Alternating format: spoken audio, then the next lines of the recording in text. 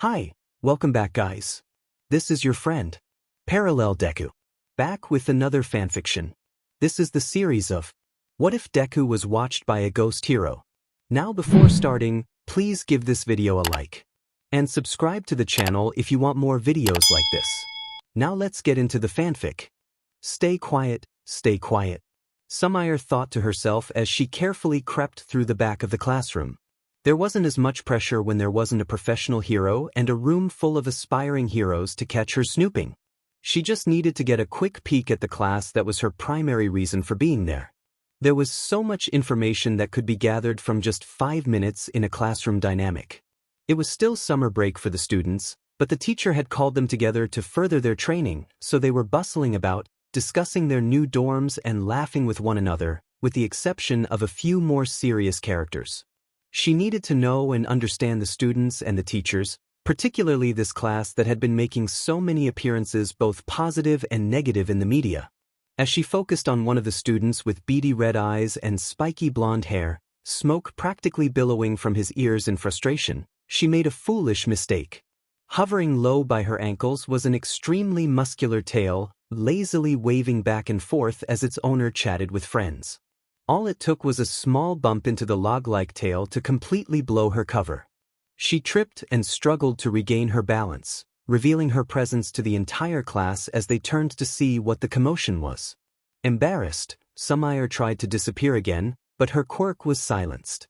At the classroom entrance, she met the glowing red eyes of a man whose messy black hair began to lift and float above his head. Sighing and accepting defeat, she whined, "Eraserhead. You're clumsy for a stealth hero," the tall and slender man critiqued in a low and tired voice, drawing out his words as if he were just waking up. She pouted and dramatically gestured to the student's massive tail. "Well, I'm sorry, I didn't realize I had to watch for a giant tail." He blinked, and his tousled black layers fell back down around his shoulders as he approached the center of the classroom in front of the chalkboard. The young woman felt a sudden sense of freedom to use her quirk, but at this point, there was no longer any reason to do so. Murmurs and whispers spread through the students as they wondered who Sumire was and why she was there. "Do you care to explain who you are, Phantomus?" the teacher suggested in a tone that didn't seem like a question at all. Having both been heroes that preferred working in the shadows, she and Eraserhead knew each other, but only barely, crossing paths when hunting down similar types of villains. They had formally met a few days prior when UA transitioned into a boarding-style high school. One of the smaller-statured students, who had become an iconic member of this year's Class 1A, started mumbling to himself, "Phantom, Phantom, Phantom," as if trying to recall her name. "The Phantomus. You're the stealth hero with the phantom quirk." The freckled boy with messy green hair exclaimed excitedly, his eyes growing wider as she made her way to the front of the classroom. The few students that recognized her name gasped, having never really caught sight of her before. She stood before them and bowed respectfully, her medium-length, thick silver hair falling from her shoulders. She was beginning to place names to faces, having studied this particular class more than others. The boy who recognized her was the infamous Izuku Midoriya, known for his struggles with his powers. "I am Sumire Eto, the Phantomus, but please just call me Eto. I guess I'm kind of like Eraserhead here. I'm not one for celebrity or social and political presence, so some of you may not know of me." She smiled, unsure of how much to say. "I was hired as UA's legal and political advisor, as your school has gotten quite a bit of attention recently with the USJ, Hosu, and Kamino incidents." "She's the reason you're in dorms now," the gloomy teacher grumbled nonchalantly as he crawled into a yellow sleeping bag. "Ah yes. That's true. I thought it would help your safety as well as the safety the school claims to offer," she agreed, a bead of sweat slipping down her forehead as she watched him try to shrink away from his responsibilities. One of the eager and notably attentive students raised his hand with a straight arm, despite the fact that this was not an official class session. Sumire's charcoal-colored eyes met his dark blue bespectacled ones, and she nodded. He spoke in a loud, declaration-like voice. "Ms. Ito, if you're a professional hero like Mr. Aizawa, then why have we not heard of you?" "Tenya, that's rude," the brunette, short-haired girl beside him scolded. Sumire chuckled. No. It's fine. I'm not super involved with the media, and I don't like my heroics being televised. I'd rather just do my job, save people and hunt down villains, you know? I also took a break from being a true hero for a while and just recently reappeared on the scene. But why would you leave heroics? The same young girl whom she recognized as Achiko Uraraka asked, curiosity piqued. I went to law school, which is why I'm able to be UA's legal advisor. It's really nice to see a pro-hero take a route less common and still be successful. Another girl with memorable pink skin and an alien-esque physique commented with a warm smile as she leaned on her desk. In the back corner of the room, the tiniest student of the class seemed dozed off, muttering to himself, "To think there was such an attractive pro-hero that I didn't know of." Just as he spoke these words, a long amphibious tongue from a girl with a flatter-than-normal nose and strangely tied green hair slapped his cheek repeatedly, reprimanding him without a single word.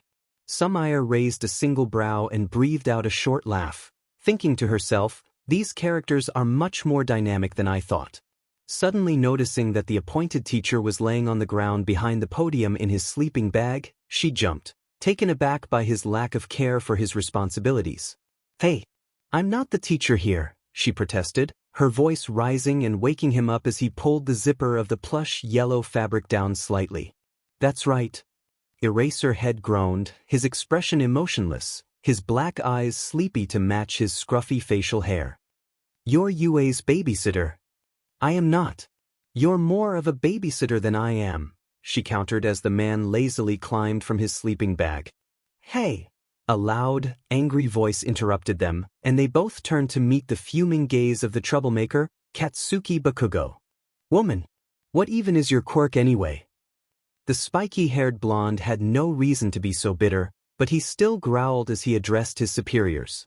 A vein pulsed in Sumire's temple, but she wore a closed-eyed smile, not wanting to make a bad impression on her first official day. Rather than answering directly, she simply vanished. Before the students could fully react, she touched Bakugo's shoulder and leaned in to whisper in his ear, teasing, "Your biggest fear." She removed her hand and disappeared again, reappearing at the front of the classroom beside her fellow staff member. What a badass." Another blonde with a black lightning bolt streak in his hair commented dramatically as Bakugo fumed, grinding his teeth and unable to come up with a comeback. "Stop distracting the students," Eraserhead scolded her, and she contorted her expression into one of confusion. "The hell? Just a minute ago you completely checked out, dude." "Mr. Aizawa," he corrected. "I am not your student, y'all," she retorted. "Get on with it." Bakugo roared louder than before. Sumire shot him a look with narrowed gray eyes as if to say, "Who do you think you are, brat?" "Don't be rude, Bakugo." Uraraka chimed in, already earning a reputation for kindness from the silver-haired woman. "Right, anyway, I've kept you all long enough." She raised her hands innocently, then clapped them together. "I'll be around a bit to make sure that UA isn't put in any more legal or political trouble. I'm living on campus in the teachers' apartments, so you'll definitely be seeing more of me." "Like I said, babysitter," Aizawa added. Her smile faltered briefly as she muttered under her breath through gritted teeth, "Call me that one more time and you'll regret it." He gritted his own teeth in a dull, emotionless expression and acknowledged her with a quiet grunt, clearly not taking her words seriously. Sumire left the classroom with a short wave and a "see you later," before finding more groups of students to observe and then reporting back to Principal Nizu. That day, the students of Class 1A began super move training, developing their individual techniques and special moves that would help identify them as individual heroes. It was also training to prepare them for the daunting Provisional Hero License exam. It was the perfect opportunity for the new hire to watch them and get to know the class that all of Japan was watching. She leaned on the doorframe to Gym Gamma Training Dining Land, TDL, and watched as her colleague Cementos manipulated the terrain to give the students the best opportunity to develop their quirks. Also near the entrance, resting his back against the wall and watching his students, was Shota Aizawa, intently studying each of their progress. Noticing Sumire's presence but not bothering to look at her, he stated, "I don't like being watched over my shoulder while I teach." "I'm not watching you teach. I'm watching the students." They're the ones who have caused UA trouble with politics and the legal system in this world of heroes, she clarified. The League of Villains are the ones causing trouble for UA, not the students, he corrected her, his gruff voice hinting at his annoyance. Technically, that's true. But I don't have the ability or influence to fix that. That's a very heroic thing to say, he muttered sarcastically. Oh, as if you're the epitome of a heroic persona. She rolled her charcoal-colored eyes and smirked. His lip curled slightly, conveying a hint of irritation with her sarcasm, but he remained mostly expressionless. She didn't feel the need to converse with him anymore, knowing he wasn't particularly talkative. The silence between them wasn't uncomfortable and didn't carry the pressure to be filled. Despite his dull and grumpy demeanor, he didn't seem entirely annoyed by her quiet company. Aizawa felt a slight relief that Sumire wasn't forcing him to chat unnecessarily. It was refreshing compared to his other colleagues. He began to walk toward his students to wrap up the training for the day, but as he walked away, leaving his back to her, he mumbled loud enough for her to hear, "I guess it could be worse." After school hours and attending a long meeting with Principal Nizu regarding upcoming press conferences that dealt with the Year 1 students' recent excessive encounters with villains, Sumire finally returned to her apartment in the teacher and employee dormitory that she had not yet finished moving into. The dorms were her idea, solidifying for her that it was the right move for UA after the Kamino incident. The staff of the school could keep a better eye on the students and protect them, making it easier to ensure their safety on campus, surrounded by professional heroes rather than being alone and not legally allowed to use their quirks for combat. Along the same vein, she proposed on-campus housing for teachers and employees who were single or without children, allowing them to live devoted to UA and the students in case anything were to happen. Legally and politically, it would put the school in a better position with the media and those questioning their competence and safety as a hero education system. The dormitory was presented to the staff as an option, not a requirement, but nearly all the childless employees chose to move into the apartment-style housing, free of rent due to their jobs. The staff housing resembled a standard apartment building with interior hallways rather than a dormitory with single-bedroom rooms. They lived as adults in normal apartments with a living space, single bedroom, full kitchen, and full bathroom. The primary difference between these apartments and regular Japanese apartments was that they were located on the edge of the famous UA, featuring new, clean, and attractive construction, standing just a 5-minute walk from the Heights Alliance dorms for added privacy. Sumire had moved in the previous day as the students settled into their own dorms.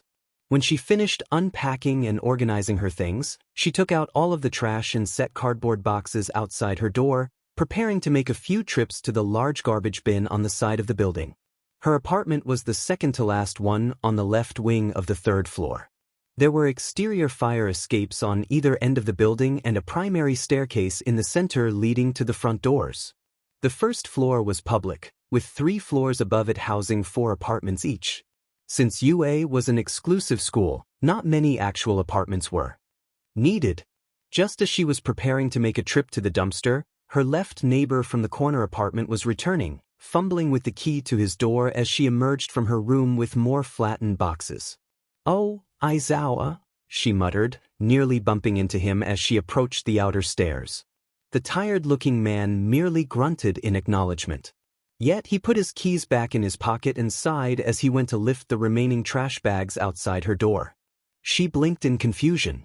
He seemed annoyed by helping her, but she hadn't asked for help. "I can take care of it. I'm sure you have more important things to do." "I do."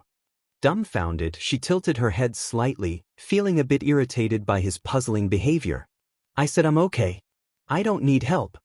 What kind of hero would I be if I didn't accompany a lone woman outside at night?" he grumbled in a monotone voice. A small vein pulsed in her forehead, luckily hidden behind her thick gray bangs. "I'm a hero too, you know." "Whatever," he drawled, walking ahead of her, carrying the remainder of the trash and pushing the exterior door to the fire escape open with his back, waiting for her to walk through. With a suspicious raised brow, she walked through the door, not breaking from his half-lidded gaze until he followed her down the stairs and allowed the door to shut behind them. He didn't say anything more, and neither did she. Although the situation was strange and confusing, the silence was not uncomfortable. Despite how odd and gloomy the underground hero was, he and Sumire were similar in many ways. When they reached the third floor, Aizawa fiddled with his keys to open the door, but Sumire didn't have much patience for it. She vanished, and he heard a click as the door suddenly pulled open, revealing her on the other side. He didn't say anything, just furrowed his brows slightly, shoved his hands into his pockets, and dragged his feet inside the building. In response, she shrugged as if to say, "It's no big deal." Sumire felt a pleasant warmth swell in her chest as a small, prideful smirk stretched across her pale lips. With a hint of sarcasm, she said, "Thanks, Aizawa," and took a step closer to her door. The man fiddled with his keys again and looked down, not bothering to glance in her direction. "Still," he grumbled, "Shota when we're not in front of the kids." "Well, I guess likewise, then." With that peculiar agreement, she vanished again, and he assumed she had entered her apartment without needing to unlock it or open the door. Shota released a short chuckle that sounded more like a grunt, mumbling to himself as he entered his own apartment, "Weird." A week passed since Sumire formally started her job as the legal and political advisor of UA. With the fall semester yet to start, she didn't have many formal duties, so she found herself gravitating toward Class 1A's super move training. The students began to expect her presence during their training sessions.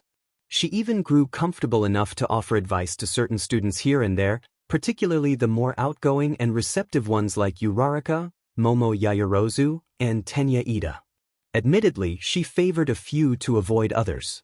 The woman was calm and laid back, and while she wasn't afraid of his notorious outbursts, she didn't want to put herself in a position to deal with the troublemaker, Katsuki Bakugo. The one student she avoided like the plague was the questionable and disturbing Minor Mineta. She noticed his ogling and suggestive comments, and she wanted no part of it. It wasn't that she couldn't handle him if pushed, but rather that she knew nothing would curb his inappropriate intentions. In one incident, while Sumire was watching the class train, she felt a strange texture brush against her thigh.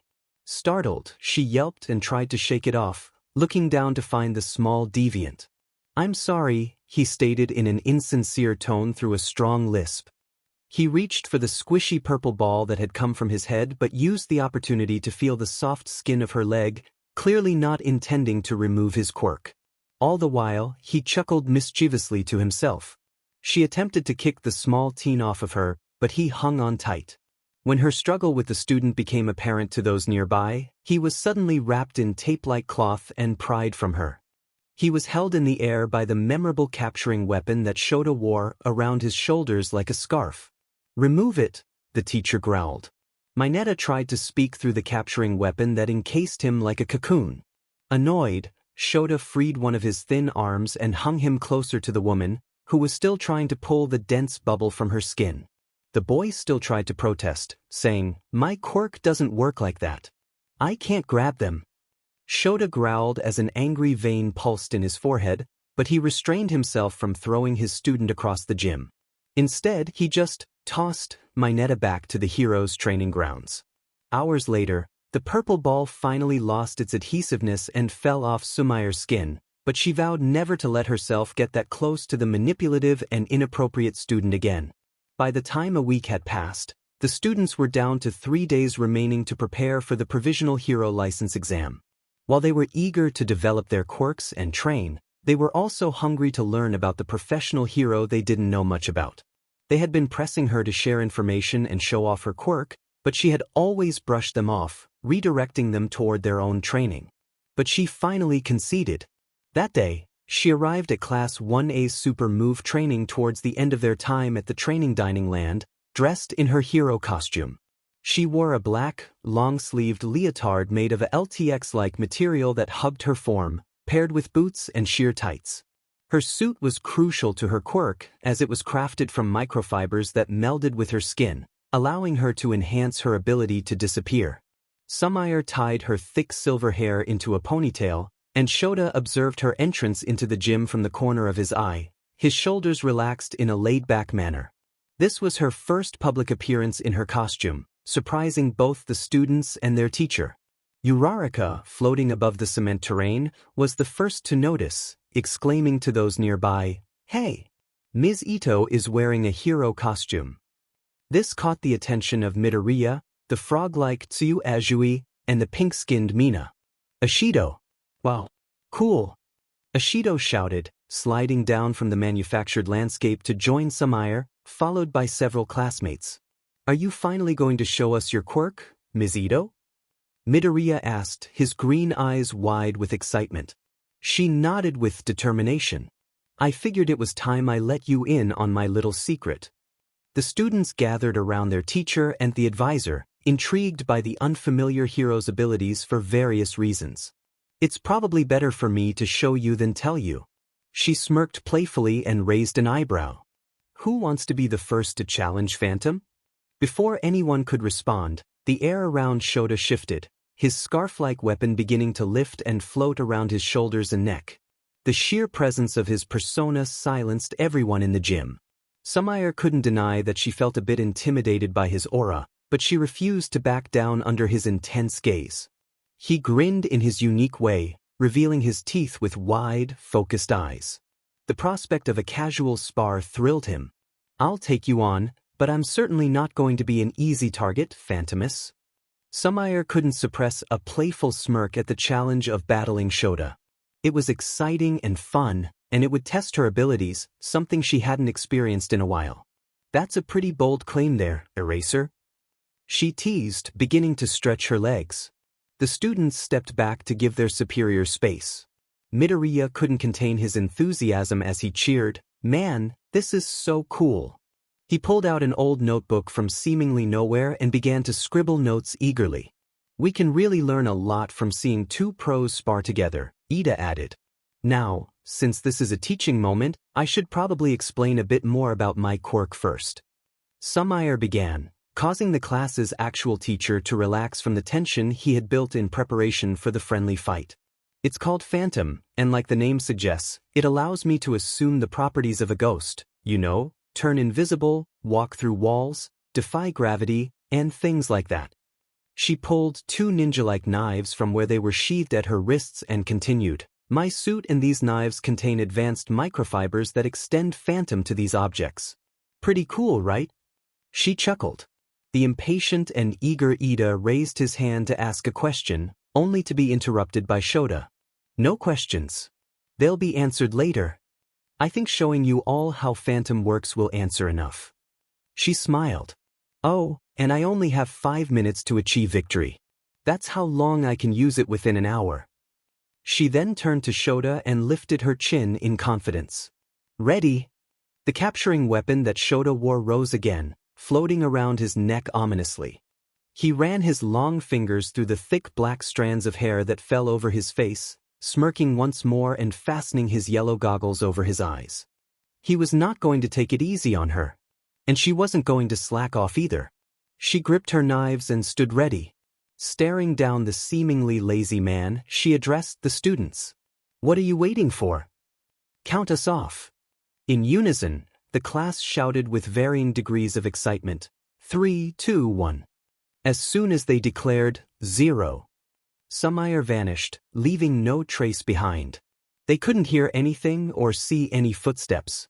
Shota scanned the environment, using all his senses. Midoriya was already jotting down information in his notebook, eagerly anticipating the next move. One of the knives suddenly appeared in midair, slicing a few strands of Shota's hair as he narrowly dodged the attack. At the same moment, she became visible a few meters behind him. The knife was pulled back to her with the threads it was attached to, and she disappeared again before he could turn around and negate her quirk. The black-haired hero anticipated her next move, knowing she would likely attack from behind. He was ready to catch her the moment she launched another attack. But she was a step ahead. She revealed herself in front of him where he least expected and shouted, "Over here," just before vanishing again. In the split second he turned to catch her, she launched another knife in the opposite direction, narrowly grazing his side. Shota grew frustrated, realizing she would be a challenging opponent to catch. However, once he did, he knew she'd be easy to detain. He also understood she had a time limit. She could only remain invisible for 5 minutes, and she needed to find a way to immobilize him quickly. All he had to do was wait and defend until she got close enough. Sumire was aware of this too. For her, it was a matter of how to incapacitate him before he could erase her quirk. She threw one of her knives and used the threads to manipulate its direction, making it appear to come from a different angle. Just as it became visible, she sent her other knife toward him from her actual position, leading him to dodge the feigned attack and trip over the other, bringing him to the ground just as she disappeared again. She waited for him to push himself back up before sliding in and sweeping his feet from underneath him, making him fall again. Girl power! Ashido cheered from where the class watched eagerly. Having started a movement, Uraraka chimed in, "Yeah. Go Ms. Ito. You got this, Phantomess." The spunky, fiery-haired Eijiro Kirishima joined in. Soon, most of the class began to chant together, "Phantomess! Phantomess!" This earned a growl from their teacher, who scolded, "Do you want to be expelled?" causing the students to fall silent. "Don't get distracted," Sumire warned as she swiftly kicked his back, forcing him to the ground. Before he could wrap his scarf around one of her limbs, she vanished again. Her time was growing short, and she needed to bring the spar to an end. It certainly looked like she was just playing with him, but every move was calculated and intentional, knowing that she could not slip up in battling him. She attacked him a few more times to distract and disorient him, disappearing each time before he could catch sight of her. Finally, she used her wired knives to bind his arms behind him, then quickly kicked his back, forcing him to the ground. She rested her knee on the back of his head to prevent him from turning to use his quirk, although she didn't want to hurt him. She placed one knife near his neck and whispered in his ear, "I win." With a short laugh, she leapt off of Shota and released his bindings, then held out a hand to help him up. Just grunted and refused her assistance. "I hope you all are satisfied," he grumbled, brushing off his black clothing before shoving his hands into his pockets. "What a cool quirk!" Denki Kaminari exclaimed, while most of the students looked at the ghost-like hero with fascination and awe. "I think it's pretty cool too," Sumire said, looking at her hands as they balled into fists and she stretched her fingers. "But it has just as many drawbacks as it does perks. For example, if my clothing doesn't have this microfiber technology woven into its threading, I can't make it invisible like myself. There's also the time limit, which can be super inconvenient during stealth missions." "Annoying," the gloomy teacher commented. "All right, Class 1B needs to use this space now. Go home," he ordered, cutting off the celebration of Sumire's victory and holding on to the pride he had left. Midoriya shut his notebook, having gathered more than enough information about this elusive hero's interesting quirk and learning about abilities he didn't even know could exist. The entry he wrote focused on the new face at UA, who was bound to become more well-known over time as an employee. The students left the training dining land to change out of their costumes and into normal clothing, leaving Sumire and Shota by themselves in the facility. The situation her winning against Eraserhead didn't seem right to her. "Why did you let me win?" "I didn't," he answered lazily. "You definitely did," she argued. "There were 2 opportunities for you to grab me with your capturing weapon, and you didn't." He merely responded with a low, snort-like hum, refusing to look at her as her charcoal eyes bore into the back of his head. "Why?" Seemingly annoyed, he sighed, still refusing to meet her intent gaze. These students need heroes to look up to, especially after All Might's retirement. "I want them to respect you too." She blinked quickly and couldn't bring herself to reply. She simply watched him leave, trying to make sense of his odd reasoning as a particularly intimidating teacher. Shota avoided Sumire for the rest of the day, knowing he had embarrassed himself for the sake of his students and the new hero. He had hesitated to answer her questions because he didn't really understand why he had let her win their spar. He just felt like he should. She made him feel strange, and he didn't like feeling uncertain about himself. It wasn't an uncomfortable strange, it was just strange, as if she kept him on his toes, though he knew there was no reason to be so alert with her around. As he fiddled with his keys to enter his apartment, he felt a gentle tugging at the hem of his pants. An irritable vein pulsed in his forehead but vanished as soon as he looked down. A small black-furred cat with a fluffy tail and big, dark blue eyes gazed up at him, stroking her paw on his ankle to get his attention. Shota melted. His frown softened, and his brows knitted together in a relatively kind expression, at least as kind as he could appear.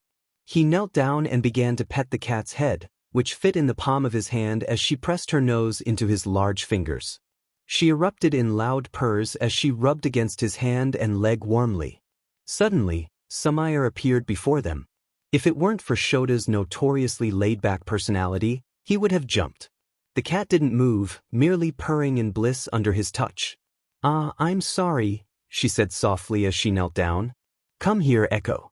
The cat turned and bounced up to her, leaping into her arms. She nuzzled up to Sumire's neck, still purring happily. He responded with a hum and scratched the scruff on his cheek, slightly embarrassed by how much pleasure he took in petting the cat, but not daring to show any hint of that emotion on his stoic face. Still, he couldn't help himself and reached out, rubbing the soft black fur of Sumire's pet. "Are you a cat person?" she asked as Echo nudged into his hand. "I guess," he grumbled, mesmerized by the cat's warm face. "She really likes you," Sumire smiled. "She's very particular about people she doesn't like, so I guess that's a good thing." She chuckled lightly, and when he didn't respond, she added, "You know, you're welcome to play with her whenever. It seems to me that you like her more than you like people." Shota finally looked up and met her charcoal gaze as she looked at him with a kind confusion. "What, do I have to say, meow, and paw at you to get your attention?" She gestured playfully, mimicking a cat's paw and wearing a playful pout. He clicked his tongue and averted his small black irises, straightening his back and shoving his hands in his pockets. "Don't be foolish. You're the one who's captivated by my cat." She teased with a light laugh. "Whatever."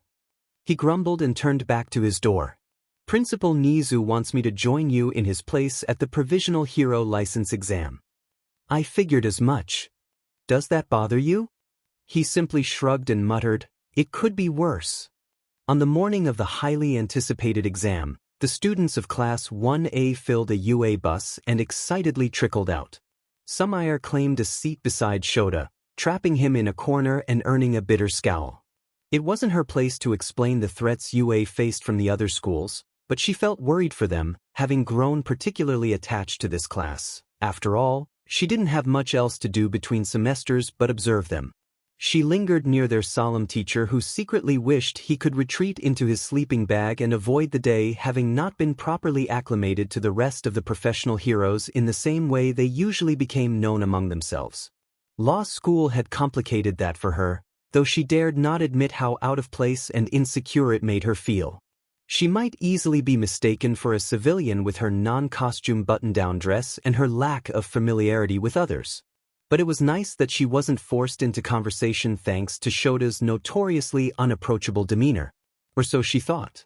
A loud laugh echoed through the various groups of students and their teachers as an extroverted woman with straight green hair bouncing around her shoulders approached Shota with a wave. "Eraser! Eraser! Is that you?" The man froze.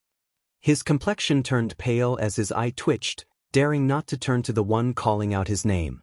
Sumire watched the woman with wide-eyed curiosity, recognizing her as the Smile Hero, Ms. Joke. "It's been ages since we bumped into each other like this," she said casually, her smile wide. "Come on, let's get hitched."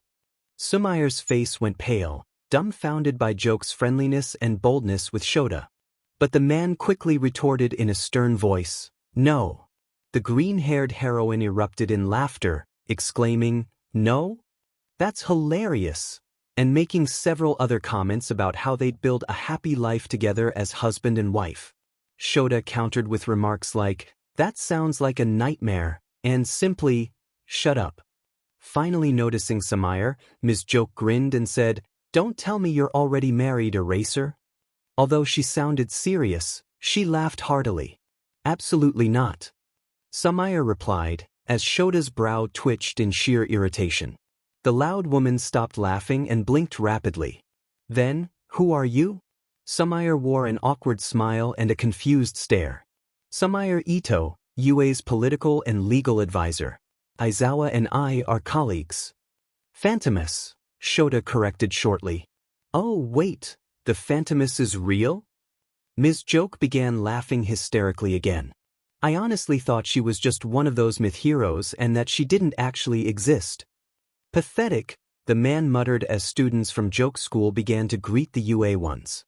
Upon seeing the students interact competitively with one another, the previously loud woman became serious.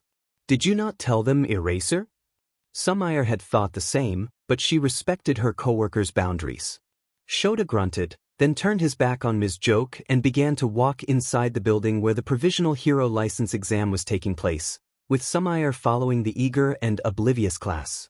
The students split from their teachers and the UA advisor, and the two older heroes headed for their seats, with Joke relentlessly teasing Shota and making him more irritated by the moment. Realizing his threatening aura, she sat with an empty seat between them. Sumire disregarded this and sat right next to him on the other side, knowing the irritation was not directed towards her. Ms. Joke continued to make smart remarks and poke fun at the irked man, while Sumire focused on what was happening in the stadium below them. However, things became tense when the first portion of the exam began. All three of them fixated on the students below, watching as each school teamed up and strategically targeted UA. Uncharacteristically serious, the green-haired woman observed aloud, making it a contest of speed like that makes it seem like the kids that attack first will win, but that's not how it'll play out. Am I wrong? Sumire hummed in agreement, though her attention remained on the students. It seems like the key to winning will be unity and cooperation, as well as whatever information they manage to gather, Shota added. No one holds a candle to 1A when it comes to that, Sumire said quietly to herself, pinching her lip anxiously. Don't underestimate the other kids, especially my own, Ms. Joke replied with a stern yet smiling face. Sumire flicked her charcoal-colored irises towards her and smirked, having developed a strong faith in Shota's students just as he had. Hey, didn't you graduate from UA at some point? How come you disappeared from the hero world? The other woman questioned. I did. I graduated 7 years ago, Sumire answered. Ms. Joke erupted in laughter. Why would a heroine from UA not become a heroine? I am a heroine, the gray-haired woman corrected. I'm also just a few exams away from being a lawyer. She chuckled confidently. She says she's a heroine, the Joke hero snorted. Don't underestimate her, Shota added, mocking Ms. Joke's previous comment about her students. Standing up for her, eraser? You must be in love with her or something. She couldn't stop laughing. That's hilarious. You're annoying, he sighed irritably, and the three adults became serious with anticipation as the provisional hero license exam progressed beneath them. One after another, and sometimes in groups, students passed and failed. Dust and remnants of battle filled the grounds, making it harder to see what was happening. Shota could feel the nervous energy emanating from the girl beside him and looked down at her from the corners of his dry eyes. I wish I could see them, she muttered quietly. He made a low noise in agreement. Are you actually worried, Eraser? Joke chimed loudly. This class. I've been observing them for a while. There are 2 students that inspire the rest of them to act. None of them realize this, and they don't seem so because they're on poor terms, but their zeal and passion are contagious. Before they know it, they're all feeling the same energy. Shota flashed an amused grin, his eyes narrowing with a hint of excitement. I'm not worried. He released a short chuckle. I'm expectant. What, are you in love? Ms. Joke pressed jokingly. He clicked his tongue bitterly and ordered, shut up. The provisional hero license exam ended, revealing the names of the students who passed, while those who didn't were left unmentioned. As they rushed off to receive their hero IDs, their teachers left to meet them. This was when Ms. Joke split from Shota and Sumire, and the gray-haired girl could immediately sense the relief that washed over the gloomy man when the cheerful hero was out of sight. Don't let her nonsense get to your head, he told Sumire. Her jokes are full of lies. I can tell you're pretty adamant about that, she smiled awkwardly, having not enjoyed sharing the same space as the 2 polar opposites. But thanks for not leaving me alone with her, he said, avoiding her wide charcoal eyes. That would have been hell. His gratitude made her realize that while he unintentionally offered her security by letting her sit with him in front of so many other teaching heroes and students, She was just as much a source of comfort for him. He finally looked at her, wearing a wide, toothy grin. "You're not so bad, babysitter," he teased, reverting to his casual and playful personality. A vein pulsed in Sumire's temple as she pursed her lips in an irritable, closed-eyed smile. "Screw you." Later that night, tensions erupted among the students, like water that had been simmering since the beginning of the first semester of hero courses for Class 1A at UA. It was finally boiling over, and Bakugo and Midoriya were at each other's throats. All Might intervened, calming the rival students and bringing them to their teacher, who was waiting to address their behavior. Having heard the commotion, Sumire stayed with Shota. She wasn't sure if she was overstepping her bounds. She probably was, but she had developed a strange compassion for the students of 1A and even for their melancholic teacher. His messy black hair was pulled into a thick bun behind his head, keeping it out of his face. Though it was a symbol of his laid-back appearance, it was not unattractive. The woman was about to head to bed when the incident occurred, so her silver locks were tied in a loose, messy bun, with long strands framing her face. She wore an oversized tank top and baggy sweatpants, knowing that her preferred choice of not wearing pants to bed was not appropriate in front of others. But she was tired and longed to crawl back into bed. She yawned as Shota gritted his teeth in frustration. "So feisty," she commented under her breath. "Shut up," he replied in a low whisper. "You can't say this wasn't bound to happen. Why are you so worked up about it?" Instead of answering, he raised the capturing weapon in his hands. "Don't make me use this on you."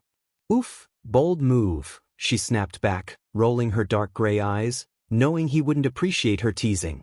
The tension in his neck was evident as his irritation flared. "Who do you think you are?" "Midnight," he grumbled. "Just putting you in your place," she hummed, amused by his reaction. Before he could respond, All Might arrived with Bakugo and Midoriya. He quickly wrapped the students in his scarf-like weapon, sitting them down and scolding them. The deflated, pale-looking blonde tried to rein in his anger. After assigning them house arrest, cleaning duties, and a written statement, Shota bitterly released them, ordering them to return to their dorms and go to bed. All Might followed them out, assuring they would go straight back without issues. Not long after, the black-haired man cooled down. Slightly.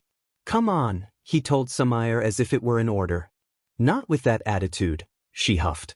"You're not my boss." Invisible flames of irritation surrounded him as he raised his capturing weapon threateningly. The girl pouted and mumbled, "Someone needs to hold Echo." When she begrudgingly began to follow him, his tension faded and his anger dissipated. She then playfully lifted her arm and dropped her wrist, mimicking a cat's paw, and whined, Be nice, Shota." He stopped walking and raised his brows at her strange actions. "What are you doing?" he asked, not particularly annoyed. "You like cats, so I figured it might cheer you up."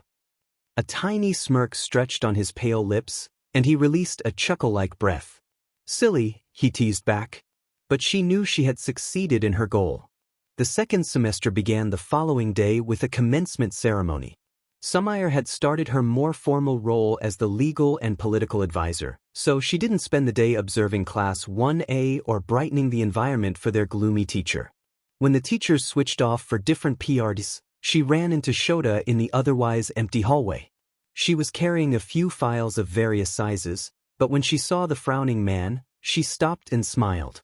In that moment, he felt an odd sensation within him, which he couldn't define. During the 10 days she had been close to his class, he had grown accustomed to her company. So much so that when he saw her again, he realized that something felt missing without her. "Good morning, Sho," she paused, then corrected herself, "Aizawa?" He nodded in acknowledgement, his shoulders low, characteristic of his laid-back personality, but there was a tension in his demeanor. "Ms. Eto." With their brief encounter, she continued walking forward to her destination, looking back briefly to catch him watching her. She playfully imitated the movements of a cat's paw with her loose fist, to which he huffed and looked away, walking in the opposite direction. If there was one thing Ms. Joke got right in their encounter, it was that Shota was indeed fun to tease. Yet, she silently admitted to herself that she preferred being the one to test his temper.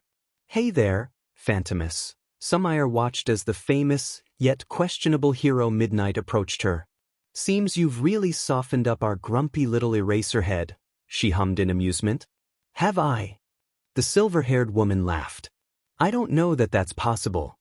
"I see it." Midnight's light blue eyes brightened in anticipation as she seemed to get lost in her thoughts.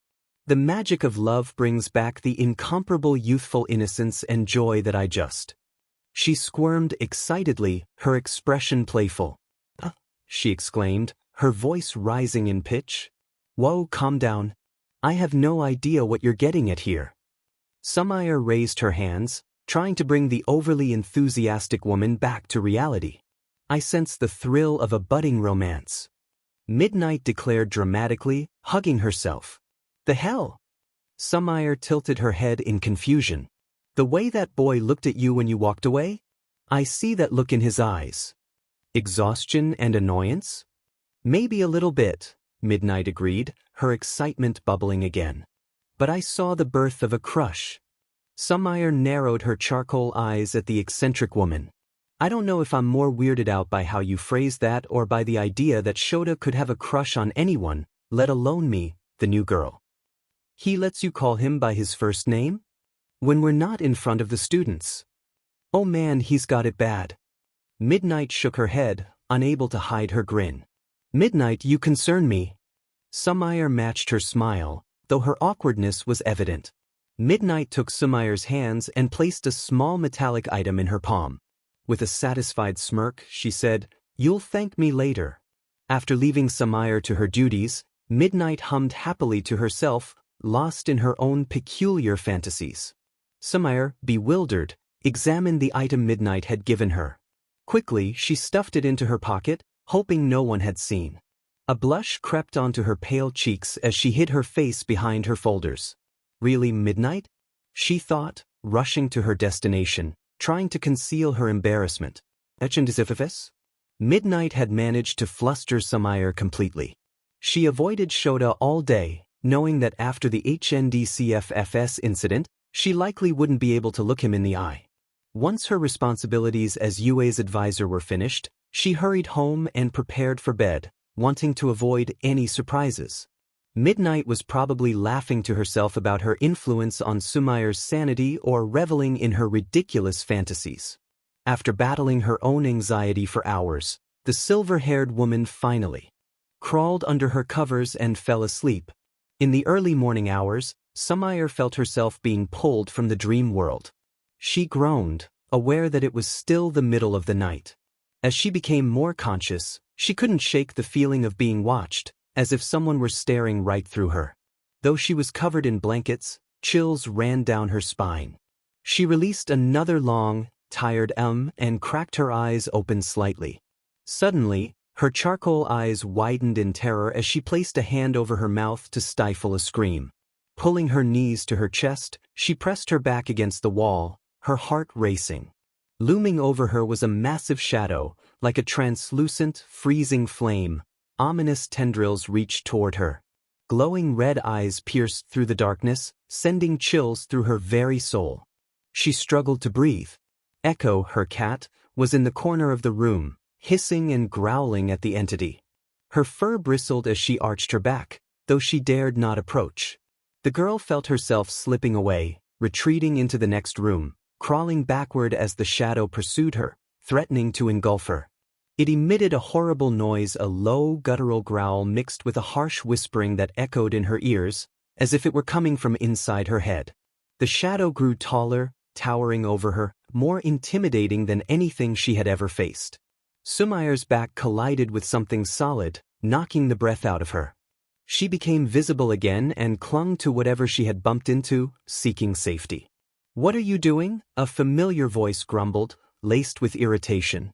She dared to look up and realized she was gripping Shota's pants. Concern flickered in his eyes as he noticed the fear in hers. She heard the noise again, and her attention snapped back to the shadow, which was swirling ominously, consuming everything in its path. "You don't see that?" she gasped, her breath hitching. "What the hell?"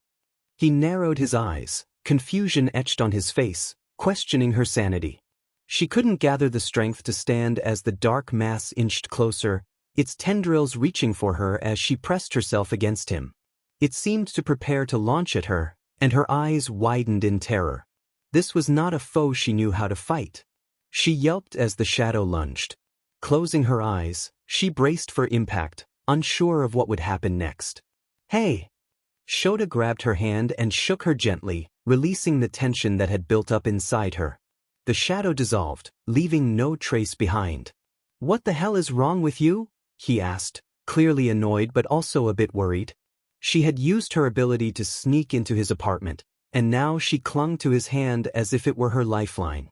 Finally catching her breath, she felt the urge to cry but fought to maintain her composure. She was a heroine too, after all. Sumire started to loosen her grip on his hand, trying to calm herself.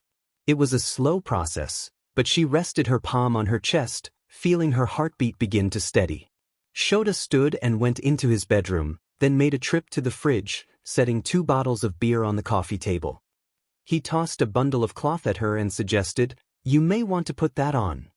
Looking down, Sumire realized she was in her sleepwear, an oversized tank top and underwear. It was comfortable but rather revealing, and she certainly hadn't expected to be chased from her bed in the middle of the night. Her cheeks flushed with embarrassment. "Sorry," she muttered, quickly throwing on the t-shirt he had given her. Thanks to his preference for baggy clothing, it covered her enough to feel less exposed. "Care to tell me why you decided to sneak into my apartment at 1 in the morning?" he asked, irritation lacing his groggy voice, though she knew he hadn't been sleeping when she intruded. He popped off the bottle caps from the beers and gestured for her to come over to the couch. On shaky legs, she managed to pull herself to her feet, resting her hand on the wall for support. She folded her other arm over her chest, still feeling ashamed of how much skin she had revealed to him. Cautiously, she made her way to the couch and sat down beside him, hugging her knees to her chest and looking down shyly. "Drink," he said, though it felt less like an order than his usual tone. She brought the bottle to her lips and began to sip, welcoming the soothing sensation of the drink. Shota watched her, noticing her messy hair and distant gaze. His own wavy black hair was pulled back in a haphazard bun. Before she realized it, she had finished the entire beer. "I figured that would get you talking, but I guess I was wrong," he commented, standing again to return to the fridge. "Want another?" "No, thanks," she whispered, leaning to the side. He returned to the couch but didn't reclaim his seat. Instead, he sat on the floor and leaned against the cushions. He found it difficult to look at her in this state. He vaguely knew her before she started working at UA and admired her strength and confidence. Not to mention, she was certainly an appealing sight. "My quirk," Sumire began, struggling to find her words. As she recalled what had happened, she released an uncomfortable laugh, unsure how to process the experience. "You must think I'm crazy." "Maybe," he grumbled. "Phantom is dark quirk," she continued, trying to explain. "I assume ghost-like qualities, but that's not exactly how it works." Her voice was soft and raspy as she regained her strength. "I don't just disappear, I cross the veil between the living and the dead. I literally become a part of the other realm." "Are you sure you aren't just mentally unstable?" he said with a hint of sarcasm. "It's crossed my mind," she admitted, feeling slightly relieved. His teasing lightened the mood. "But that's why I can't use my quirk for longer than 5 minutes an hour in costume and 3 minutes without. I can't be on the other side for longer than that." "Are there ghosts or whatever on the other side?" he asked monotonously. "Not really. But there are. Dark things. Like masses of ominous energies." The word dark became a term she used to describe what she couldn't fully define. All she knew was that these things were negative. When I graduated from UA and started working as a hero, that was the first time I encountered one of them. They're just terrifying. They're massive, have red eyes, and make these awful noises. That's when I decided to go to law school instead of being a hero. But I clearly couldn't stay away. Sumire felt tears prick at her eyes. "One of those demonic things came after me. That's never happened before." Salty droplets slipped down her cheek. "Ah, it's not like you believe me. You couldn't see it." It sounds ridiculous. It does, he agreed, turning his head to see the thin strands of silver hair that fell over the couch.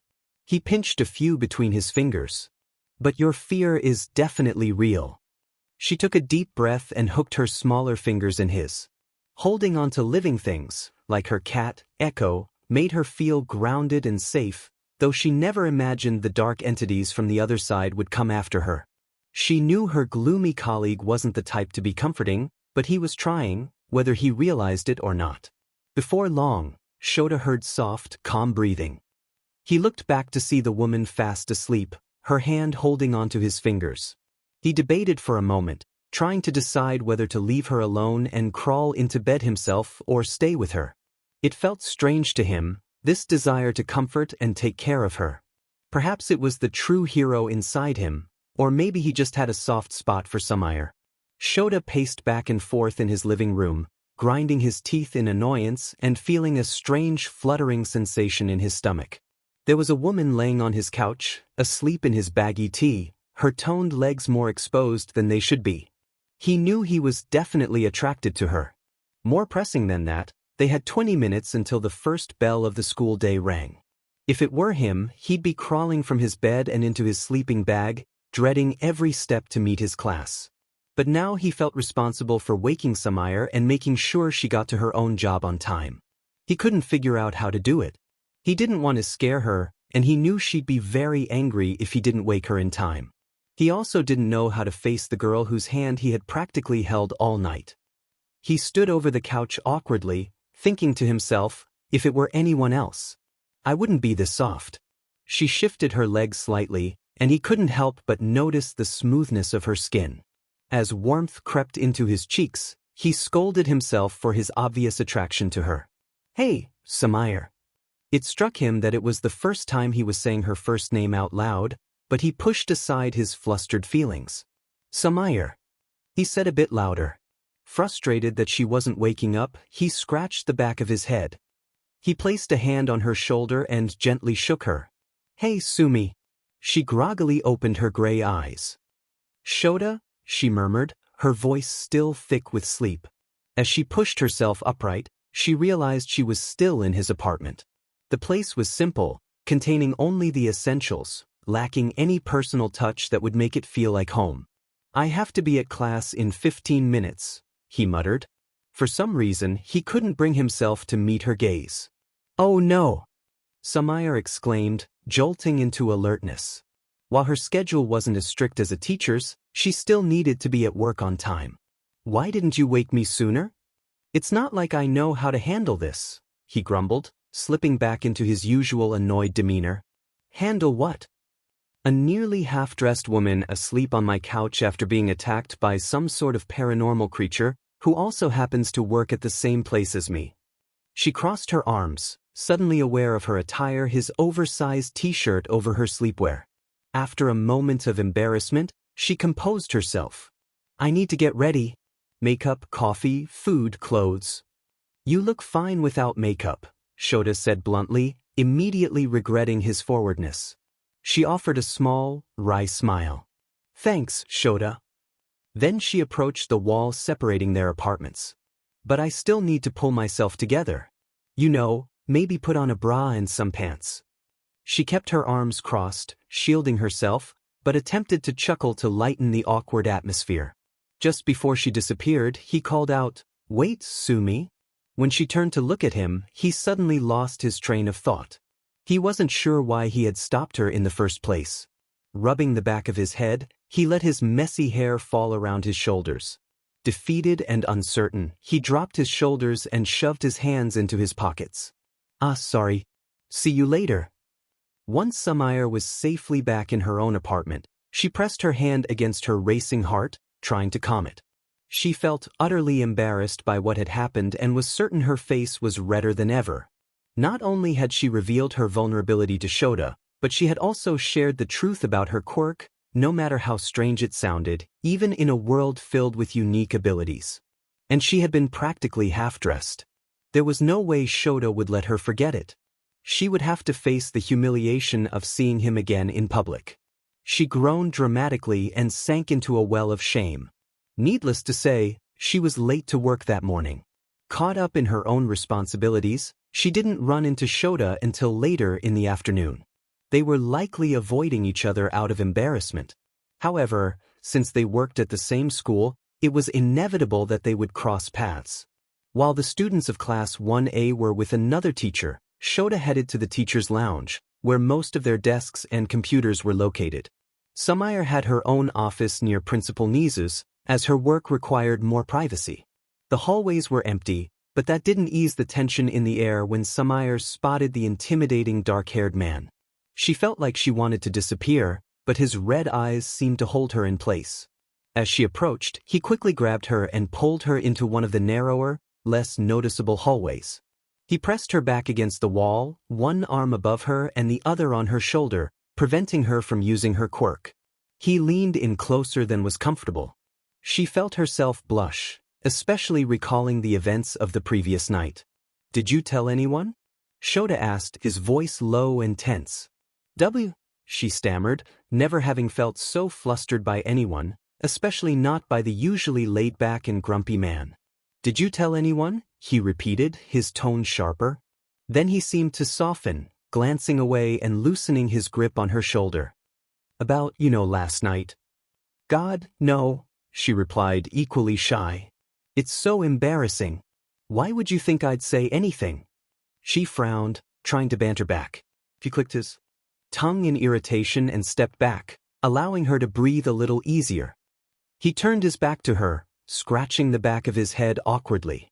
Midnight was saying some strange things.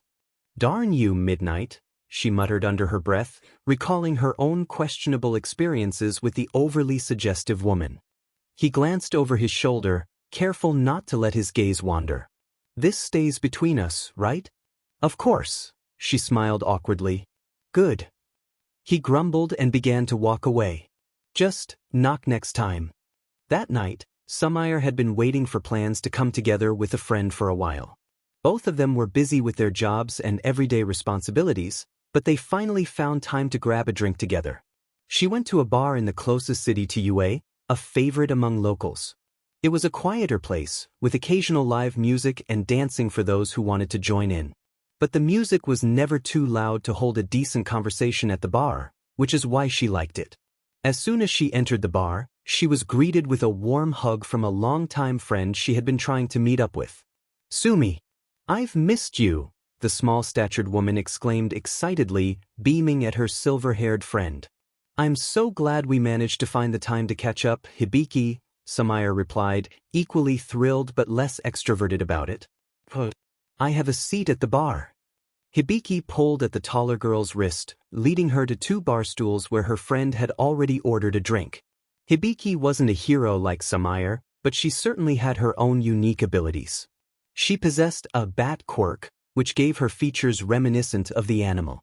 Her large black ears extended from the sides of her head, and her dark skin mirrored the creature's darker coloration. Her hair was even darker than her skin tone, styled short and layered to match her spunky personality. Like a bat, she had exceptional hearing, but she couldn't fly. She might have developed her quirk further had she chosen to pursue the hero course. She attended UA at the same time as Sumire, but was in the general studies program, so they didn't spend much time together in classes. However, they grew closer after school since they lived nearby. Fill me in," Hibiki cheered, pressing the more reserved girl for information as friends do. "How's the new job? How are the co-workers?" Sumire chuckled lightly. "The job is great. UA is eventful but rewarding. Even when the students aren't in classes, they're growing and learning, and there are some really promising young heroes."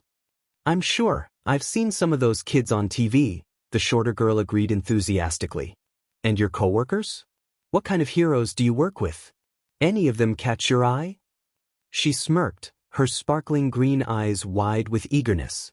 "Well, I work more behind the scenes, so I don't have many personal relationships with the teachers. But I do work with All Might, Midnight, Present Mike, Cementos, and Eraserhead. I guess that's a pretty hefty staff list." She laughed and took a sip of the beer the bartender brought her. Yeah, that's cool." Hibiki waved off the casual conversation. But I want the juicy details. Who's cute, who's not, and who you've got your eye on. She wiggled her eyebrows, looking at her friend expectantly. Sumire laughed. You're terrible, Hibiki. You love me for it, she bantered back. But come on, are there any men catching your eye? There's got to be someone. Not really. They're all pretty strange characters. No one really seems like dating material. That's a whole lot of not reallys and excuses for, there may actually be someone, Hibiki teased. That's a whole lot of grasping at nothing, the silver-haired woman chuckled. This earned a pout from the smaller girl as she whined, boo, so lame. 2 new customers caught Sumire's eye as the bell rang at the door when they entered. It didn't take long for her to realize they were actually 2 of her colleagues dressed in casual clothing, Present Mike and the extremely friendly neighbor. The blonde's long hair wasn't styled as it normally was, he wore it tied behind his head. Seen this way, it was probably longer than Shota's, but it looked much shinier and healthier. He also wore his usual glasses and a casual jacket. Shota seemed significantly displeased, listening to Mike ramble eagerly about something he didn't care much about. However, she knew he wouldn't be hanging out with his friend if he didn't actually want to. The upper layers of his messy dark hair were pulled into a bun, while the rest fell around his neck. He didn't seem as disheveled as he did alone late at night, showing he actually put in some effort. But his facial hair was still rough, and his tired eyes looked as weary as ever. Sumire found herself looking at him more when his hair was pulled away from his face. He seemed less gloomy and more like just a tired man. Hey, who are they? Hibiki whispered, following the other girl's gaze. Startled, Sumire released a short yelp, then chuckled awkwardly. They're my colleagues. I was just surprised to see them here. We should go say hi.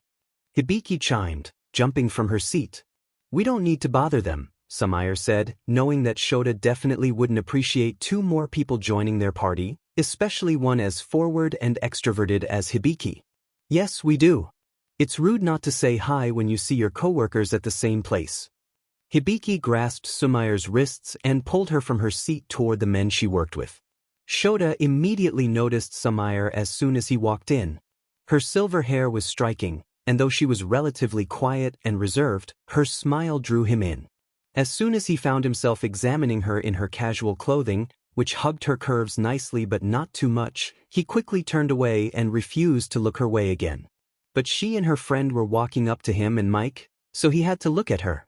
Feeling responsible since she was the connecting character, Sumire spoke up.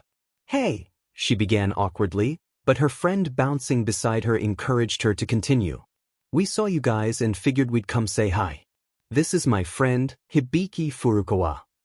Before she could continue, Present Mike interrupted, breaking the tension with his extroverted nature. Yo, he greeted Sumire, then looked at Hibiki. Present Mike here. But feel free to call me Hizashi. He then gestured toward Shota. The gloomy guy is Eraserhead, but he prefers Aizawa. We both teach at UA and work. With lovely Ms. Ito here. Well, I know that, Hibiki chuckled with shining green eyes. That's why we're here to say hi. Sit down and have a drink with us. Hizashi invited, gesturing for the women to sit between him and Shota. Per Hibiki's enthusiasm, they took the seats. Sumire sat next to the gloomy man, who acknowledged their presence with a nod but didn't say anything more. Sorry for interrupting your boys' night, she muttered to him, clearly a bit shy and uncomfortable, although Hizashi and Hibiki seemed to be hitting it off very well. It's fine, he acknowledged. You're less annoying than he is. She raised an eyebrow, intrigued.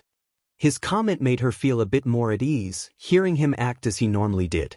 Is that a compliment? He ordered a beer and chuckled lightly, not directly answering her. Do you want anything?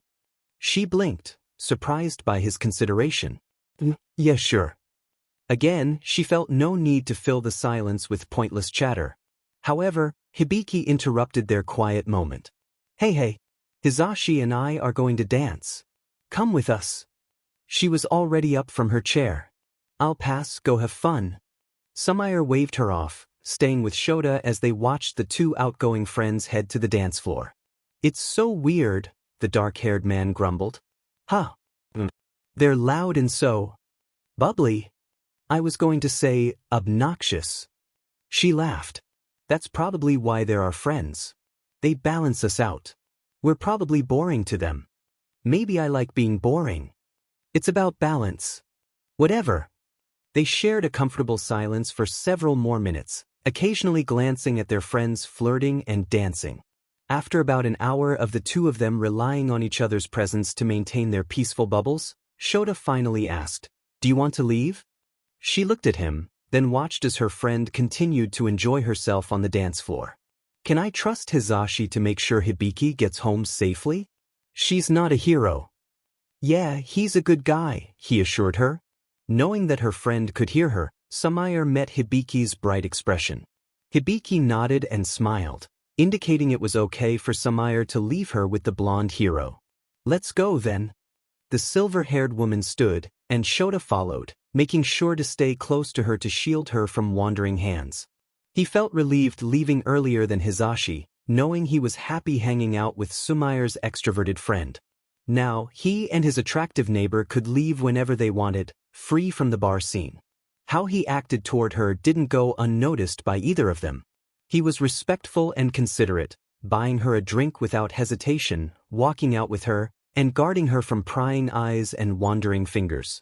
He wasn't going to leave until she was ready. Sumire and Shota walked slowly, taking their time and enjoying the comfort of each other's presence without disturbing their reserved personalities. While neither was drunk or tipsy, the alcohol had definitely helped them relax around each other.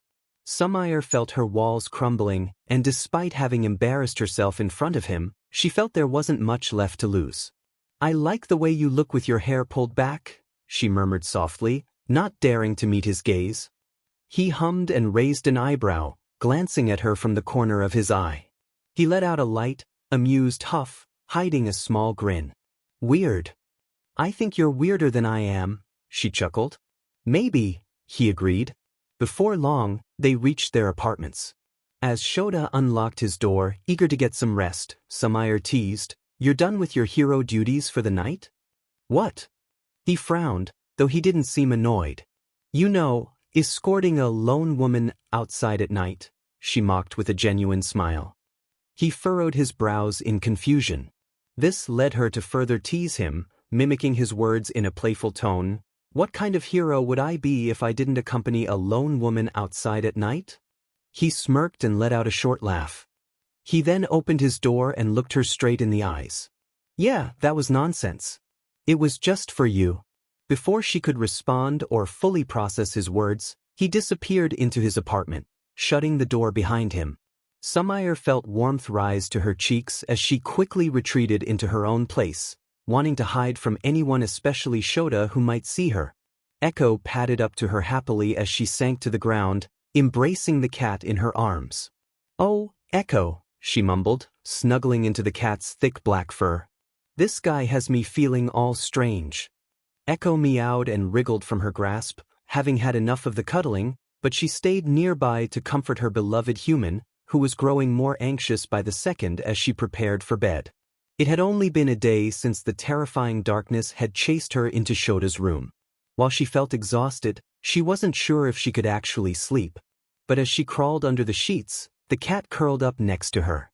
The contact kept her grounded in reality, and Echo's slow, peaceful breathing eventually lulled her to sleep. The next morning was slow for Sumire, filled with menial tasks that felt more like formalities than actual work for the betterment of the school. By the afternoon, she was delivering files to the teachers and offices around the UA campus. When she came across Class 1A, she saw Shota addressing the students, preparing to transition from morning to afternoon. She paused for a moment, finding herself lingering just behind the door, watching him and his laid-back demeanor, which was amusing to see in a teaching role.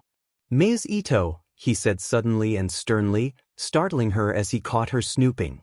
"Care to add anything?" He raised an eyebrow, showing a bored frown. She blinked, regaining her senses and stepping into the classroom. "I was just dropping this by." She set a file on his podium at the front of the classroom. "Is that why you were eavesdropping? You're not very good at being sneaky." "I am not." "Then don't interrupt my class," he scolded in a monotonous, unamused voice. She pouted. Rude. He sighed deeply, releasing any irritation he had. Still, he wasn't truly annoyed by her presence. In fact, she made things more interesting for him. Now that you're here, do you have anything you want to share? Not in particular. She blinked. Nothing at all? He narrowed his eyes at her. She shrank under the weight of his gaze. So much pressure, she whispered. Succumbing to his intensity, she stood upright and faced the students, who were watching them with varying expressions of confusion, intrigue, and impatience. I know some of you are falling behind in your studies. She grinned warmly and encouragingly, sensing Shota's gaze on her. I know I'm not the best heroine out there, and I certainly wasn't at the top of my class when it came to heroics. But I did have the best grades in my studies. If you need any tutoring or guidance, my office is open. You were in UA's hero program, too, half the class exclaimed excitedly, their eyes sparkling with eagerness and fascination. She nodded with a smile. So cool. Kaminari admitted. It would be so cool if she were actually one of our teachers. Uraraka chimed to no one in particular. Trying to take my job? Shota grumbled quietly, not loud enough for most of the students to overhear. I am merely offering my assistance, she huffed. But you're mean, so I'm going to leave now. A wide, toothy smirk stretched across his face as he ran a hand through the thick hair that fell over his forehead. You're becoming more like a babysitter every day you work here, he teased. A vein of frustration pulsed on her forehead. Forget you, she huffed, holding back a rude gesture in front of the impressionable teens. Anyway, my office is open to you guys. She grinned, suppressing her irritation as she left the satisfied teacher with his class. Hey. Ashida poked the literally sparkling Yuga Aoyama sitting in front of her. Do you think they seem closer to you? Oh, the blonde hummed, bemused. All right, everyone. Shota called for the class's attention, fully aware of what everyone had to say about him and Sumire. Honestly, he didn't mind it too much. We're going to transition into afternoon classes. Another hour passed before Sumire returned to her office after finishing her work and visiting nearly every employee of UA. However, her door was ajar when she came back. She had told the students of Class 1A that her door was open to them, but she didn't mean literally when she wasn't there. To her surprise, she found Shota sitting at her desk, arms folded as though he were annoyed, though his expression seemed more bored than irritated. She tilted her head to one side, a bead of sweat sliding down her forehead. What are you doing here? He stood as soon as he saw her and mumbled, Took you long enough. I'm sorry. I was doing my job, she replied sarcastically. Why are you here? You said your office was open. I meant for the students, when I'm here and not busy with my real job, she clarified, slightly bothered by his intrusion. He smirked. So, I don't follow the same rules. She couldn't stay irritated for long and rolled her eyes. You're ridiculous. He tossed her cell phone, which he had for some reason. You left this here, he stated bluntly, then looked out the window of the office before continuing, I put my number in there in case you need me. You also have a bunch of messages from Hibiki. And why would I need you? She hummed, then realized what he had said. Don't read my messages. He dismissed her frustration, knowing he got the reaction he wanted. I don't know, maybe if you find yourself out alone at night and in need of a hero, he smirked. I think I'm more of your escape plan than in need of a hero, she laughed shortly. Also true, he admitted in a low voice. But it's a lot easier to reach out to someone instead of panicking and showing up at their apartment in the middle of the night. He chuckled as he left her office, satisfied as her cheeks flushed. Damn it, Shota, she cursed, hearing him laugh as he walked down the hall. He didn't know why he acted this way around Sumire. He found himself stepping out of his comfort zone, saying strange things and taking her phone. He wanted to elicit a reaction from her anger, laughter, or a smile. Anything would do as long as he was the reason for it. A few days passed, and Shota hadn't seen or heard from Sumire in 2 days. Granted, she never actually texted him, and one of those days was a weekend, but when she didn't show up for work and no one heard anything from her, he became concerned. Around every corner he expected to see her, and when he didn't, his worry grew. Then he saw the pro-hero Sir Nightie's sidekick, Bubble Girl, in Principal Nizu's office, seemingly discussing something serious with him. She had no reason to be there, except for their recent organized unit with Shota and a few students, along with several other professional heroes and sidekicks, to rescue the child, Eri, from the Shai Hasaikai and arrest their leader, Overhaul. These villains had formed a gang-like system and exploited a helpless little girl to create a quirk erasing drag. Overhaul had made a name for himself as a powerful and dangerous man.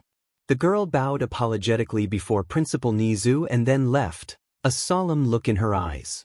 "Hey, Bubble Girl," Shota called out, demanding her attention. "Erase her head."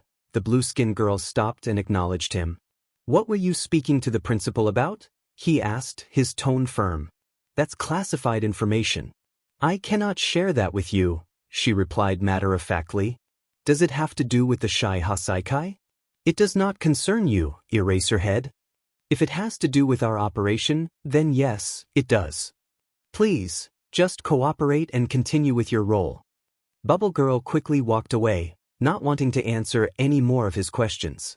Shota clicked his tongue bitterly, frustrated by the lack of answers or clarity about Sumire's whereabouts. Quite frankly, it annoyed him. 3 days ago, just before Sumire was about to pack up for the evening and return to her apartment, she found the intimidating Sir Night-Eye and his sidekick waiting for her at her office. While she had never met him before, once he introduced himself, she recognized his name and former title as All Might's sidekick. "Phantomus, I understand your quirk is helpful for stealth missions, correct?" he suggested in a quizzical tone. "Correct," she agreed, poised and respectful, as it seemed like the time and company called for proper behavior. "We are in need of your assistance," he began, taking a seat and folding his long fingers in front of his mouth. "There are several pro-heroes and sidekicks teaming up with the police force for a very important mission. Are you familiar with the Shai Hasaikai group?" "I've heard a bit here and there. We have intel that they are manufacturing a quirk erasing drag using the quirk of a little girl named Eri. Are organizing a raid on their compound, and we've just determined what we believe to be their location. We would like you to undergo a secret assignment to explore this compound, confirm that we have the correct location, and find Eri's position so that we can go in and save her." Sir Night-Eye stared directly at her sternly. "This is a dangerous Yakuza organization, and it could be extremely risky if you were to be caught. Is this a risk you are willing to take?" Sumire nodded with a determined expression. "When do you need me?"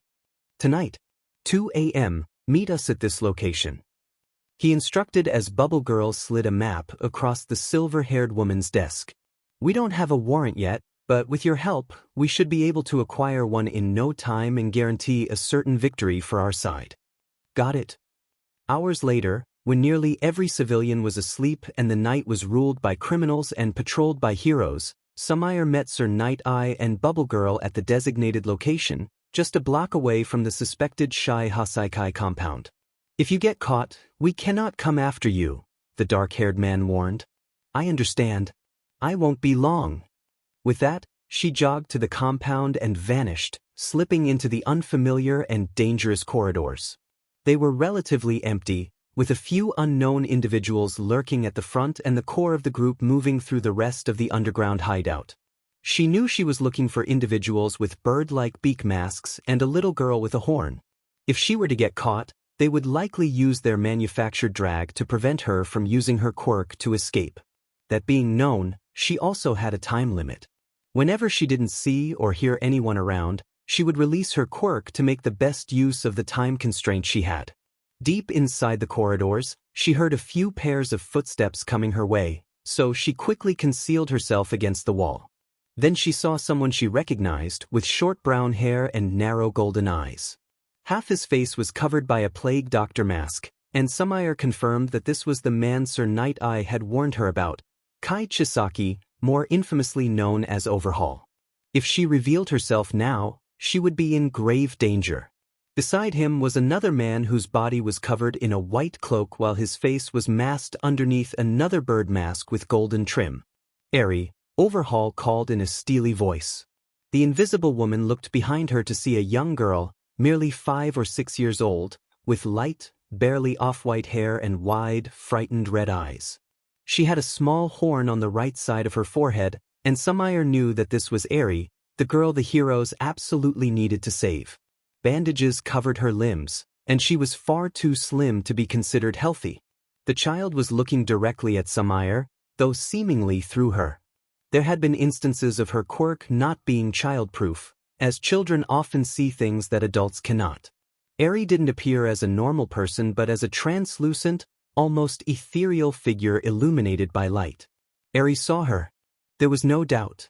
So, the woman placed a finger to her lips to signal her to stay quiet, then whispered just for her ears to hear, "We're coming to save you." "Eri, come," Overhaul repeated, his eyes dark and angry, startling the child into running toward him. Silent tears slipped from her innocent eyes as she hung her head low, unsure whether to trust the mysterious woman or not, though there was no harm in having a little bit of hope. Sumire quietly followed them, mapping out the facility in her mind.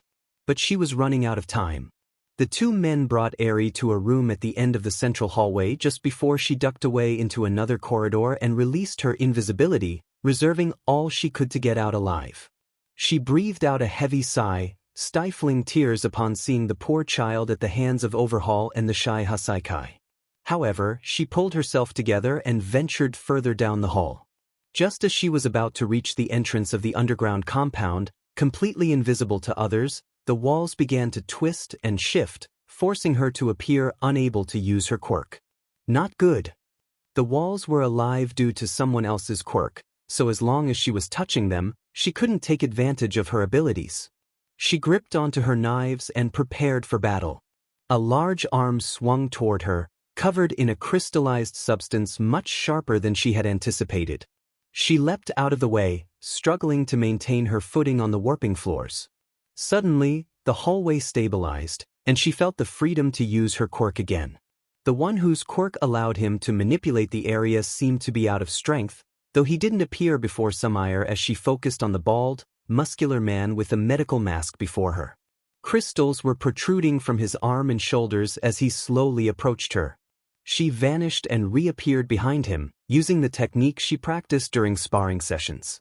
He swung his sword-like arm in her direction, but she was already gone and in front of him. She launched her knife at his arm, nicking the crystal, but it merely reformed the part she had hit. She danced around him some more, then used the threads of her weapons to trip him. He fell, but as she pushed him down, a crystal grew from his shoulder blade in an attempt to slice her calf, forcing her to retreat and keep her distance. A dart-like bullet suddenly whizzed by her arm, yet she managed to leap away in time to avoid being hit. She decided to assume the worst, that these were the bullets she had been warned about that could disable quirks, though she couldn't be sure unless she were hit. That was not a risk she was willing to take. She heard another gunfire and quickly disappeared, then revealed herself to use the wire her knives were tied to, tugging on the bald man's uncrystallized arm and throwing him into the path of the second bullet. As soon as he was hit, his crystals flaked off him. Her theory was correct. These bullets were the quirk-erasing bullets they had been warned about. Sumire dropped the man to the ground and stood on his wrists, preventing him from reaching for his handgun. Just as she did, pale, arrow-shaped hair flew toward her. She jumped to avoid it, but while dodging a gunshot from him, another arrow managed to graze her thigh. Time seemed to slow, or perhaps everything else around her sped up, she couldn't tell. She wasn't quick enough to evade the dart-like bullet that struck her arm. The two men, the bald, muscular one with the crystallization quirk and the masked one in the white raincoat she had seen with Overhaul, grabbed her and secured her arms behind her back. They removed her knives from her hero costume and pressed their knees into the back of her legs, forcing her to the ground. Sumire glared up at the men. "You should be ashamed of what you're doing to that innocent girl. You should be more concerned about what we're going to do to you," the Yakuza in the bird-like mask replied coldly. Another man in a black bowler hat and plague mask approached them. He pinched the silver-haired woman's chin, forcing her to look into the glass of his mask where his eyes were. "Pretty brave of you to come in here by yourself," he said in a low, emotionless voice. "But you're going to tell us everything you know." "Like hell," she spat back. One of the men binding her arms behind her back twisted her wrist painfully, making her wince. "You will," the man in the hat threatened. In the middle of the night, those participating in the Shai Hasaikai raid were contacted and instructed to gather. By morning, the police had obtained a warrant, and the heroes were ready to raid the compound. Their goal was to rescue Eri and arrest Overhaul, with Eri being the priority. No one knew that Sumire was inside, captured and praying for rescue. No one except Sir Night-Eye and Bubble Girl, who had informed Principal Nizu of his missing advisor the previous afternoon. As they prepared to storm the gates, a massive man with bulging muscles and a blackbird beak mask threw the gate down and swung at the police force that huddled together. Heroes reached out to protect them. Ryukyu, the dragon heroine, assumed her full, intimidating form to counter the Yakuza villain. A few more gang members approached from the outside. When the police confronted them, declaring they had a warrant, the gang began to attack. More heroes fought them off, providing an opening for the Night-Eye squad consisting of Sir Night-Eye, Deku, Lemillion, Centipeder, Bubble Girl, and Eraserhead and Fat Gum's team, which included Fat Gum, Sun Eater, and Red Riot, to make a beeline for the compound. As soon as they entered the hidden pathway of the underground hideout, they faced several gang members. They fought them off and descended deeper into the corridors. They came across a false wall, which Lemillion quickly proved, and Deku and Red Riot smashed through, leading to a twisting hallway that morphed into new shapes. The Black Plague mask of a Hasaikai member lay on the ground, leading the group to conclude that the warping of the walls and floors was the result of one of their quirks. Unsure how to navigate the living labyrinth, a few squad members began to panic. Lemillion, being the driven and eager hero that he was, went ahead and split from his team, traveling through the moving wall just before the floor opened beneath everyone else. A single story below, the ceiling closed above them, trapping them with 3 of the 8 expendables, who stared them down threateningly in their terrifying masks. Sun Eater claimed all 3 of them as his opponents, allowing the rest of the heroes, sidekicks, and interns to proceed further. They ran deeper into the compound, paying particular attention to the possibility of a villain in the walls, knowing he had previously morphed their pathway. However, they weren't cautious enough, as a portion of the wall jutted forward, slamming into Shota, who wasn't expecting such an attack. Just as he was about to be forced through the wall into another location, Fat Gum leaped for him, pushing him out of the way before he could be separated from the group. Having the same idea, Red Riot ended up being swept into the other room alongside the large, gummy hero. It wasn't long before the walls began twisting and turning again, enclosing on them and threatening to crush them in the concrete abyss. They pressed on, managing to keep portions of the walls from moving thanks to the lock hero, Rocklock's quirk. Deku shattered the portions he couldn't pin, but no matter how much they fought, the hallway morphing villain kept backing them into corners. Shota felt the pressure to erase the quirk causing them so much trouble. Gritting his teeth, he desperately looked around for any sign of the Yakuza's body. The Night-Eye squad relied on him, too, as he snapped back at anyone urging him to free them from the never-ending warping. The space suddenly opened, the walls giving way to the ground. In an instant, they solidified and crashed back down to the area that Rocklock was holding in place. Directly in the line of impact, Shota pulled his student behind him, keeping him from getting crushed. They were separated from the rest of the team, just as their opponents had intended. Shota, trapped with Deku, heard sounds of a fight occurring on the other side of the relatively thin wall. They heard a yell from their companion but couldn't quite make out what he was saying. "What's going on?" the man who seemed to be the target of these attacks shouted. "Eraser, stand aside." Deku warned, an electric current enveloping his body just before he smashed through the wall. There were 2 men who resembled Rocklock, dark skin and messy dark coils. One lay on the ground, barely conscious and covered in wounds, while the other stood over him. As soon as Shota focused on the battered man, the one who appeared unharmed approached the younger hero in training. Once he got close enough, a distorted grin stretched across his lips as a crazed flame ignited in his eyes. He brandished a knife, seconds away from striking Deku. Out of the corner of his eye, the student's teacher caught a glimpse of the blade and made the connection between the knife wound on the fallen man and the lack of one on the standing man. He erased the wielder's quirk, revealing the infamous Himiko Toga from the League of Villains, who had made an appearance in both the Provisional Hero License exam and the Vanguard Action Squad invasion. Startled by her involvement with the Shai Hasaikai, Deku shuddered and gasped, "Himiko Toga?" The blonde with disheveled buns and tired bags under her eyes squealed in delight. "Toga, yes. It's me. You remember me. I'm so very glad to see you again," she exclaimed while brandishing her knife toward the boy. "I could not be happier, Izuku."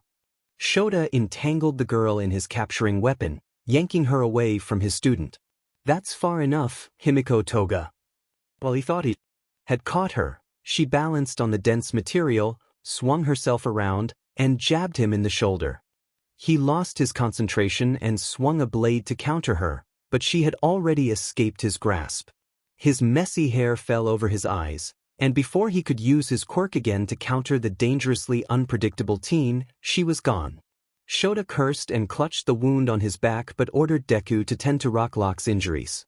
The level of danger in this mission instantly doubled, considering that the League of Villains seemed to be working either alongside or beneath the Shai Hasaikai. The possibility of one of their team getting critically injured or even worse became a terrifying thought that the Hero Network and police force dared not entertain. The corridors began to warp again, more violently than ever before, tossing the heroes and two villains known to be members of the League of Villains, posing as temporary Yakuza gangsters. Amongst the sound of creaking walls and floors, they heard an angry, guttural yell. The halls twisted differently than before, spiraling into a body-crushing cavern that allowed no one to stand upright.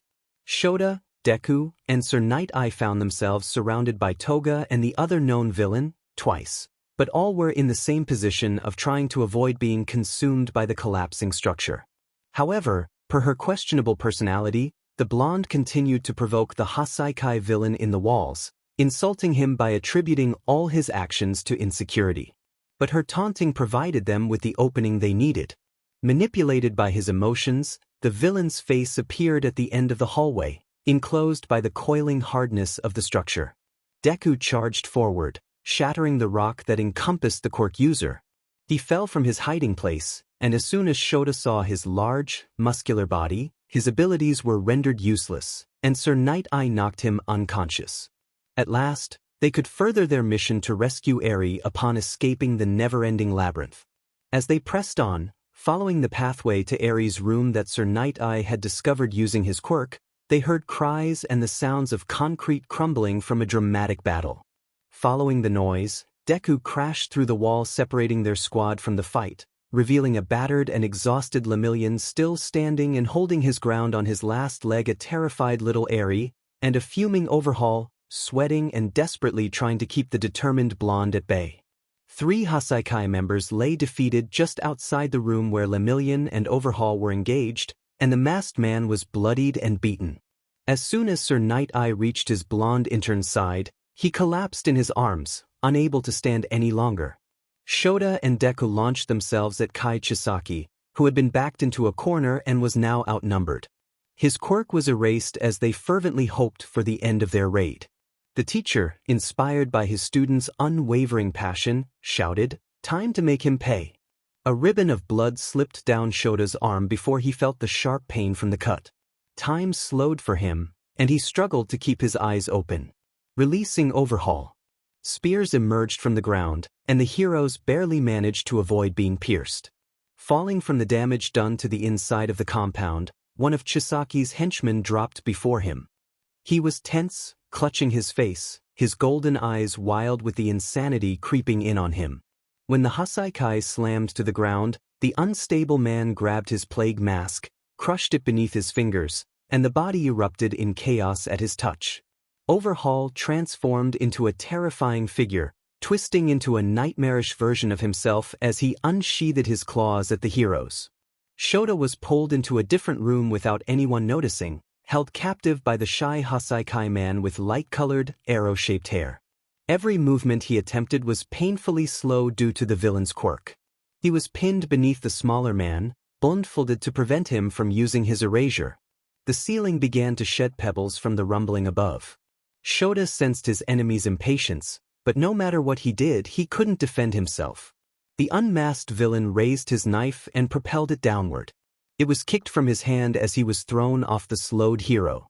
As soon as the Yakuza hit the ground, his wrists were pinned by a boot, and the blade was shoved into his own back, causing him to cough, blood trickling from his lip from the surprise attack. Shota felt his scarf being pulled from his shoulders, but he couldn't stop it from happening.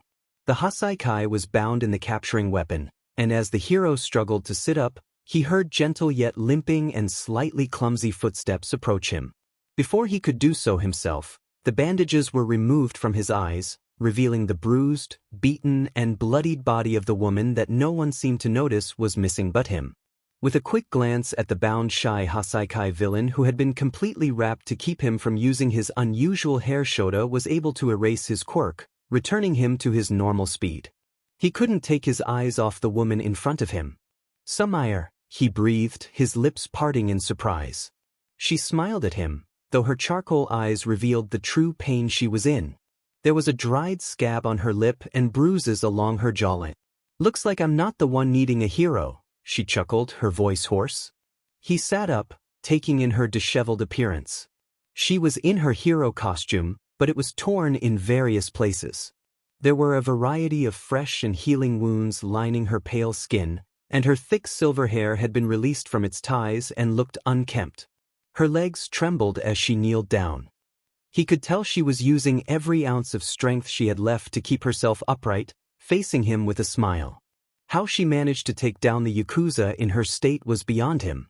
Shota couldn't help himself as he reached out and cupped the woman's cheek. As soon as he touched her, silent tears began streaming down her face, but like any confident, reassuring heroine, she forced a smile. "It's okay now," he said. Even though his voice was low and characteristically tired, it was warm. With his free hand, he removed his yellow goggles. His eyes were as tired and red as ever, but they were filled with compassion. "Thank you. You did well." He moved his hand to her shoulder and gave it a gentle tug, pulling her to his side.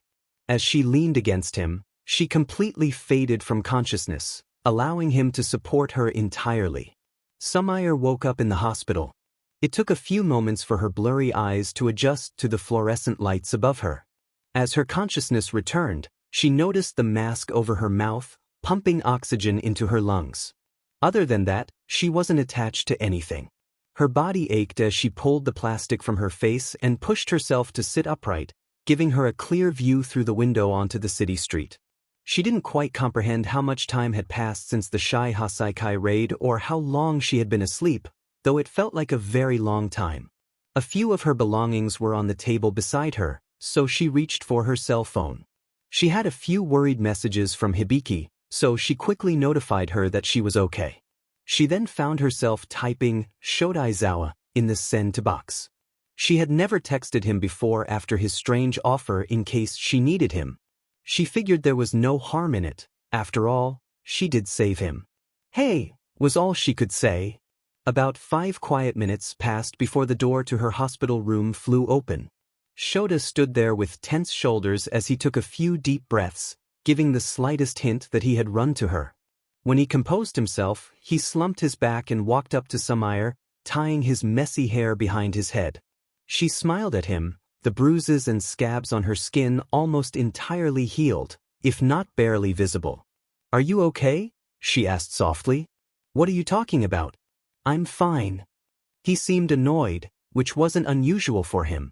"You're the one who disappeared for 2 days, barely held it together, then collapsed and was out for 5 days. "Huh, you're pretty angry," she commented, blinking as she took in his intense emotions.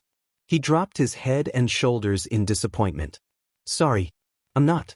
I'm just worried." "Well, I'm okay now." She surveyed the hospital room once more. "I think the nurses cleared you to go as soon as you were up and walking," he informed her. So, she swung her legs over the bed to test their strength. They certainly didn't feel completely steady, but she nonetheless pushed herself to her feet. On the first try, she fell back down again. On the second, Shota caught her arm as soon as she straightened her knees, helping hold her up so that she could manage some weak steps. He caught a glimpse of the scars that lined the veins in her pale arms. The nurses had found them when she was admitted. Most of them were already healed, but some had been open for too long, causing damage that would never fully heal. He wondered if she knew her fate. He didn't know the specifics, but whatever she endured during her time with the Shy Hasaikai had left its mark. But no matter how shaky her steps were, he was eager to get her out of there and back home, where they could be in private. "Do you think you're okay to go?" he pressed. "I guess," she hummed. "Go get changed. Let's get out of here." And she did. Someone who she assumed was Shota had brought her some of her clothes so she could change out of the hospital gown. While she was still weak, she managed to get herself to a car and back to the apartment complex with the man who was truly proving to be a friend. Once they got to their places, he had her key and confessed, "When they found your things, I went in to check on Echo and take care of her. I hope you don't mind." His consideration took her by surprise, but then she laughed. "That cat is pretty self-sustaining." She met him with a wide smile. "But thank you. I really appreciate it." He opened the door to her apartment for her and supported her back as she walked inside. "Yeah, her bag of food was on the ground and spilled everywhere when I came the first time." She rolled her eyes as the small black cat bounced up to her excitedly.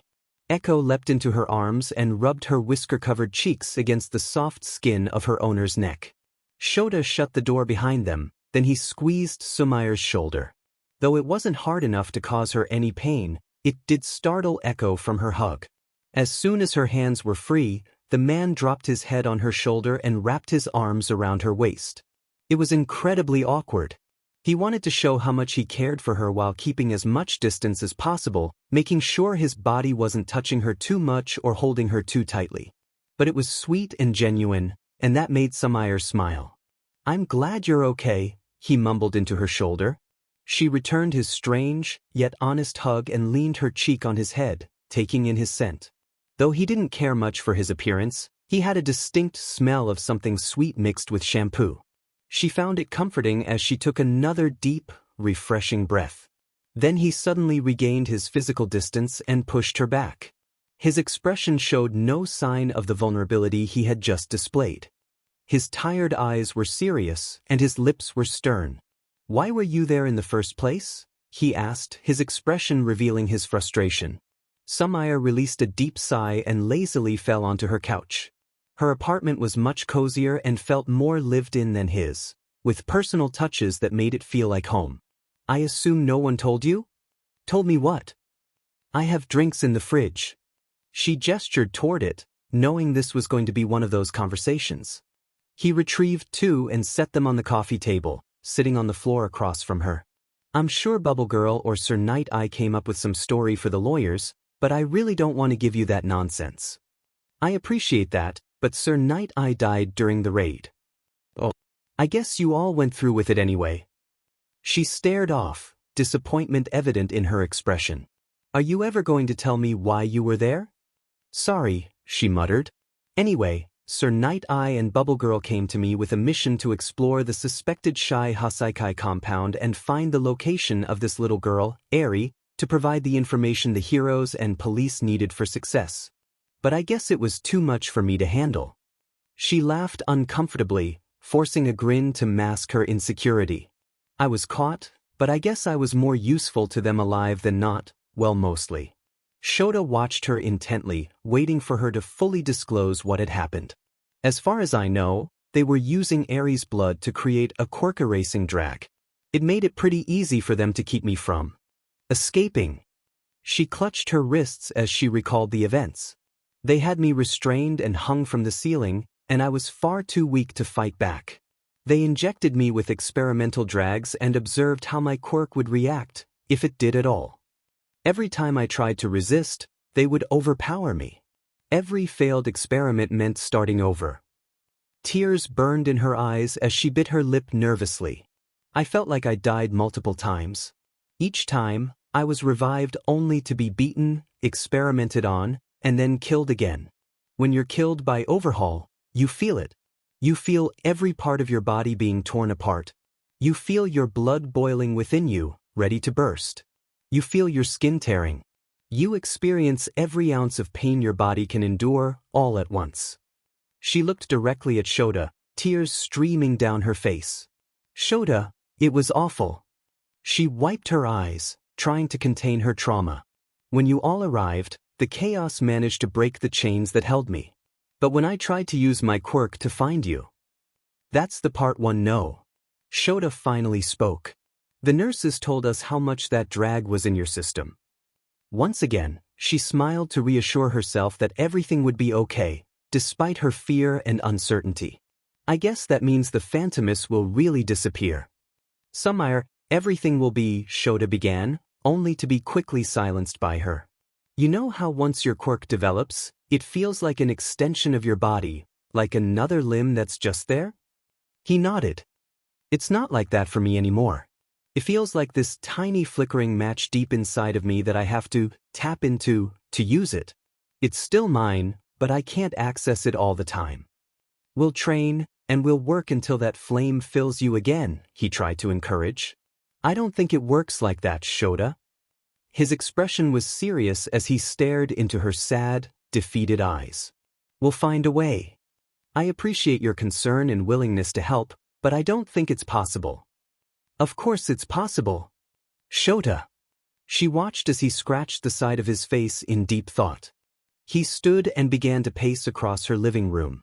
We just have to find a way to safely tap into that power and… Shota, stop. More tears fell down her cheeks. He seemed so focused on finding a solution that he didn't realize she was struggling to accept her situation. She needed compassion and understanding, not false hopes. He froze when he saw her trying to wipe away the tears that wouldn't stop coming. She rested her elbows on her knees, feeling completely defeated. Sorry. He mumbled, then rambled to himself under his breath, too quietly for her to hear. I'm no good at this sort of thing. He sat down beside her, sharing in her disappointment over the diminished strength of her quirk. After a few silent moments, she managed to calm her emotions. She felt slightly embarrassed for letting herself fall apart in front of the stoic man, but since he hadn't left, she assumed he wasn't too annoyed with her. It only took a few minutes of quiet and comforting sips of beer for Shota to succumb to his favorite pastime. His head slumped on her shoulder, and his tired eyes closed as he breathed gently. He seemed much more comfortable being so close to her while asleep. Shota woke up to the smell of vegetables cooking. As soon as he regained consciousness, he realized he was listening to food sizzling in a pan. He was leaning on the arm of the couch where he had been napping for a couple of hours, quickly recognizing it was Sumire's apartment and not his own. And there she was, cooking a fresh meal and methodically moving through the kitchen, sautéing vegetables and pork in different pans, stirring rice in a rice cooker, and dicing chives to season, all in a rhythmic fashion. It was hard to believe this was the same woman who had been falling apart just hours ago. I should go eat too, Shota muttered to himself as he stood. Huh. She looked back to see him scratching his head and heading for the door. Oh, I'm making some for you too. Why? He paused and leaned back, shoving his hands in his pockets. She chuckled and turned back to the food she was cooking. Because it's rude not to cook for every person in the room. You don't have to. He frowned, as expected. I want to. She pressed with a smile.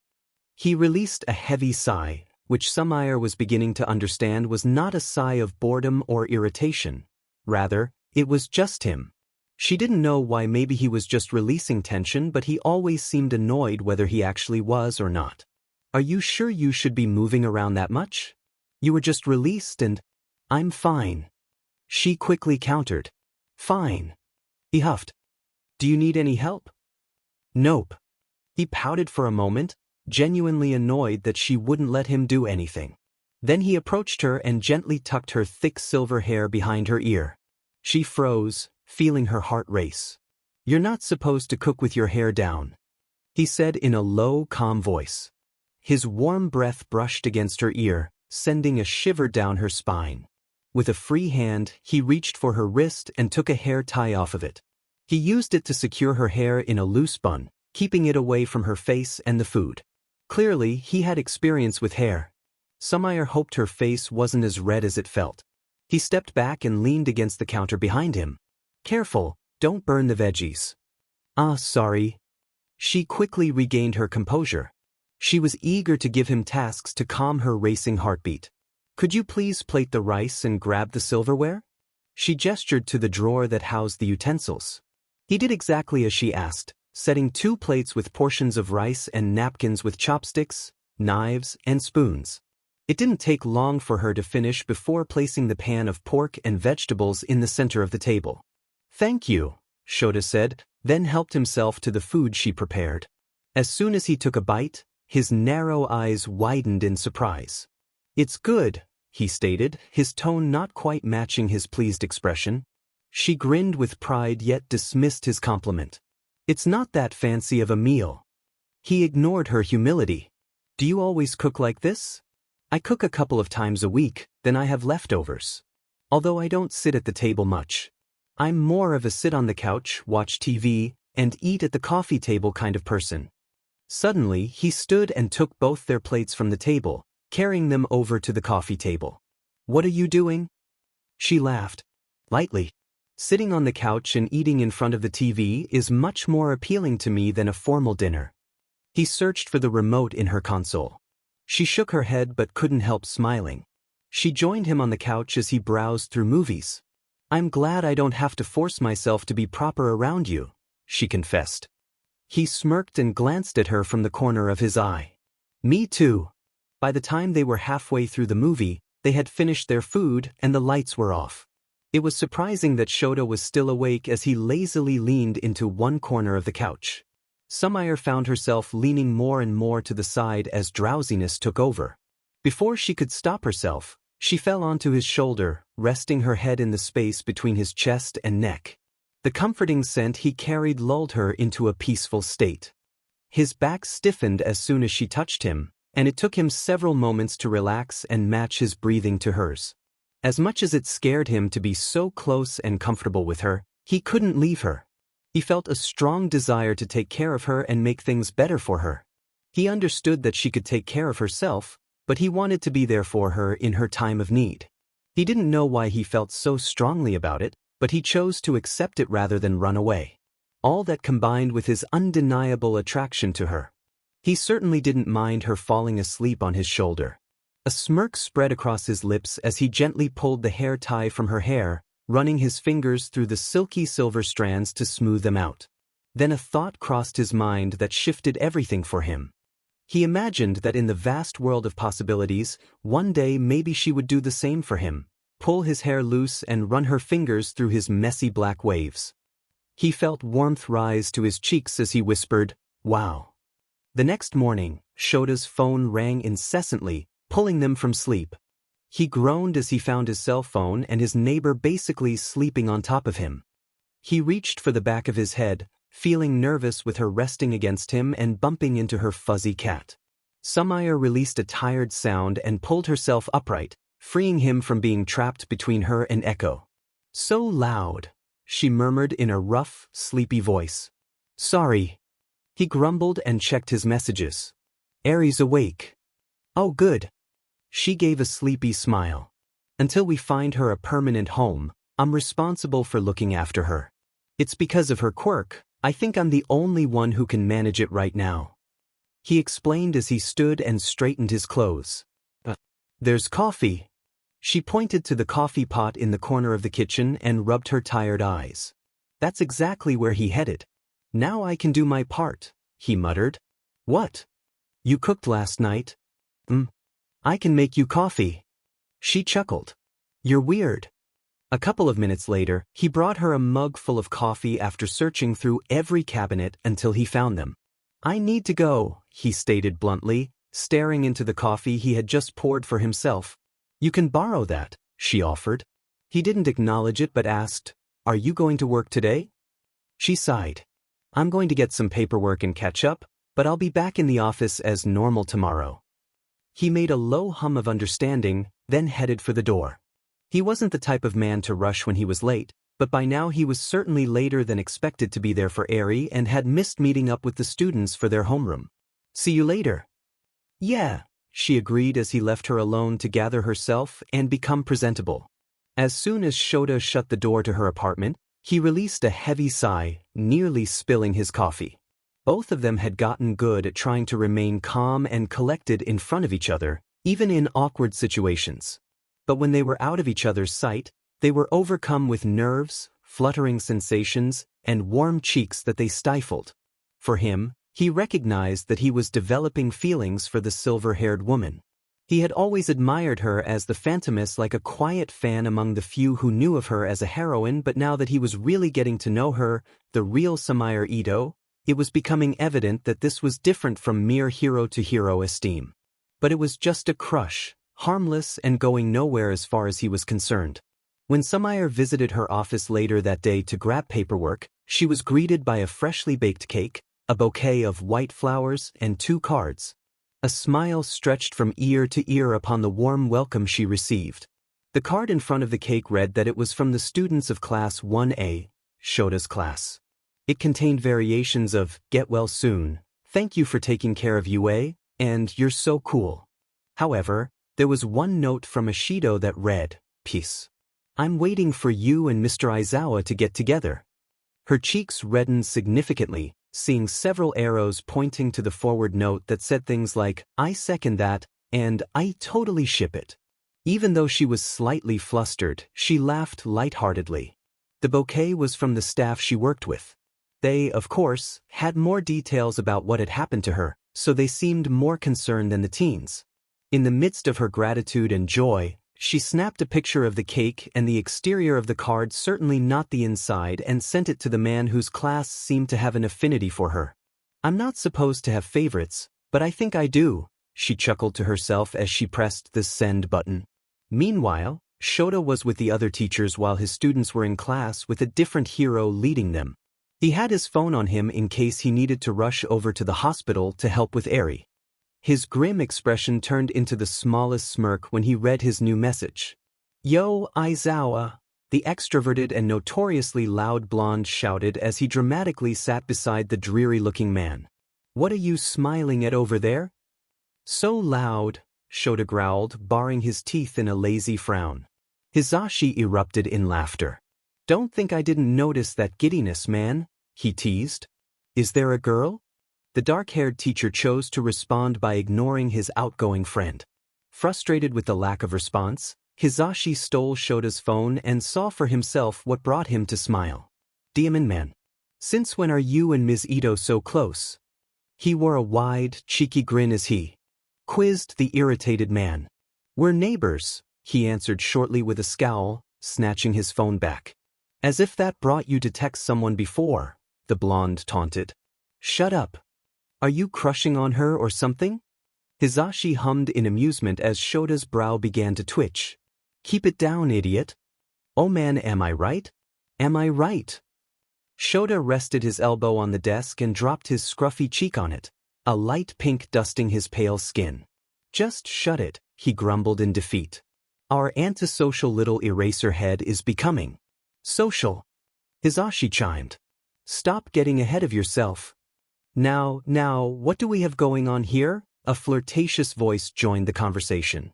"Am I hearing this correctly?"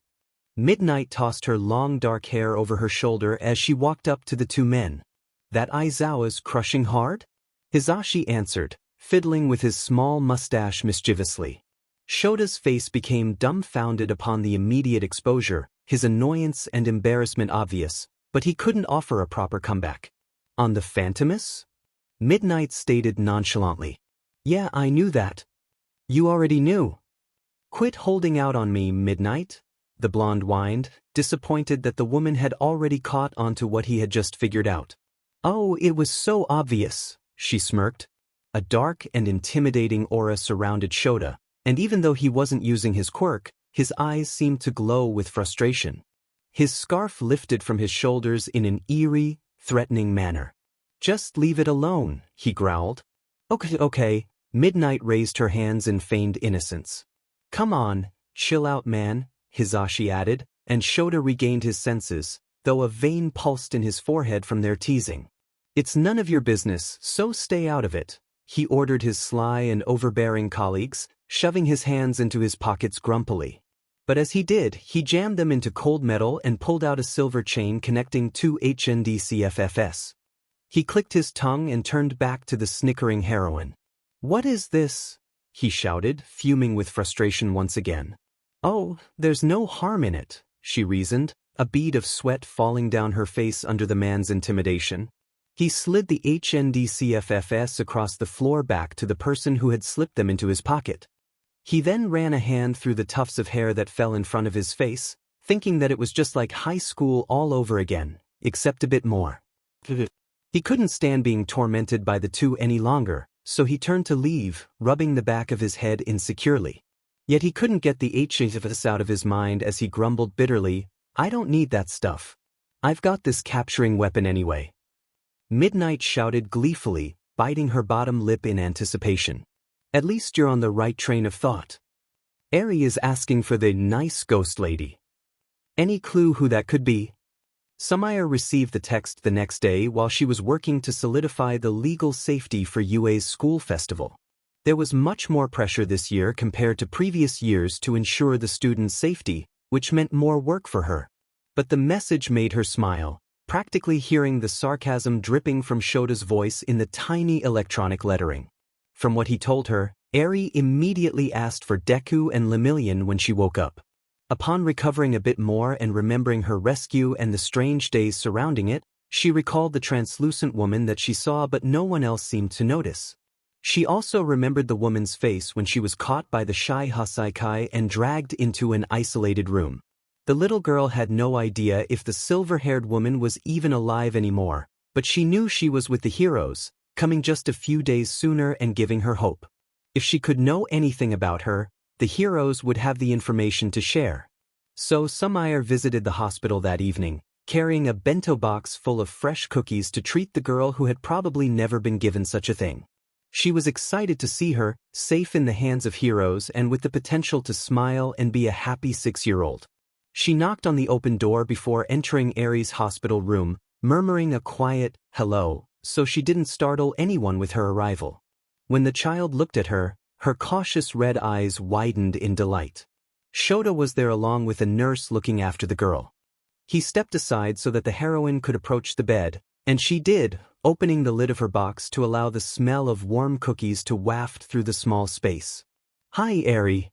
Sumire smiled. "I'm glad to see you're safe." The nurse left the room, and her dreary-looking neighbor stepped back, giving her space to talk more freely to the little girl. But Eri erupted into tears. "I'm so sorry," she cried out, helplessly wiping the salty droplets from her eyes. "I got you caught, and it's my fault they hurt you. I'm so sorry." "Hey, hey, hey," the older woman cooed and took a seat on the edge of the hospital bed. "None of this is your fault. I got caught because I went by myself.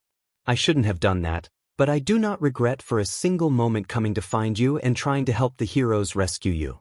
She tried to encourage her with a gentle grin, but it was hard to see the innocent little girl completely blame herself. "But if it weren't for me, you wouldn't have gotten in trouble and gotten hurt." Sumire placed a hand on Eri's shaking shoulder and rubbed it rhythmically and soothingly. She glanced back at Shota, wondering if the white-haired child knew about what had happened to her quirk and wanting to scold the person who may have told her. He simply shrugged and leaned back against the wall, folding his arms over his chest and watching the two interact. So, she turned back to Eri and offered another reassuring smile. "As a hero, it is our greatest pleasure to help you. It is our joy and passion to come for people like you and rescue you, and we are made happy when we see you safe and happy. I would face any danger if it means that you are not in pain." Her tears started to dry, and her red orbs locked with the woman's warm gray ones. Her tiny lips stopped quivering as she sniffled, regaining her composure. "I know I speak for all heroes when I say that we would have done anything to rescue you and see you where you are now." Sumire pulled the top off the bento box and held it up for Eri to grab from. "I made cookies for you." She beamed, trying to lighten the mood. From the back of the room, Shota clicked his tongue and muttered, "Show off." A vein pulsed in the woman's forehead, and she grabbed a warm cookie, crumbled it in her hand, and tossed it at the man with a great amount of force. They could hear the thud it made on his body when it collided with his chest, but he caught it before it fell to the ground. He dropped his annoyance and shoved the crumbled cookie in his mouth. That was supposed to be an insult, Sumire pouted, unsatisfied with his lack of response. It's still a cookie, he said through a mouthful of crumbled cookie. And it's good. Don't teach Eri to talk with her mouth full, she scolded. Don't angrily throw cookies at people, he swallowed. You were asking for it. You're easy to get a rise out of. Annoyed and defeated, Sumire groaned and returned her attention to Eri, who, although she wasn't great at smiling due to a lack of experience and genuine compassion, twisted her lips into an odd grin and released a small giggle. Much like Shota had done, she grabbed a cookie and took a bite before speaking. It's yummy. See what you've done? The woman chided with a glare towards the guilty man, but she couldn't keep a smirk from her own lips when she saw the delight on the little girl's face. They're all yours, Eri. Really? She gasped, her eyes sparkling when she looked at the treats, still steaming with warmth. Sumire nodded. Unless I have to scold this one over here again. She gestured to Shota with her thumb. Who do you think you are, scolding me? The man joined in, scowling bitterly and looking down at the silver-haired woman with narrow dark eyes. Ignore him, she advised Eri. The child flicked her red eyes back and forth between the woman in front of her and the gloomy man at the back wall, unsure which side to take but wanting to befriend both. So she took Sumire's advice and dismissed the irritated character, although she knew that he would be looking out for her. She took another cookie but ate it more appropriately in small bites and waited to speak until she finished eating the piece. Thank you, miss. She trailed off when she realized she didn't have the name of the nice ghost lady. I'm Sumire Eto. My hero name is Phantomus, but please call me Sumire. Or Sumi. Or any variation of that. Whatever's easier, Eri. Miss Sumi. Eri blinked. That works too. The heroine gave a wide-toothed grin. Hey, when they release you from here, you'll be living with Mr. Aizawa, but I live right next door. You can come see me whenever you want, and I can cook for you and play with you. She leaned in closer to the little girl and whispered, I'm way cooler than him anyway. Hey! Shota protested, dropping his arms from their folded position and frowning. Oh hush, you know it's true. She waved him off. Whatever. He grumbled and pouted, averting his eyes from the girls in a hint of shyness. People are into the strong, quiet types, he mumbled, barely audibly. She laughed as Eri watched their interaction with amusement. The man sighed, dropping his annoyance with the teasing, and crossed the hospital room, retrieving a plastic bag. Speaking of your release, Eri, he began, pulling an outfit from it.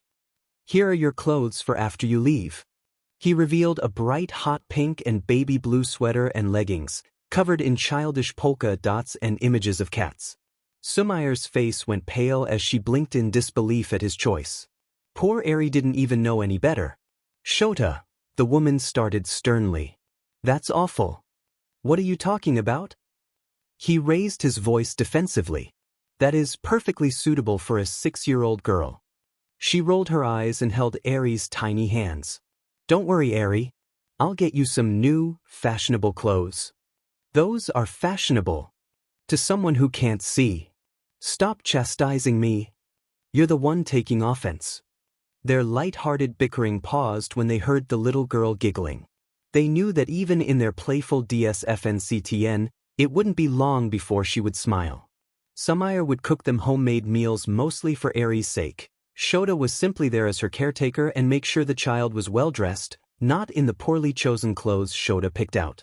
But he would keep her and everyone around her safe. Despite his serious appearance, he would be her guardian and safety net. Eri liked them both, not one more than the other, but the two of them together. To her innocent mind, the picture felt incomplete when they were apart and whole again when they were together. Eri had never seen anything like it, and she knew it was special and different. The next couple of days passed normally, although the preparation for the school festival added an extra layer of stress and excitement for the students. Eri was still being monitored in the hospital, but she could go out and explore if accompanied by Shota, although Lemillion Mirio Togata often joined them, taking on an even more fatherly role than the man who was supposed to be her caretaker. At the end of the day, she slept at the hospital, watched over by nurses. Shota kept his phone on at all times in case he wasn't with her and they needed him, but the likelihood of her quirk going out of control was low at the moment. Shota and Sumire had developed a relationship filled with playful teasing and bickering, marked by smirks and laughter. Eri found it amusing and fun, and her caretaker hardly visited her without the silver-haired woman's company or voice on the phone. There was no bitterness or hatred between them. It was all fun and games, a way to show they cared for each other. It also demonstrated how close they were becoming. Whenever the disgruntled teacher had to complete paperwork for her, he would put a sticky note on top that read, "For the babysitter," knowing it would strike a nerve with her. In return, whenever she received such paperwork, she would text him JRK to let him know she got his papers along with the friendly note. Despite the banter, she would bring him leftovers when she cooked, noticing that when she didn't, he always opted for takeout. According to her, that was no way to eat. Takeout was fine sometimes, but not all the time. Her food became something he looked forward to, hoping to find it sitting outside his door. He had no right to her cooking, yet in her kindness, she would offer him some of the meals she made without saying a word. She was the most unique friend he had, but a friend nonetheless. He cared about her just as much as she cared about him, if not more, but he didn't know how to show it except through relentless teasing. He often quietly cursed himself for dealing with his feelings for her in such a childish way. But he'd be there if she needed him, and she was very confident in that. Sumire went to bed 30 minutes earlier than normal, eager to get extra sleep before the final rush of the school festival, knowing that students and teachers would flood her with documents, fees, and proposals on the last day of preparation. She hated last-minute tasks, but they needed to be done to ensure UA would be safe and the school festival wouldn't face any legal or political issues, which was common for such a revered school. She fell asleep quickly, Echo resting at her side. Their gentle breathing was the only sound in the dark room as the night wore on.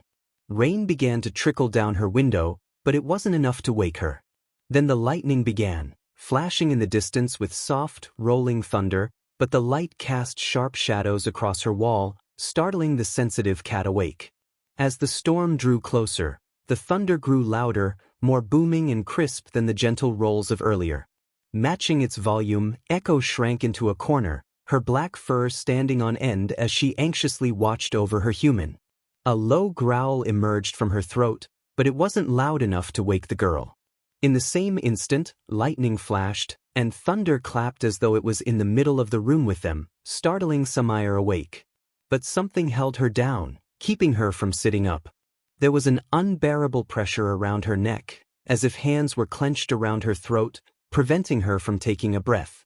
She tried to cry out for help and grasp whatever was suffocating her, but she couldn't even release a gasp as she struggled for air. She attempted to use her quirk, but it didn't free her. Instead, she saw the terrifying black mass looming over her, its vaporous tendrils brushing against her skin as solid black hands seemed to grip her neck. Every time she tried to grab them, her hands slipped through the darkness.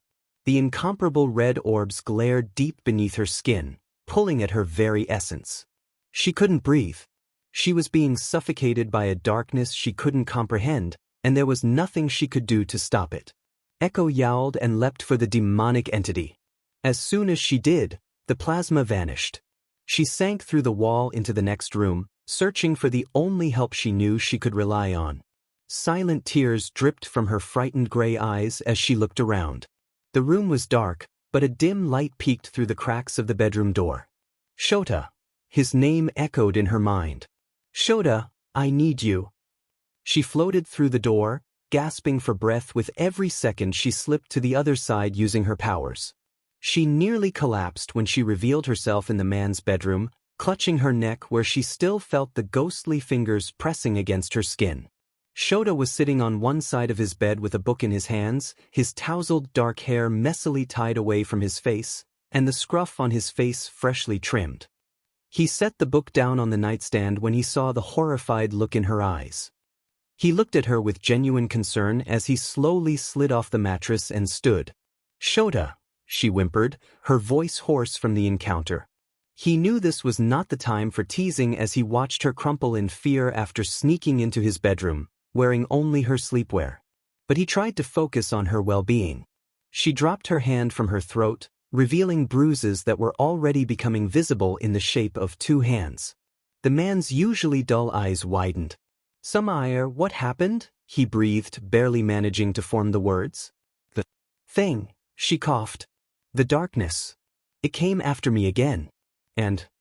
He felt the urge to hold her, to run his fingers through her silver hair and soothe her, but he refrained. Instead, he went to his drawers, trying to distract her and instill confidence that she was safe with him. "Do you want a t-shirt again or a sweatshirt this time?" he asked, not daring to look at her. Reminded once again that she was not dressed properly, she folded her arms over her chest, feeling heat rise to her cheeks. She rubbed her legs together shyly, overwhelmed with embarrassment. "Sorry. Again," she muttered. "A t-shirt is fine." He tossed a black t-shirt to her and didn't look at her again until she had it on. He could tell she was blushing. He thought, "She's cute," but he knew it wasn't the time for such thoughts. Keeping her safe was his priority. He sighed and sat on the edge of the mattress, patting the empty space beside him for her to sit down. "Why do you think it came after you again?" "Because I'm weak, and it now has the opportunity to harm me," she answered immediately. "I won't let that happen," he stated confidently. Overwhelmed by exhaustion and comfort from Shota's presence, Sumire dropped her head on his broad shoulder. She breathed in his scent, reminding herself that she could take a breath, allowing herself to be consoled. Outside, the lightning and thunder were distant, rolling and soothing along with the rain softly hitting the window. A chuckle escaped him, laced with sarcasm. "Do you need a hero now?" "Shut up," she huffed quietly.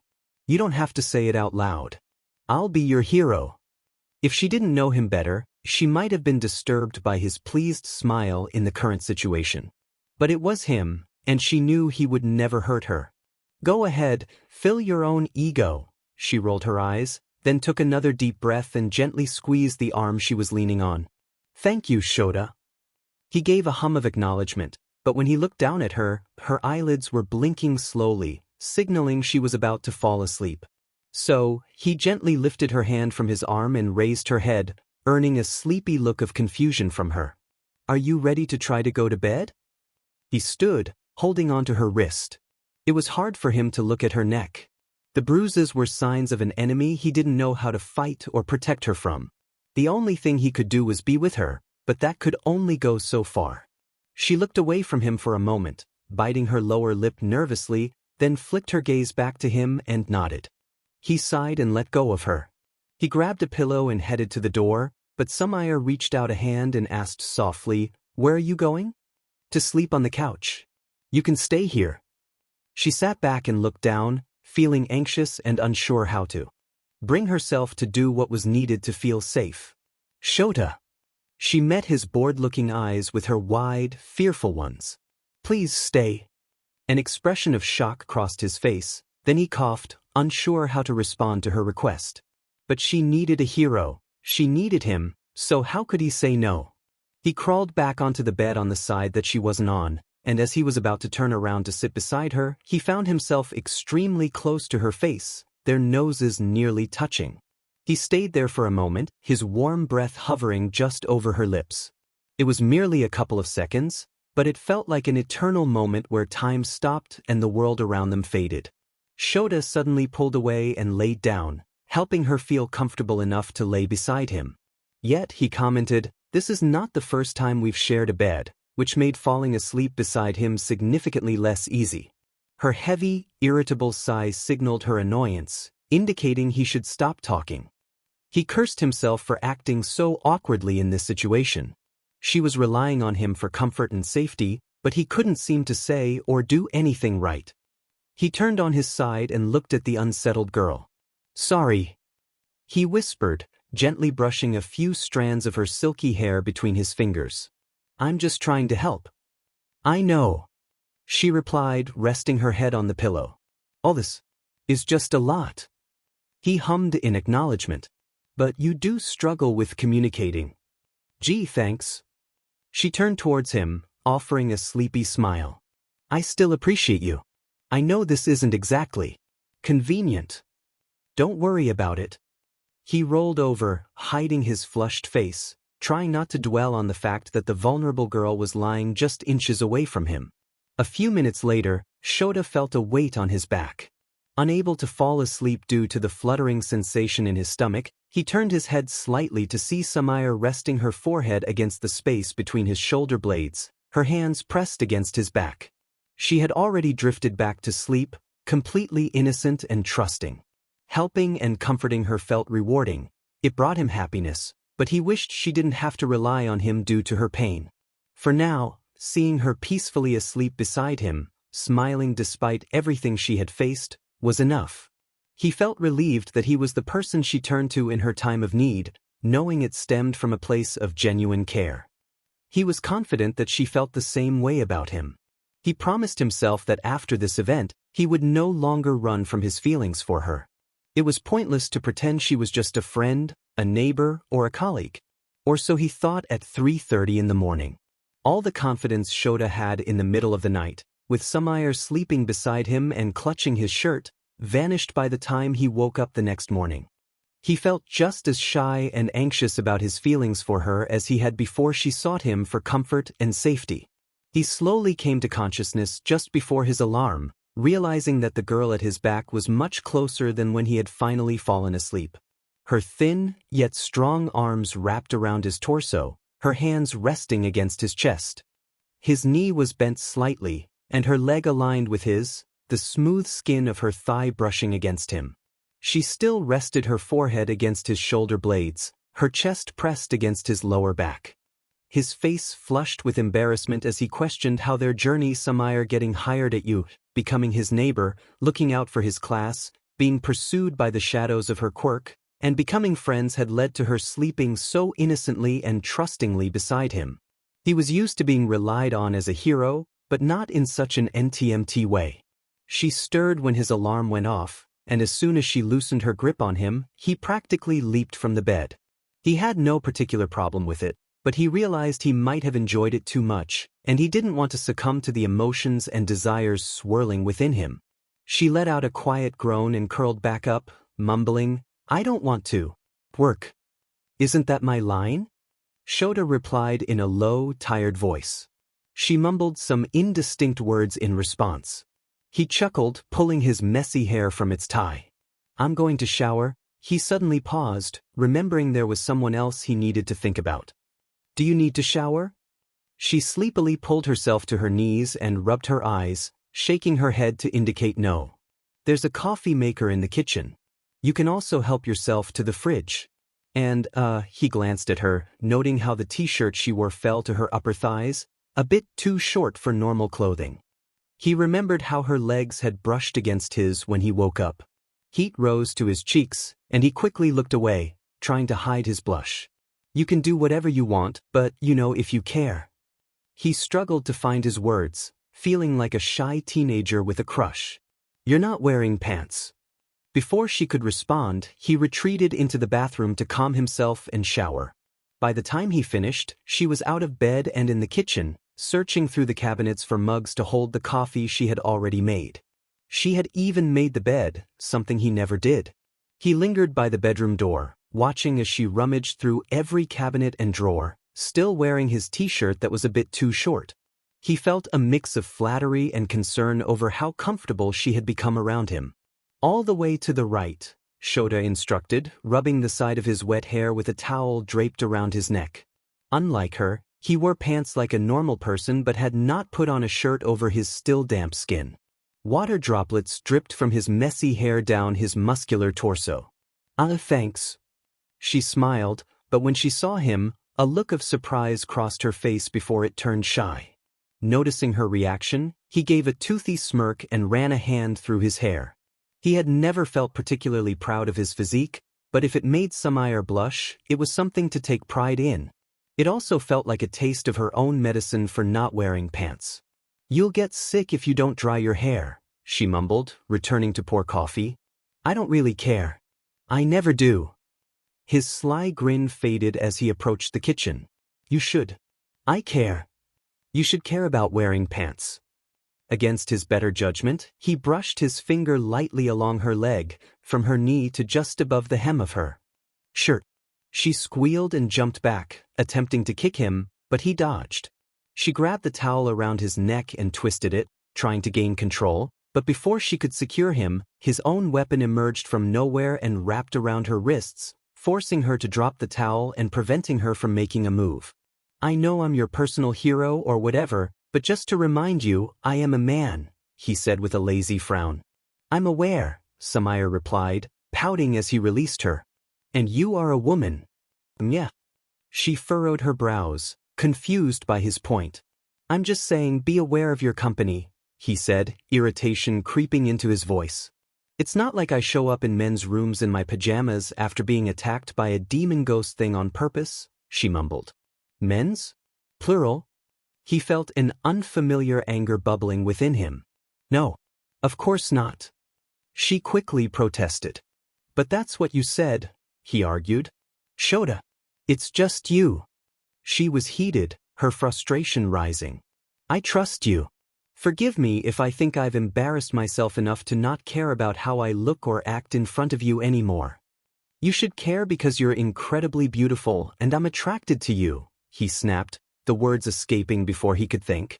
He had never felt this kind of fury, but it stemmed from a place of compassion for her. They fell silent, wide-eyed and surprised by his outburst. After a moment, Sumire gasped, "You think I'm beautiful?" He clicked his tongue, unable to meet her gaze. "It's not like you're not an attractive woman," he mumbled, realizing he couldn't escape this conversation. "You find me attractive?" she asked, her eyes sparkling with anticipation. He huffed, wanting to minimize his embarrassment. "Don't go getting all insecure on me." She smiled widely. "I'm not insecure. I just feel like it means something coming from you."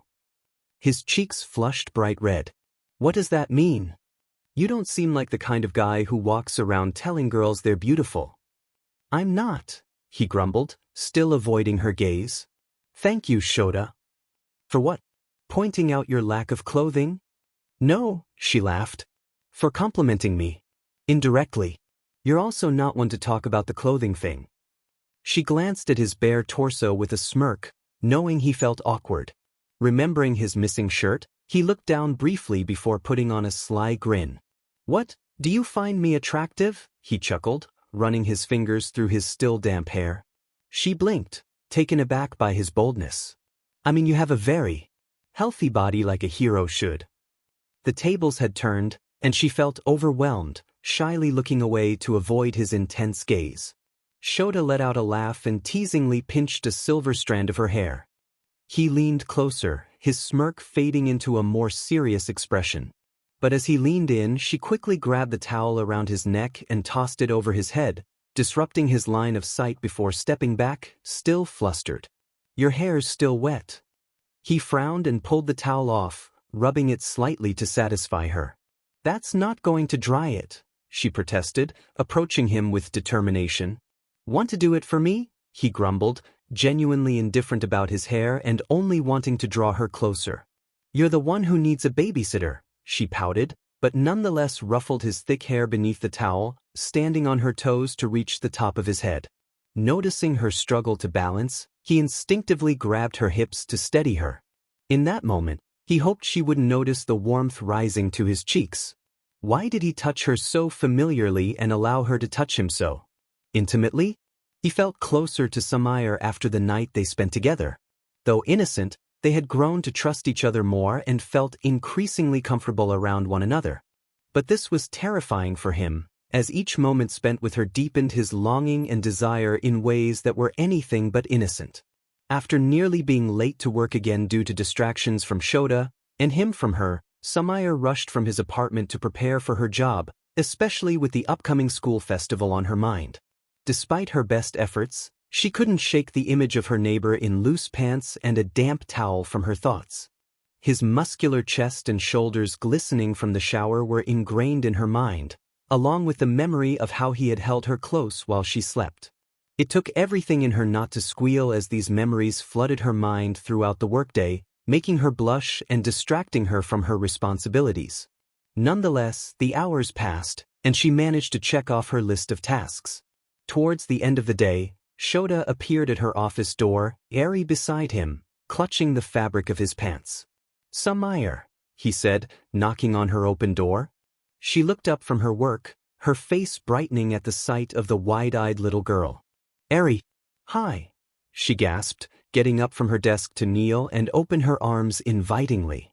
Eri ran up to her and jumped into her arms, snuggling her face into Sumire's hair. "I see how this is," Shota grumbled from the doorway. "How what is, Mr. Grumpy Pants?" she asked, looking up to meet his tired eyes as Eri slid from her shoulders and took her hand. "As soon as we come to see Miss Sumi, it's like I'm not even here." He rolled his eyes, slightly more dramatic than usual in front of the child. "I brought her cookies. And she's cuter than you," the silver-haired woman said casually as she led Eri to the cookie jar in her office, which she restocked every few days since rescuing the girl. Eri understood that visiting Ms. Sumi meant treats. "Whatever," he mumbled. "She's been with my class all day, but the school day is over, and I have a meeting. Can you keep an eye on her for an hour or so?" "Of course," she replied with a smile. "Eri and I will have so much fun." She playfully swung the child's tiny arms. Although she struggled to smile genuinely, her wide red eyes sparkled with what could be seen as excitement. "Thanks. I'll be back soon." He scratched the back of his head as he left them. Sumire set out some blank pieces of paper and colored pencils on one side of the desk before pulling a chair around for Eri to sit on. The little girl eagerly climbed onto the chair and began to doodle. "Are you and Mr. Shota friends?" she asked innocently. "Like Deku and Lemillion and Mr. Shota's other students?" "We are," the older woman agreed. "But it's a different kind of friendship than Deku and his." "Friends? What kind of friendship?" Eri pressed, her curiosity piqued. "Like a special hero friendship." "What's a special friendship?" Eri paused her coloring and looked up at the woman's gentle smile. Sumire thought for a moment before clarifying, "I trust him more than anyone else, and he is the person I turn to when I need help the most. I've saved him in the past, and I trust him to be my hero when I need him." As she spoke, Eri's eyes widened with each word, clearly in awe of the explanation. Sumire aimed to be honest yet simple for the shy and sheltered little girl. "Mr. Shota is my hero too. So are Deku and Lemillion and you. All of you are my heroes." She returned to coloring, now with more determination. "And we all really care about you, Eri." The silver-haired woman used a red pencil to doodle a heart on the paper Eri was drawing on. "I know Shota's class, especially Deku, is looking forward to seeing you at the festival. Are you going too?" Are you going with Mr. Shota?" "Maybe. Then we can all go together? If that's what you want, Eri." "Yeah. I want to go with all of you." After a few more light-hearted conversations and Eri doodling pictures, an hour passed, and Shota returned to pick her up. "Eri, I'm back," he said bluntly. "Are you ready to go?" He didn't seem particularly pleased but wasn't annoyed either. "Boo," Sumire whined. "I had fun with you, Eri." The little girl looked disappointed as she collected her pictures and slid down from the chair. "Hey, you and Eri should come over for dinner later," the woman suggested, hoping to lift the child's spirits. Eri gasped and looked between the two of them hopefully. "I guess there's no reason not to," he said. "I'll cook, and we can watch a movie," Sumire grinned. This made Eri's mood brighten as she bit her lower lip and clutched Shota's pants, her pictures folded in her hand. "All right, we'll go see Miss Sumi again later. Let's go now, Eri." "Okay," she agreed, her high-pitched voice filled with anticipation. The woman waved as they left, calling out, "See you later," with a bright smile. Sumire kept in touch with Shota throughout the day, tracking when he and Eri would arrive for dinner to ensure the food was almost ready. This was the first time she was making a full meal for the little girl, and it might be the first home-cooked meal Eri had ever experienced. She was probably more excited than the innocent child at this point. There was a knock at the door, and she called from the kitchen, "It's unlocked." Shota and Eri walked in and closed the door behind them. The man sighed heavily upon seeing the woman, her hair tied back and nearly finished with her cooking. "How am I supposed to feel when you invite us over for dinner and won't let me help?" he mumbled, seemingly irritated. "Oh, get over it." She rolled her eyes and started plating the food.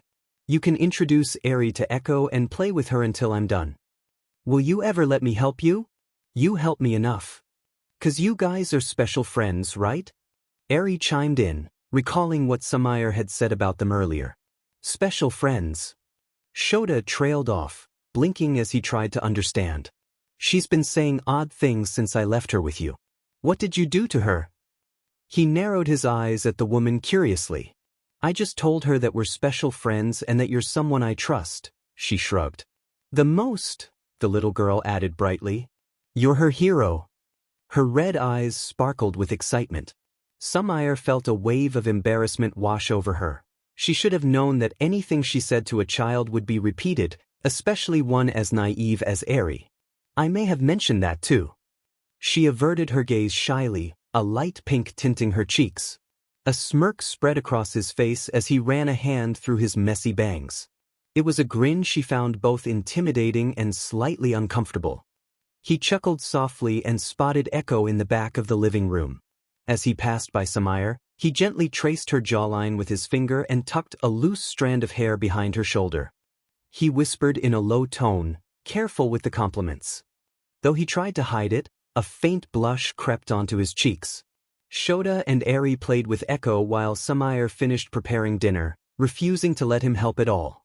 The little girl was engrossed with the cat, twirling a feather attached to a string and watching as Echo leaped to catch it. Meanwhile, he was captivated by the sight of the silver-haired woman, smiling and humming to herself as she worked. I'm done, she declared, pulling the tie from her hair and letting her thick locks fall around her shoulders. The man stood up and began picking up plates and utensils. She blinked and asked, What are you doing? Showing Eri how we do this. You're going to teach her bad habits, Sumire pouted. It'll be fine, he reasoned, carrying the food over to the coffee table. She sighed. I won't argue. Eri crawled onto the couch, noticing where the adults were gathered. Shota and Sumire sat on either side of her. When the little girl's plate was set before her, her eyes widened, and she gleefully exclaimed, Thank you for the food, before eagerly digging into her meal. It's so yummy.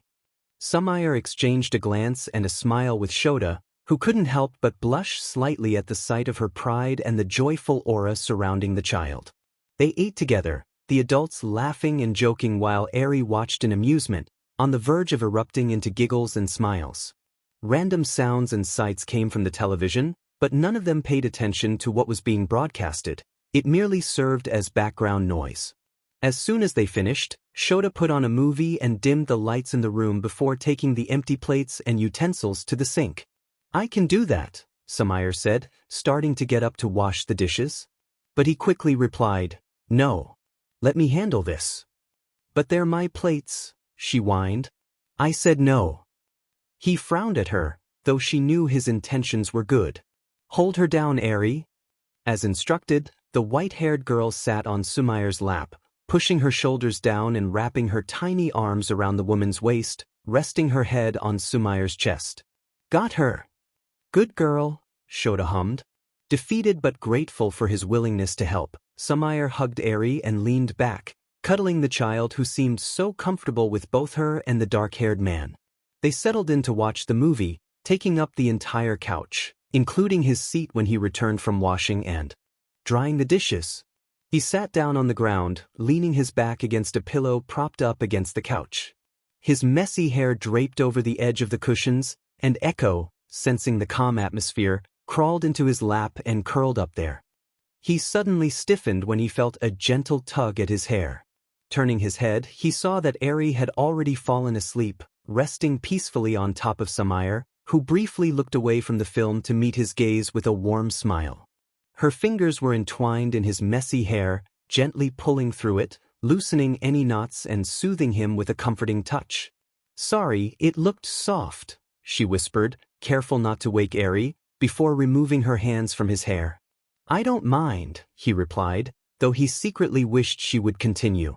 She began to play with the curly ends before returning to brushing her fingers through each layer. For a man who didn't care much about his appearance, he was surprisingly clean. His hair was well maintained, the dark locks twisting in natural waves without forming knots. While he didn't put much effort into his looks and often had tired bags under his eyes, he maintained good hygiene and always smelled fresh. She realized that he took care of his hair too. It might not be styled or cut regularly, but it was strong and healthy, perhaps even better cared for than her own. Shota pulled out his cell phone to text Eri's primary nurse at the hospital, but Sumire noticed the background on his screen. It was one of the pictures Eri had drawn earlier that day, a stick-figure doodle of him and Sumire sitting next to each other, with the little girl on his lap. They were all smiling, even though Eri didn't yet know how to express that feeling. Seeing the drawing as his phone background filled Sumire with warmth. No matter how tough he tried to appear, he had a soft heart beneath his stern exterior. However, she knew he would become stoic if he caught her looking at his phone, so she focused on the movie she hadn't really been watching. Shota texted the nurse, hoping for a quick response since it wasn't too late in the evening. He had no desire to go anywhere but to stay with the two girls and enjoy the soothing touch of Sumire's fingers. He asked if Eri could stay with him for the night and then go to the school festival the next day. He received a message shortly afterward granting permission. He sighed and turned his phone face down on the table in front of him. His shoulders relaxed as he tilted his head back, allowing her to continue running her fingers through his messy hair. As she did, she inched her fingers closer to his scalp, rubbing the top of his head. He released a low, contented sound, pressing his head back further until Sumire looked over him. His eyes were closed peacefully, and although he didn't smile, she could tell he was happy. Eventually, her hand grew tired, and she stopped rubbing his head and running her fingers through his dark hair. But he felt more relaxed than ever and was grateful for her gentle touch. If it were just the two of them, he might have acted on his feelings, leaning closer and sharing a kiss. But with Eri nestled between them, he was content to simply enjoy the moment. So, he settled for resting his arm on the couch and leaning his head comfortably against it.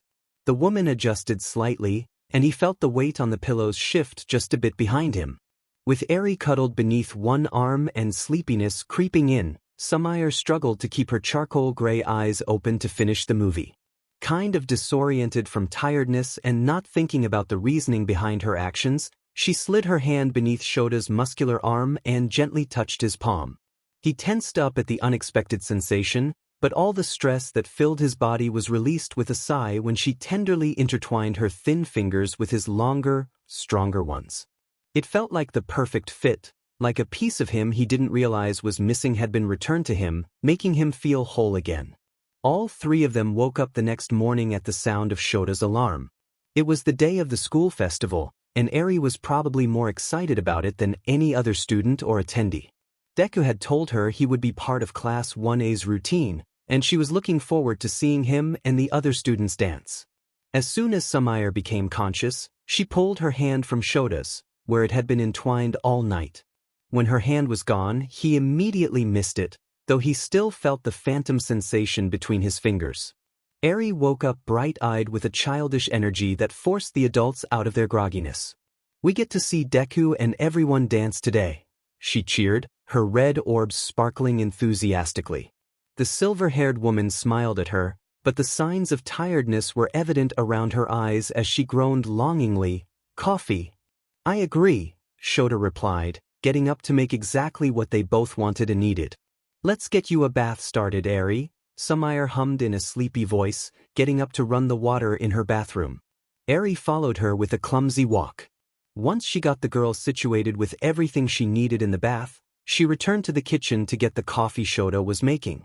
"If you want to go shower, I can make sure Eri's dressed, fed, and ready to go," she suggested. "Or you can use my shower because I'm sure you'll take longer than I will," he proposed thoughtfully. She raised a brow and looked at him with a hint of annoyance. "First of all, who do you think you are, assuming I take long showers?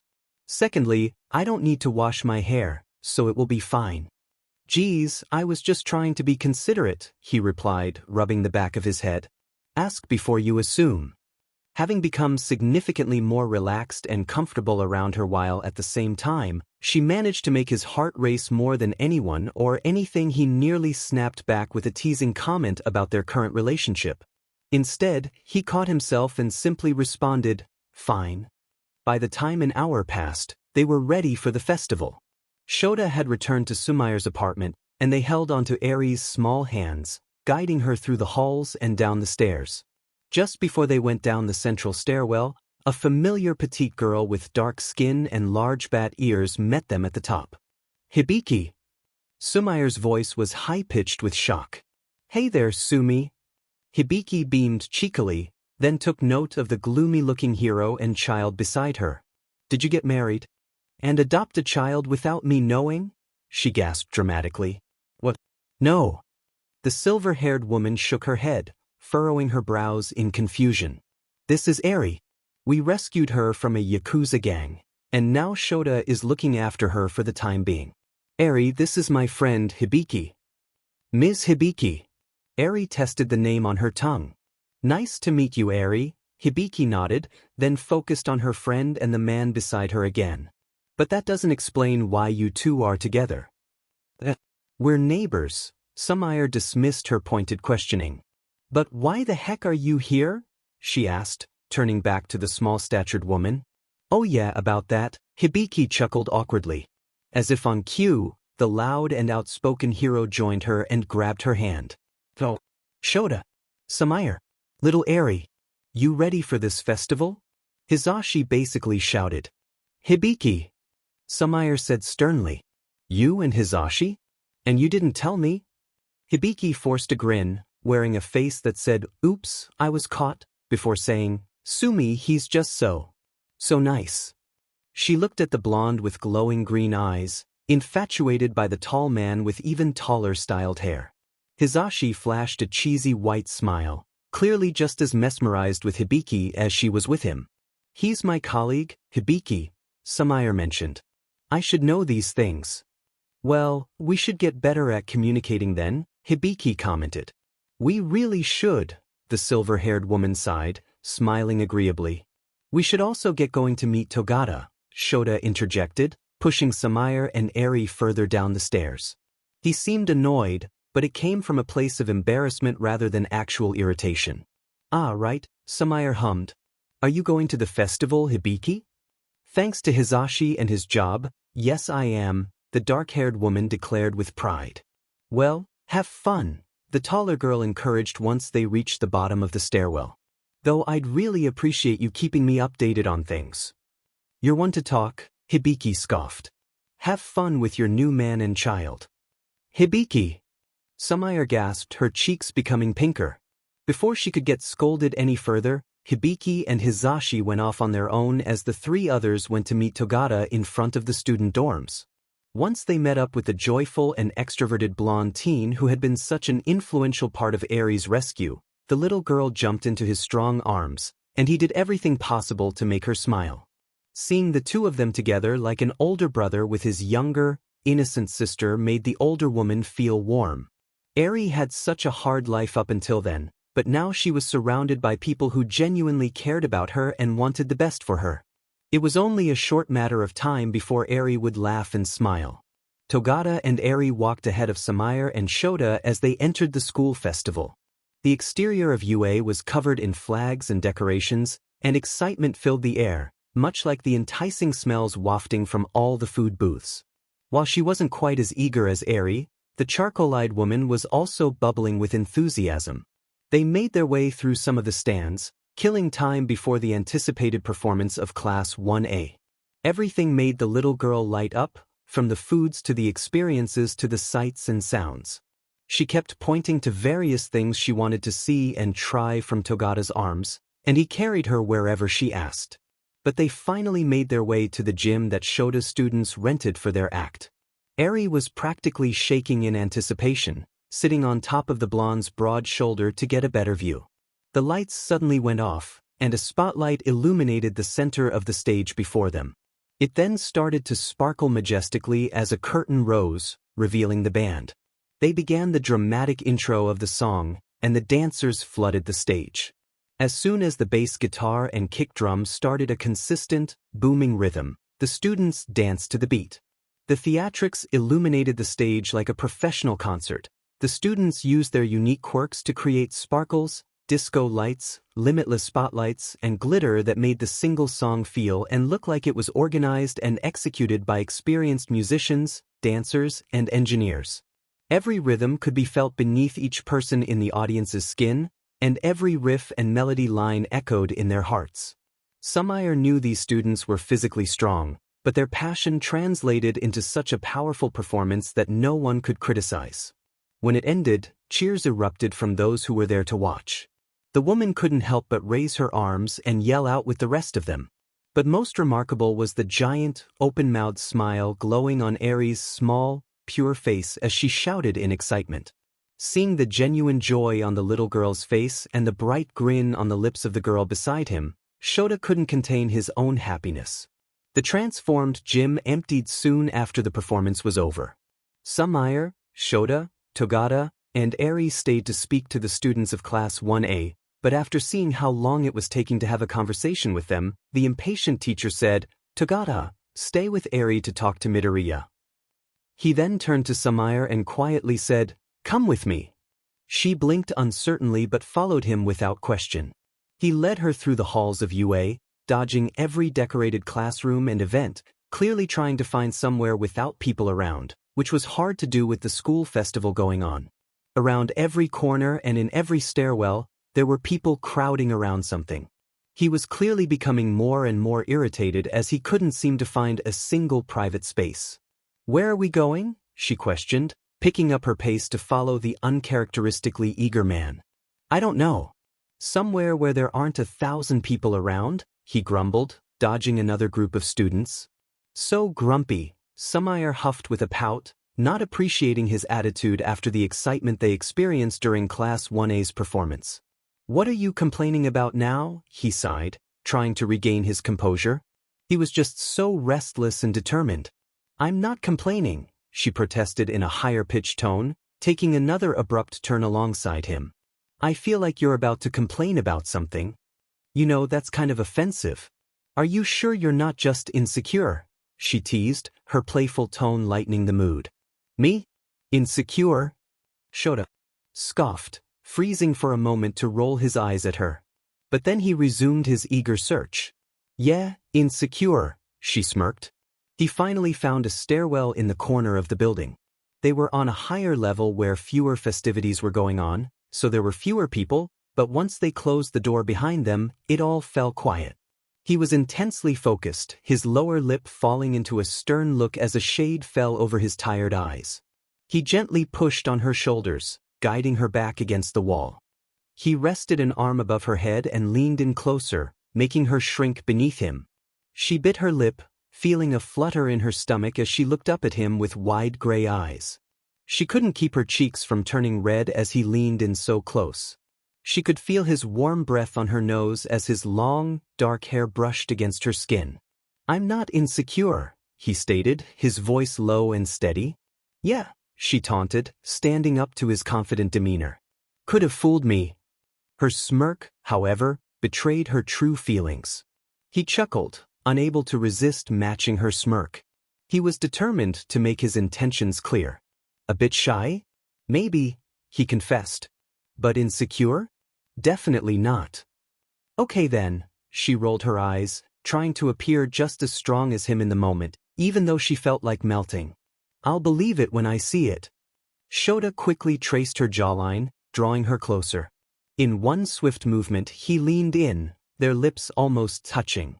His finger traced her jaw until it reached her chin, where he gently held her face, bringing their lips together. He breathed in deeply, savoring the moment he had longed for. When she melted into him and didn't pull away, he kissed her again, deeper and more passionately. He pressed his body against hers, moving his hand from her chin to her hip.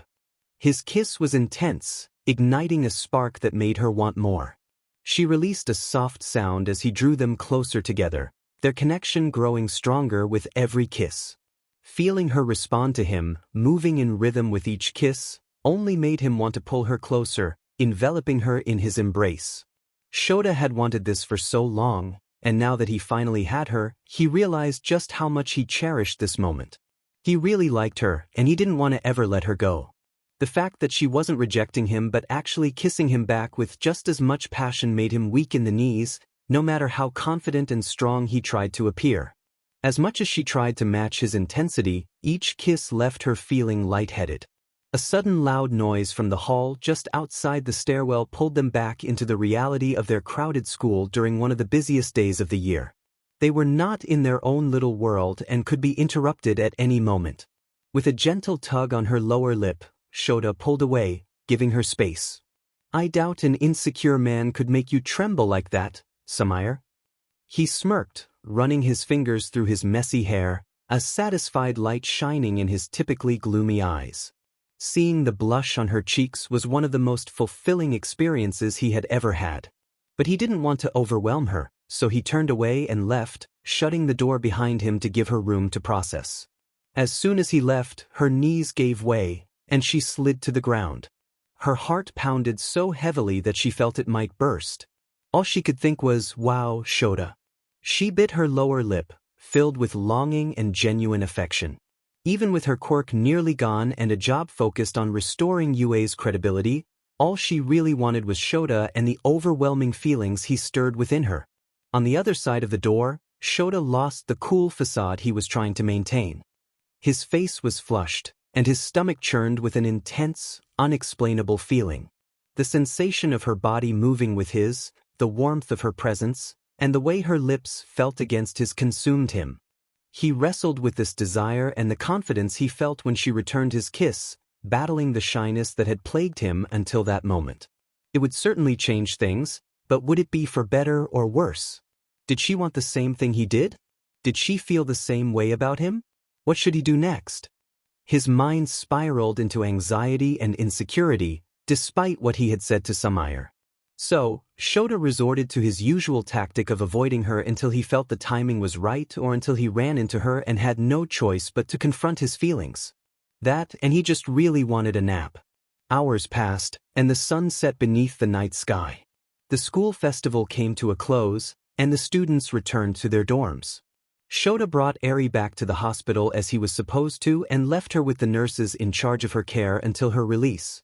Finally, he was able to return to his apartment and sleep, although he had hidden in an empty office with his notorious yellow sleeping bag for a while. As he trudged through the hallway, he spotted the silver-haired woman who haunted his heart standing outside her door. She seemed to be staring off into space, completely lost in thought, her normally bright gray eyes dull and emotionless. She didn't even seem to notice him walking down the hall toward her. "Sumire!" he called out, his voice flat. She raised her head at the sound of her name and slowly turned toward Shota, saying nothing. Her skin was pale, and her irises appeared dim. Something felt very off about her. He looked at her with furrowed brows and a concerned frown, suspicious of her unusual demeanor. She seemed like someone waking up from a nap, realizing it was the middle of the school day and needing to gather herself. But this was strange for her. "Are you okay?" he asked. "Yes." Her lips cracked into an uncomfortable grin, and her voice sounded rough and scratchy, as if it came from somewhere deeper than her throat. However, he dismissed it. People had their bad days, and he probably overwhelmed her with his passionate kiss. Perhaps he pushed her into a strange place in her mind, and she needed more time to process. He grunted in acknowledgement and fiddled with his keys. As she always did, Sumire vanished, and when she didn't reappear, he assumed she was inside her apartment and had drifted through the door. It was normal for her, but her dull demeanor was not. That thought tormented him as the minutes and hours ticked on. He couldn't sleep, despite how tired he felt. He kept thinking about the kiss, which was undoubtedly the best one he had ever experienced. But that led him to wonder about the reason for her change in behavior. Was he responsible for whatever seemed to be distracting her? He probably was. There wasn't much question about it. But the more he thought about it, the more he couldn't dismiss it. Late into the night, he found his way to her door and quietly knocked, careful not to alert the rest of the building. He received no answer. It was quiet inside, and the air felt eerie. He began to turn away, but then he heard a small sound, barely audible. It was a low, gruff noise, like a growl, coming from Sumire's room. He approached her door again, knocked again, and said in a tone barely above a whisper, "Sumire?" He heard a violent hiss, and he knew it was Echo. Realizing this was not something he could ignore, he knocked again more loudly and raised his voice. "Sumire!" All he heard was another growl and hiss, heavier and more intense than the last. "Sumire!" He called one last time, and when she didn't respond, he kicked her door down. "Sumire!" He yelled, then froze when he saw the scene before him. Echo was backed into a corner, her back arched and her fur standing on end. Her ears were back, and she was spitting and hissing at her owner, her dark blue eyes reflecting her fear. Sumire loomed over the small cat, an ominous aura surrounding her. Her silver hair floated around her head and shoulders eerily as dark and violet flame-like tendrils flickered around her hands, threatening the terrified pet nearby. But when Shota burst through the dislodged door, her head slowly turned towards him, nearly spinning so far that he feared her neck might snap. Her eyes were like black wells, devoid of humanity, yet her tiny pupils glowed red, glaring straight through his skin and deep into his soul. Her terrifying appearance and the atmosphere surrounding her were enough to suffocate him. Shota felt overwhelmed by the dangerous aura emanating from the woman who resembled the beautiful figure he was falling for. However, he knew that the being before him could not possibly be Sumire. Once he managed to take a choked breath, he activated his erasure quirk. His narrow eyes glowed red, meeting the haunting red pupils that pierced his very essence. His messy black hair rose above his head, and the veins in his forehead tensed with concentration. But nothing happened. His quirk was ineffective against the creature he faced. She opened her mouth and released a strange, unsettling yell, sounding as if multiple voices were emerging from her lips at every octave possible. Her focus shifted from the cat to him as she raised her arms, and dark flames enveloped her hands, lashing ominously from her fingers. She began to walk towards him, moving so ghost-like that it seemed she floated just above the ground. The flames engulfed her hands and climbed up her arms. In one swift motion, she raised one arm, and the dark tendrils shot out at Shota in the blink of an eye. He leapt back to avoid her, catching himself just before crashing into the wall. This was not Sumire. It had to be someone or something else. A few hours earlier, Shota had left Sumire alone to sort through her overwhelming emotions about him and the intense kiss they had shared. As soon as he departed, she collapsed to the ground, feeling weak and trembling. Over the past few months at UA, the peculiar and brooding man had become increasingly attractive to her, though she couldn't quite understand why her feelings had shifted.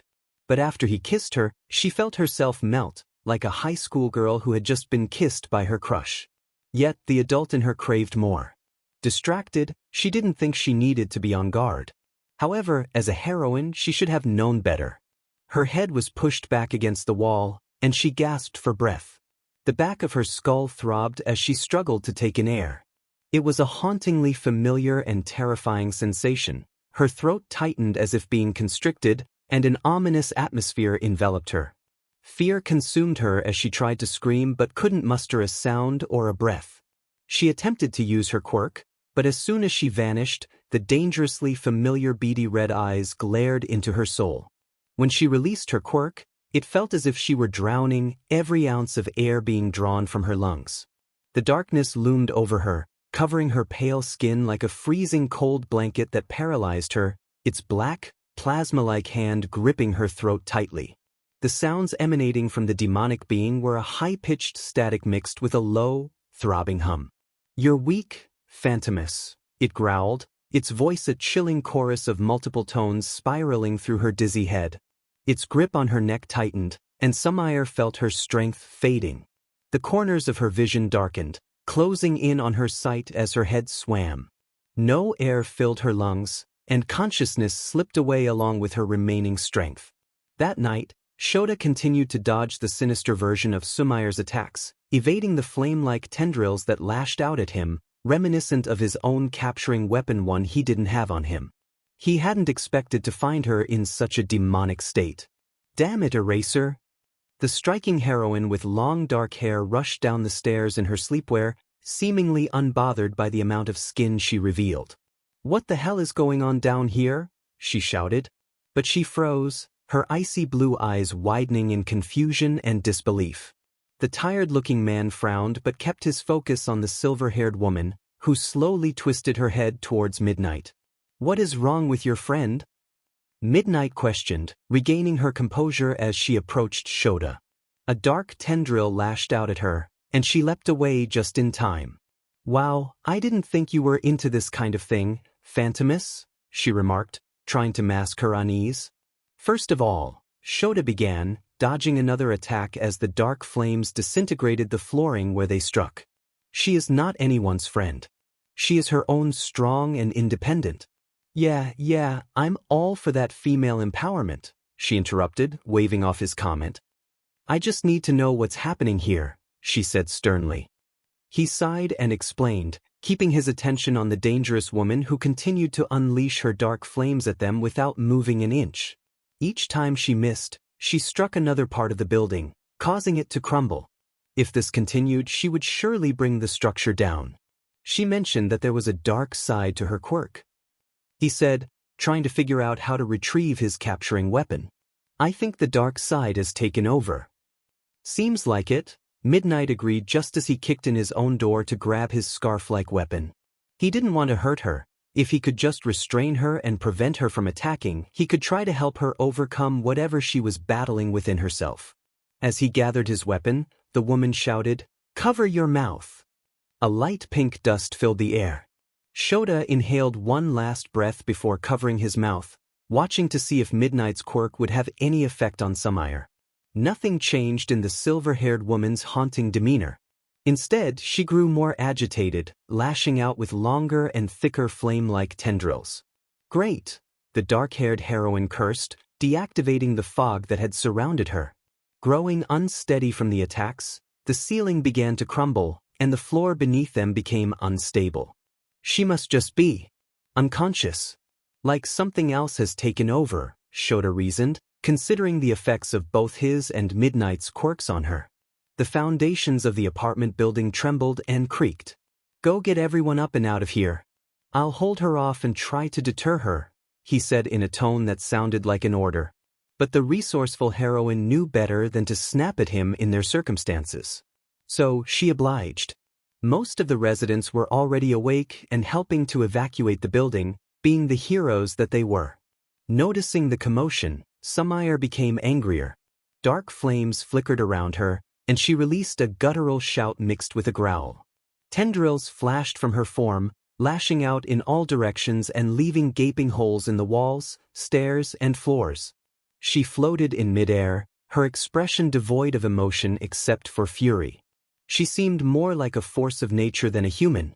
The dark-haired man barely escaped her last burst of darkness and struggled to find his footing amid the crumbling structure. It was the perfect opportunity for her to attack him again. She whipped a fiery tendril at him, slashing through the back of his shirt. While it lacked force, it felt as cold and otherworldly as a blade, leaving a stinging sensation on his skin. He drew in a sharp breath, the pain more intense than he would have expected from such a strange force. But he turned and stared right back into the demonic red orbs that seemed to look right through him. He launched his capturing weapon at her, wrapping it around her like a cocoon, immobilizing her. However, within moments, his scarf dissolved like everything else the black flames touched. He cursed under his breath and cried out to the girl he knew was deep within this monster. "Sumire!" As soon as her name echoed through the collapsing building, another pulse of darkness burst from her body, forcing him through the hard wall and into the night sky and rain outside. The apartment complex collapsed around her, leaving a crater in the ground where her flares extended. The residents had all gotten out safely but were now pulling further away from her, unsure how to counter her without harming their colleague and friend. Shota shakily brought himself to his feet and wiped the blood from his nose and mouth after being thrown from the second story to the ground. No amount of physical pain compared to his frustration at being unable to help her. Some of the students noticed the sounds of the battle and started to run toward the scene. "Stay back!" The dark-haired hero flung his arm toward them, signaling for them not to step any closer. He then turned briefly, seeing the scared and confused students of Class 1A. "Go get Eri," he ordered, his voice raspy and full of worry. "And hurry!" In the moment Shota ordered his students to retrieve Eri from the hospital and bring her to the unfolding battle, Sumire lashed out at him again. He wasn't quick enough to dodge, so he crossed his arms in front of his face and dug his feet into the ground. The dark energy tore at his skin, leaving painful marks. He drew in another sharp breath, feeling the physical agony. Cementos ran toward the crumbled remains of the building Sumire had destroyed and touched a heap of ruined walls. They grew tall and wide, enclosing the horrifying creature that possessed the silver-haired woman in a prison of cement.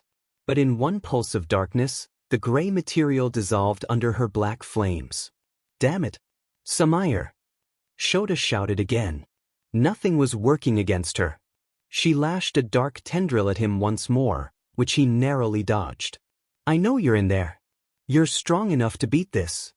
Nothing seemed to penetrate those beady, demonic red eyes that glared at him. Still, despite everything happening around her floating body, she was watching him and him alone. He wasn't scared of what this monster could do anymore. He was scared of what it was doing to Sumire. Of all the damage it had done on the outside, how much was it doing to her on the inside? His biggest fear was that he would never get her back. "Sumire," he called out again. She seemed to grow angrier as she or it yelled back, "I'm not her," and attacked him again. "She's in there," he protested, dodging the flaming tendril.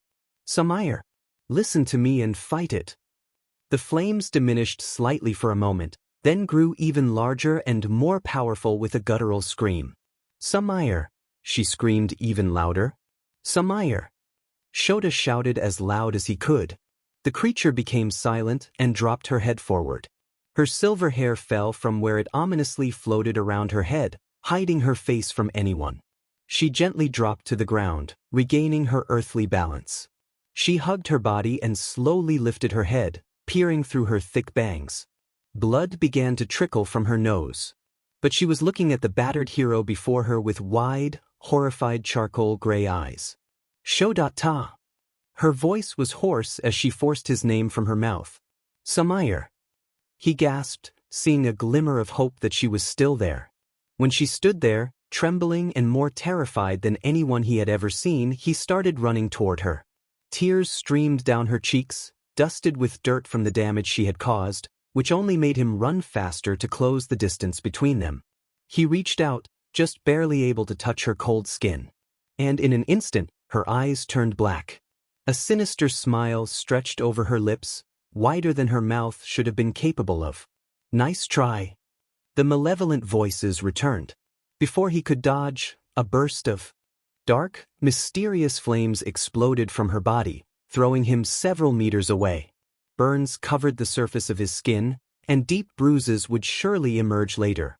The entity that possessed her ghostly body sent Sumire flying back into the air, floating above all the heroes who were unsure how to deal with their opponent. Anything her flames touched disintegrated, and it wasn't a normal quirk that could be erased because it wasn't the living and human Sumire. It was something else, and it may not have even been a quirk at all. The needle-like red pupils glowed within the black wells of her eyes as she wore a horrific smile. Blood dripped from her nose and mouth, and the tears she shed became rivers of the same thick liquid. Shota took a rough breath and forced himself to his feet again, though he struggled more after each attack he faced. Still, he spat out the blood that dribbled from his mouth and looked directly into her demonic eyes. Sumire was fighting her own battle inside her body.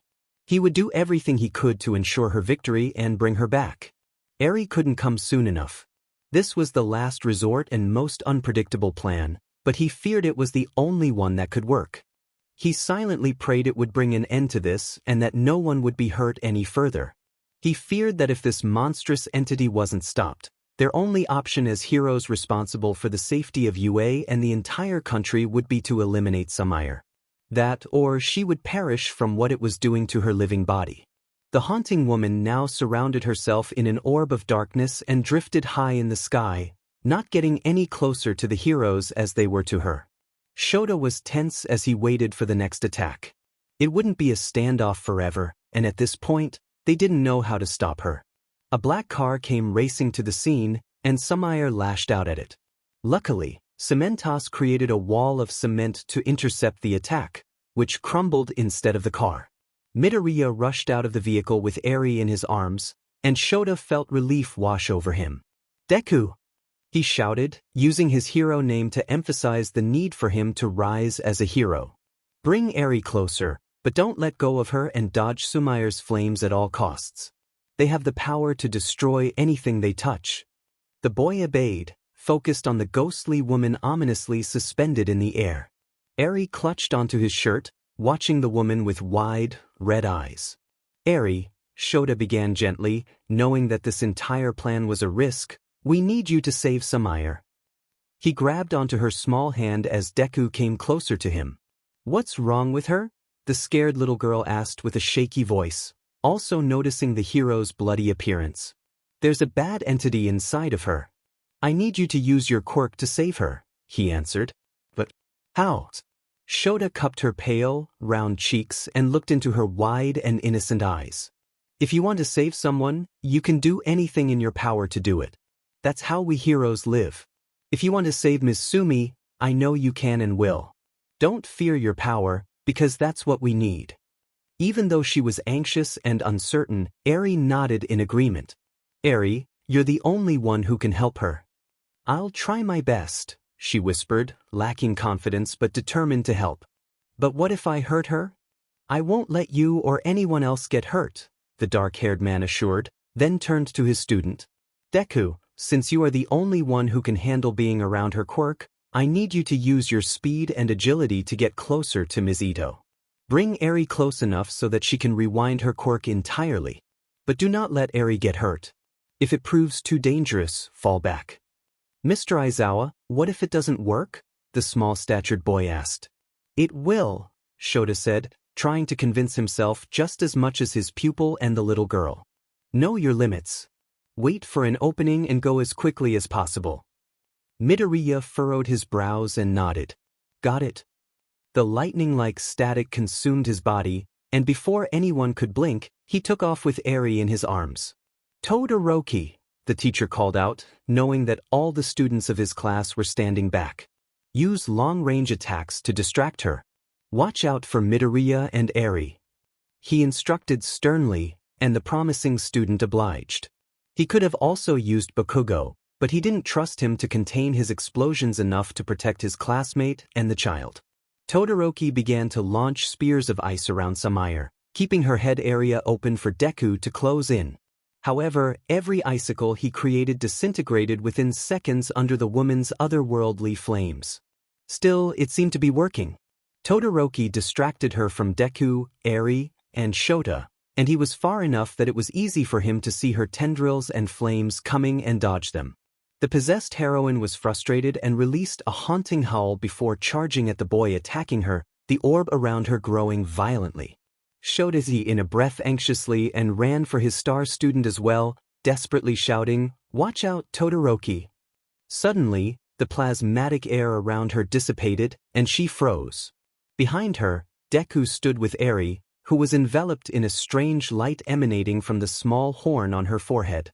Her white hair lifted around her shoulders ethereally, and the freckled boy gritted his teeth, doing everything he could to counter her quirk from affecting him as well. The ghostly Sumire tried to shoot herself into the sky, but the little girl kept her grounded as if she were attached to a chain. She coughed, blood spilling from her mouth, and released a gut-wrenching screech that echoed for miles, paining anyone in the immediate vicinity. "Oh no! I'm hurting her!" Eri cried out worriedly, unsure how to stop her activated quirk. "You're hurting the bad entity, Eri," Shota shouted over the demonic screams. "You're going to save her." He lied. He had no idea if her quirk would actually save the woman. Maybe she'd rewind Sumire along with her quirk. But he had no other option. The entity's black and red orbs started to roll back, the whites finally showing beneath the black wells that had consumed them. Everyone at the scene watched nervously, hoping the real Sumire would emerge and that whatever was inside her would be gone. There was so much tension in the air, and everyone was silent in anticipation. The only sounds were her awful cries. Then it stopped. Abruptly and mysteriously, like it had started. The screams, the ominous aura and threatening. Black flames, the red glare, the blood dripping from her mouth, nose, and eyes. It all ceased, and they could hear the heavy rain pounding against the hardened ground again. The dangerous and ominous energy that surrounded the possessed Sumire disappeared. In the silence that followed, Shota used his erasure to stop Eri's rewind quirk, causing the child to faint in Deku's strong arms. Once the glow around the little girl faded, Sumire fell from where she was suspended, dropping towards the ground. The battered hero launched himself towards her, just barely managing to break her fall. He held her in his bruised and bleeding arms, pressing his fingers to the side of her soft neck, stained with dried tears. Once he confirmed a pulse, he released a deep sigh of relief. All the energy he had mustered during the battle completely left him. He felt like passing out too, but he didn't want to until he knew she'd be okay. "Hey!" he shouted to those gathered behind him, turning slightly to acknowledge them. "Call an ambulance. We need to get her to the hospital." Distress was evident in his narrow, tired eyes as he brushed the woman's wet, gray hair from her forehead. It felt like hours before the wails of an ambulance siren pierced through the rain, but the other heroes and students made way for it. Shota carried her to the vehicle, but just before he climbed into the metallic interior, he heard a weak meowing. The small black cat leapt inside and greeted the man with a loud whine. The normally stoic man felt tears welling up as he sighed, "Echo," and petted her damp little head. He had feared she wouldn't survive the building's collapse and was so relieved to see her alive and practically complaining about her wet fur. Eri woke up a few hours later in the hospital, showing no injuries or side effects from using her quirk. Midoriya also seemed completely fine. A few heroes caught in the rubble had minor scratches and bruises, but nothing serious. Shota found himself in a struggle with the nurses as they tended to his wounds, which were far worse than any others involved in the fight, except for Sumire herself. He had cuts all over his body and deep bruises already turning purple on his abdomen and back. He bore burn-like wounds across his back and arms from trying to shield himself from her attacks, which spread out from the points of impact like veins. He also showed signs of cracked and possibly broken ribs. But no matter how much the nurses and the very convincing recovery girl pushed for him to receive treatment in his own room, the battered man would not let go of Sumire's hand as she lay unconscious in a hospital bed. Nurses washed the blood and dirt from her skin. She didn't show any exterior injuries, but her brain activity was minimal, and she was receiving a blood transfusion while fluids were being pumped into her bloodstream. After no one could persuade Shota to leave her side, some nurses reluctantly wheeled another hospital bed into Sumire's room so he could at least sit down and lay back.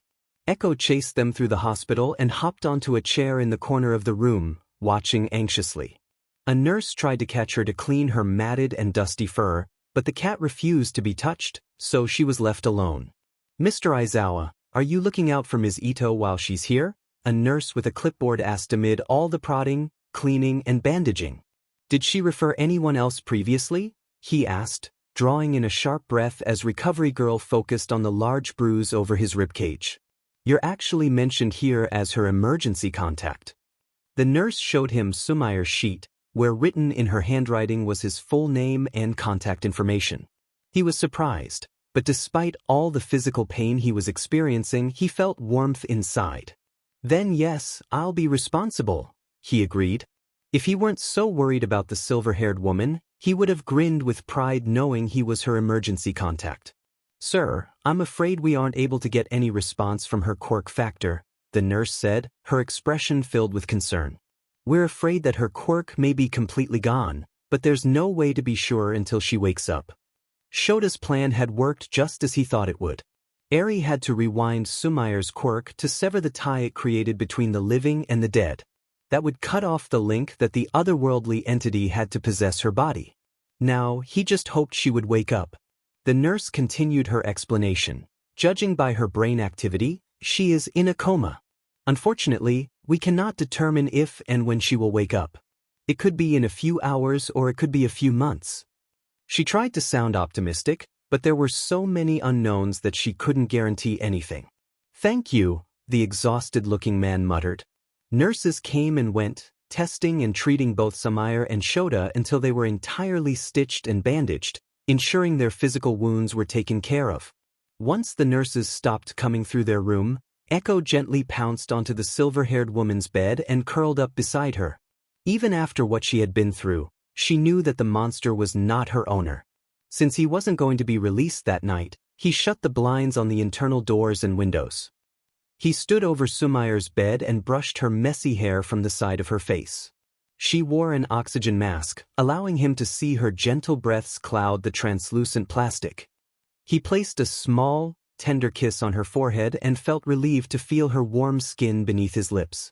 He never thought he'd be so worried about someone else or so eased when she survived her battle. Sumire felt tired, as if she hadn't slept at all for at least a week. But she pried her eyes open, filled with the crust of having been asleep for a long time. She groaned and stretched her arms, but one bumped into a hard plastic object. She felt sunshine on her skin, but the air around her was eerily quiet. When she finally forced her eyes open, she made out the scene of a hospital room. There weren't any 4 drips or medications or machines around her, just a white bed in a white room with a large window and a single flower sitting in a vase on the ledge beneath it. She pushed herself upright and sensed that something was off or missing. It felt like a piece of herself was just gone. Her memory flooded with images of the dark, plasmatic entity that had been haunting her. She recalled how it loomed over her terrifyingly, consuming her entire being and suffocating her. With its presence, its blood-red eyes bore into her, and everything around her faded away. She remembered being held in strong, muscular arms. She felt too weak to move or open her eyes, but she knew she was safe because she recognized who was holding her close. Waking up like this brought a sense of déjà vu, reminiscent of when they rescued Eri from Shai Hasaikai. Just as she had wanted to reach out the first time, she felt the same urge now. She grabbed her cell phone and sent a message to one of the few people she truly cared for. It took only 5 minutes for the door to her room to swing open dramatically and close again as Shota rushed in, panting from his hurry. "Just, hey," he exclaimed, a bitter scowl on his face. "You've been in a coma for 2 weeks, and all you say is, hey?" He held up his phone dramatically. Sumire couldn't help but smile slightly as she raised an eyebrow at the uncharacteristically emotional man. "Hey, in person? Damn it, Sumire." He sighed and sat beside her on the hospital bed, pulling her face to his shoulder and wrapping his arms around her smaller figure. "I was so worried." Suddenly, it hit her, the kiss. The deep, passionate kiss that lingered in her memory. Sumire's cheeks flushed as Shota held her close. The memories and emotions of what had transpired between them flooded her heart and mind. Her heart raced at the thought of his lips against hers, making her feel weak in the knees. He slowly released her and pulled away, hovering just above her nose with half-lidded eyes and lips parted expectantly. She glanced between his tired eyes and lips, wanting to lean in and return his dramatic kiss, but she felt incredibly nervous. What if it had just been a moment of overwhelming desire? What if he had dismissed it and moved on? That didn't seem like him, did it? Before she could come to any conclusions, the door to her hospital room swung open again. 2 nurses entered eagerly, checking on her, measuring her pulse, and separating her from the man beside her, interrupting their unspoken feelings. One nurse updated her on her condition, explaining that they wanted to monitor her for the next 24 hours to ensure she was physically healthy. Then they dropped the bombshell that they couldn't find her quirk factor. That's when it clicked: her quirk was entirely absent. It had previously diminished to a flicker she could barely use, but now it was gone. There was nothing to grasp or tap into. Phantom had disappeared. Shota asked the nurses to leave so he could recount the events of that night. He explained how he had heard growling and screeching, had to break into her apartment, and found her in a state that was unsettling. He told her how he had kept her from causing destruction and how Eri had used her quirk to sever the connection between Sumire and the being inside her. Then he explained how she had been brought to the hospital and had been in a coma for 2 weeks, conveniently leaving out the parts where he had been injured. "But what happened to the faculty apartments? Did I really destroy them?" she asked once he finished his account. "First of all, it wasn't you," he clarified sternly. "New faculty apartments went up just as quickly as the first ones did. These have more layout and bedroom options. I have a 2-bedroom now, and Eri finally moved in. Sumire looked at her hands and muttered, "I really should get on that to get the one I want." "You don't have to worry about that," he reassured her. "You can always switch your lease if you want, but I had the one bedroom next to mine reserved for when you woke up." She looked up at him with wide eyes and gasped, "Shota? What?" He seemed taken aback by her reaction. A bright smile spread across her lips, and she felt elated that he had been thinking of her. "Thank you," she said softly. "I'm sure it'll be great." He averted his gaze, a light pink hue dusting his cheeks. He scratched the back of his head shyly, then pulled his hair back and tied it up messily to cool down. She found it very attractive when he pulled his dark layers back like that. She tried to avoid staring but couldn't help but notice the loose waves that fell in front of his face. But he caught her looking. He glanced at her from the corner of his eye and mumbled, "What?" "Ah, nothing." She quickly looked away, a light blush on her cheeks that matched his. She then noticed his hands, marked with small, scabbed scratches. "What happened to your hands?" He looked down at his rough hands and chuckled. "Echo," he sighed. "She got pretty messy during the incident, and apparently, she doesn't like baths." Sumire giggled, knowing her cat well. "She really doesn't like baths." It would have been nice to have a warning, he rolled his eyes, but a smirk remained on his face. "Sorry. I didn't think you'd need it," she replied, matching his sarcasm. "Is she doing okay?" "Pretty good, actually. She plays with Eri a lot, but she definitely misses her person. I hope you don't mind, but I've had her living with us while you've been out. She likes to curl up and sleep on my chest," he said, sounding excited about the small black pet.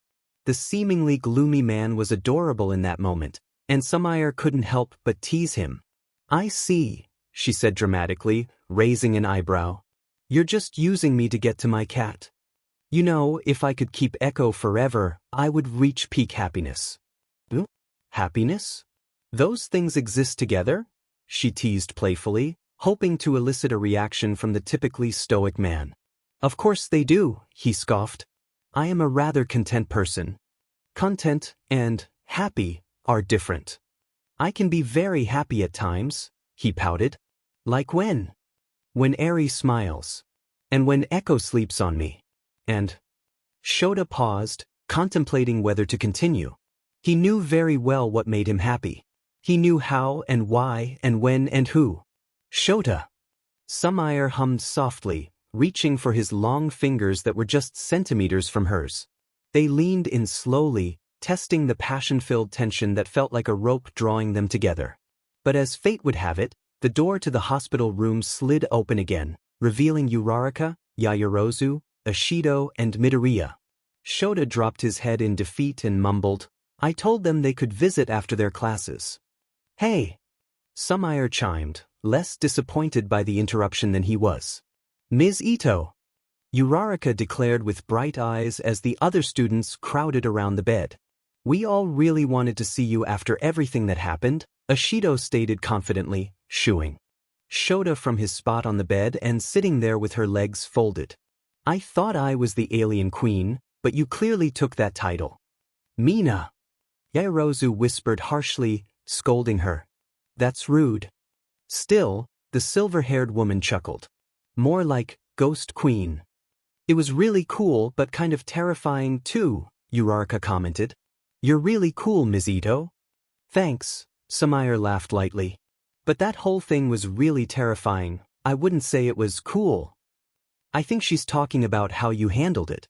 There was something really terrible going on, but you, Mr. Aizawa, Todoroki, Midoriya, and Eri overcame it. And you're still here to prove it. You're just a really cool heroine, Ms. Eto," Yaoyorozu clarified, showcasing her star student qualities. "Yeah, that's totally what I meant," the brunette agreed obliviously. Sumire eyed the quiet green-haired boy who looked at her with a gentle smile. Understanding what had happened during the incident, she said, "Midoriya, thank you." He had put himself in danger to help save her, and he was still a young teen learning to be a proper hero. He became shy from her gratitude, scratching his messy curls while murmuring, "You're welcome." "You must be proud, Mr. Aizawa," she said, focusing on the teacher leaning against the wall with his arms crossed. looking genuinely annoyed. She felt a desire to cheer him up but didn't want to tease him too much in front of his students.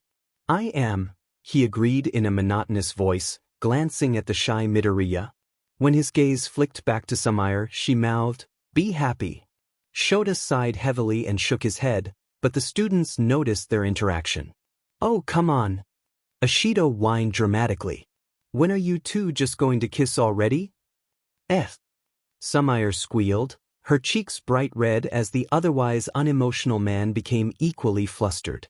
Like the responsible pupil she was, Yaoyorozu thwacked the pink-haired girl on the back of her head to bring her back to reality. "That we should get to our homework," Uraraka suggested, trying to dissolve the awkward atmosphere. "I second that," Midoriya stated, eager to escape the tension. "You most of all, Mina, need to do your homework," Yaoyorozu insisted, pushing the spunky girl from the room as she pouted.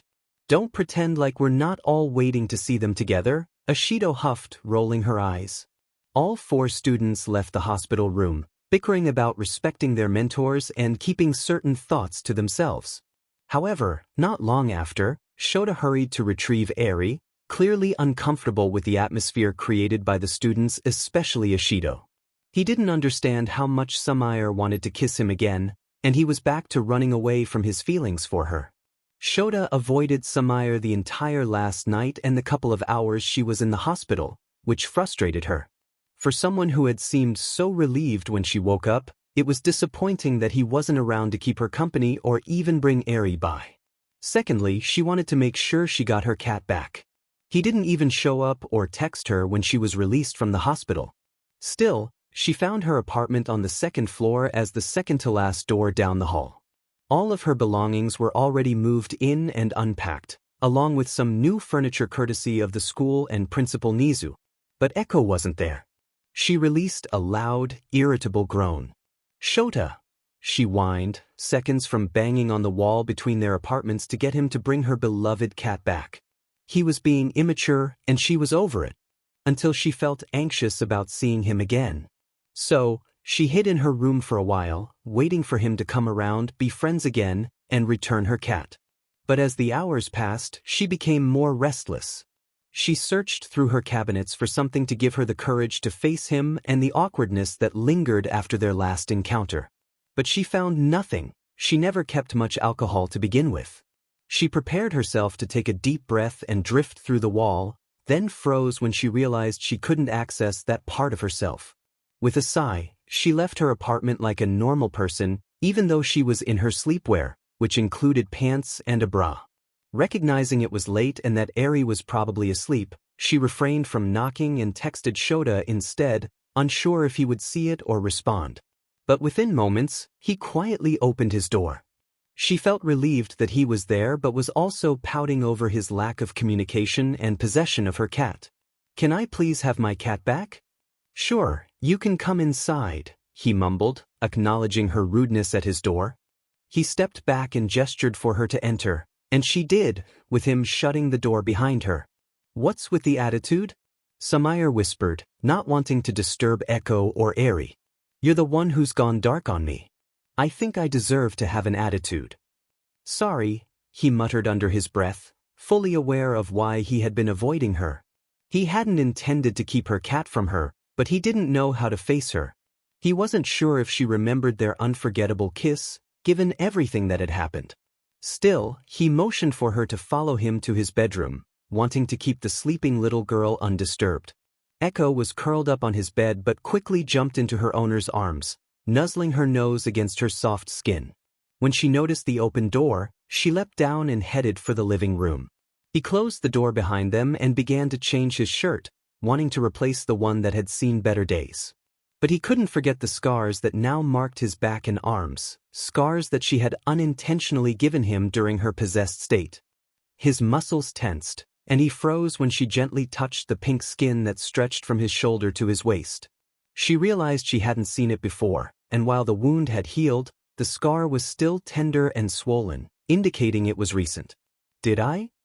Sumire hesitated, struggling to grasp what she could have done. "It wasn't you," he quickly reassured her. Her dark eyes filled with horror and sorrow. She had come to care deeply for Shota, and the thought that she had caused him pain shattered her heart. She placed her palm on his shoulder blade and rested her head against his bare back. "I'm so sorry," she whispered, a tear slipping down her cheek. She assumed this was why he had been keeping his distance. But she was mistaken. His distance had nothing to do with his scars. He wasn't afraid of her at all, unless it concerned his feelings for her. Those were the real source of his fear. He reached for her hand, gently playing with her small fingers. "It wasn't you," he repeated in a warm, slightly rough tone. "I don't blame you. Don't blame yourself." She fell silent, unable to respond. "Sumire," he whispered, "I trust you would never hurt me or anyone you care about." It pained him to see her so troubled by the scars. "Besides, they're proof that I did save you." There was a hint of playfulness in his voice as he turned to distract her from the wounds. He pinched her chin between his fingers, guiding her gaze to his tired yet honest eyes, hoping to reassure her of his faith in her. "According to Eri, I'm technically your hero," he said teasingly. She managed a small smile. "I think Eri is right more often than we give her credit for." Her gray eyes sparkled a bit brighter, a hint of happiness returning. He chuckled, relieved that the mood had lightened for both of them. He released her chin but stayed close, a cocky smirk on his face. "Am I your hero, Sumire?" he teased. "If that makes you feel better about yourself," she replied, rolling her eyes and matching his playful tone. "I want to hear you say it," he pressed, narrowing his eyes, waiting for some reaction from her, perhaps embarrassment or a playful retort. However, she simply shook her head and laughed softly. Not receiving the response he hoped for, he stepped away to put on a clean shirt. Sumire watched him, observing how his back and muscles moved with each gesture, how his messy yet soft hair fell over his strong shoulders. Despite her initial irritation, he had a calming effect on her. She bit her lower lip, debating whether to act on her strong impulses and desires. Taking a deep breath, she called his name softly, "Shota." He turned back towards her, pulling a black t-shirt over his head. Before he could respond, she stood on her toes and kissed him. He froze for a moment, caught off guard by the shock and joy of the moment. She stepped back, looking at him with wide, nervous eyes. Shota took a deep breath and returned her gentle kiss with a more passionate one, cupping her cheek and savoring the softness of her lips. This felt so real and genuine that he wanted nothing else. She pressed herself against him with equal fervor, making it difficult for either to take the lead. Whenever one began to pull back, the other would respond with even greater intensity. Eventually, they surrendered to their feelings for each other, lost in their kisses. She pulled away just long enough for him to remove the shirt that had been half over his shoulders. Once free, he pulled her back in, holding her waist and exploring the curves of her body, his fingers slipping beneath her baggy tank to feel the softness of her skin. He kissed her lips, then her cheek, her jaw, and her neck, finding a sensitive spot just above her collarbone. She stifled a gasp, the pressure of his kisses mixing with the gentle tickle of his scruff sent shivers of pleasure through her. She clung to his back, her fingers tangling in his hair. This only fueled his desire further. The silver-haired woman playfully pushed against his chest, causing him to fall back onto the mattress. She crawled over him, taking his face in her hands and kissing him again as she playfully straddled his waist. His lips curved into a grin against hers as he held her thighs, moving in rhythm with their deepening kisses. He gently nibbled on her lip, feeling free to explore as far as she would allow. She was a strong woman and a heroine even without a quirk, so if she wanted him to stop, she'd let him know. As his fingers brushed against her pale skin, she felt a shiver run through her.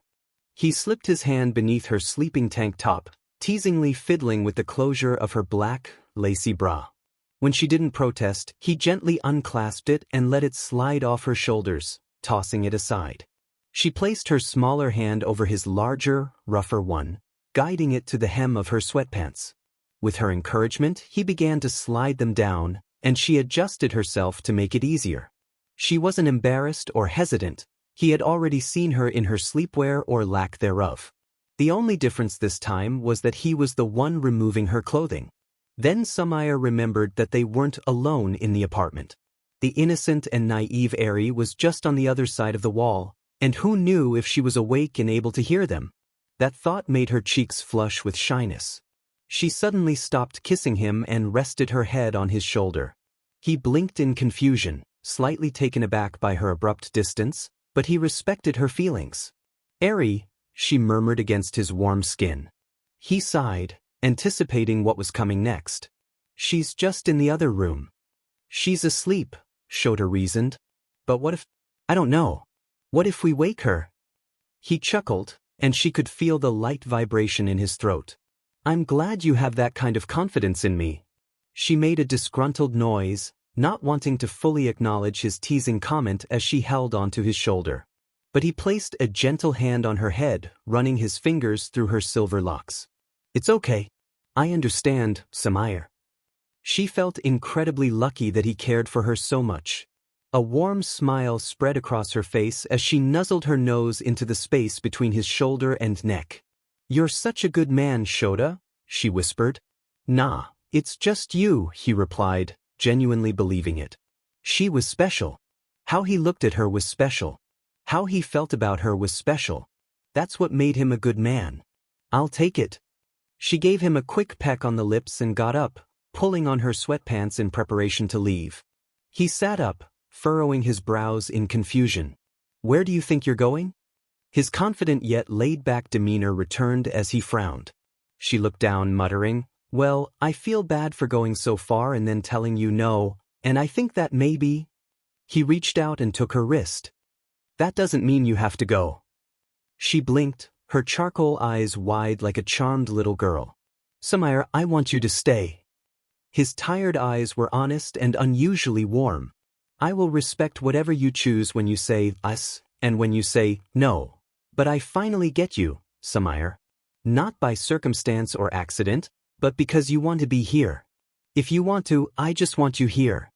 A wave of warmth filled her as the cheesiest smile stretched across her lips. She collapsed back onto the mattress and crawled into his strong arms, resting her head on his open chest. In all the strangeness surrounding their relationship, it felt like they were meant to fall into place with each other like puzzle pieces that had been missing. "So, just to clarify, this whole thing us is not a no. It's just a no when Eri could hear us?" "This thing," she repeated, "is definitely not a no. So, us is an actual, real thing that is happening?" He intertwined his long fingers with hers, rubbing them gently. "Shota." Sumire sat up, looking into his sleepy, half-lidded eyes.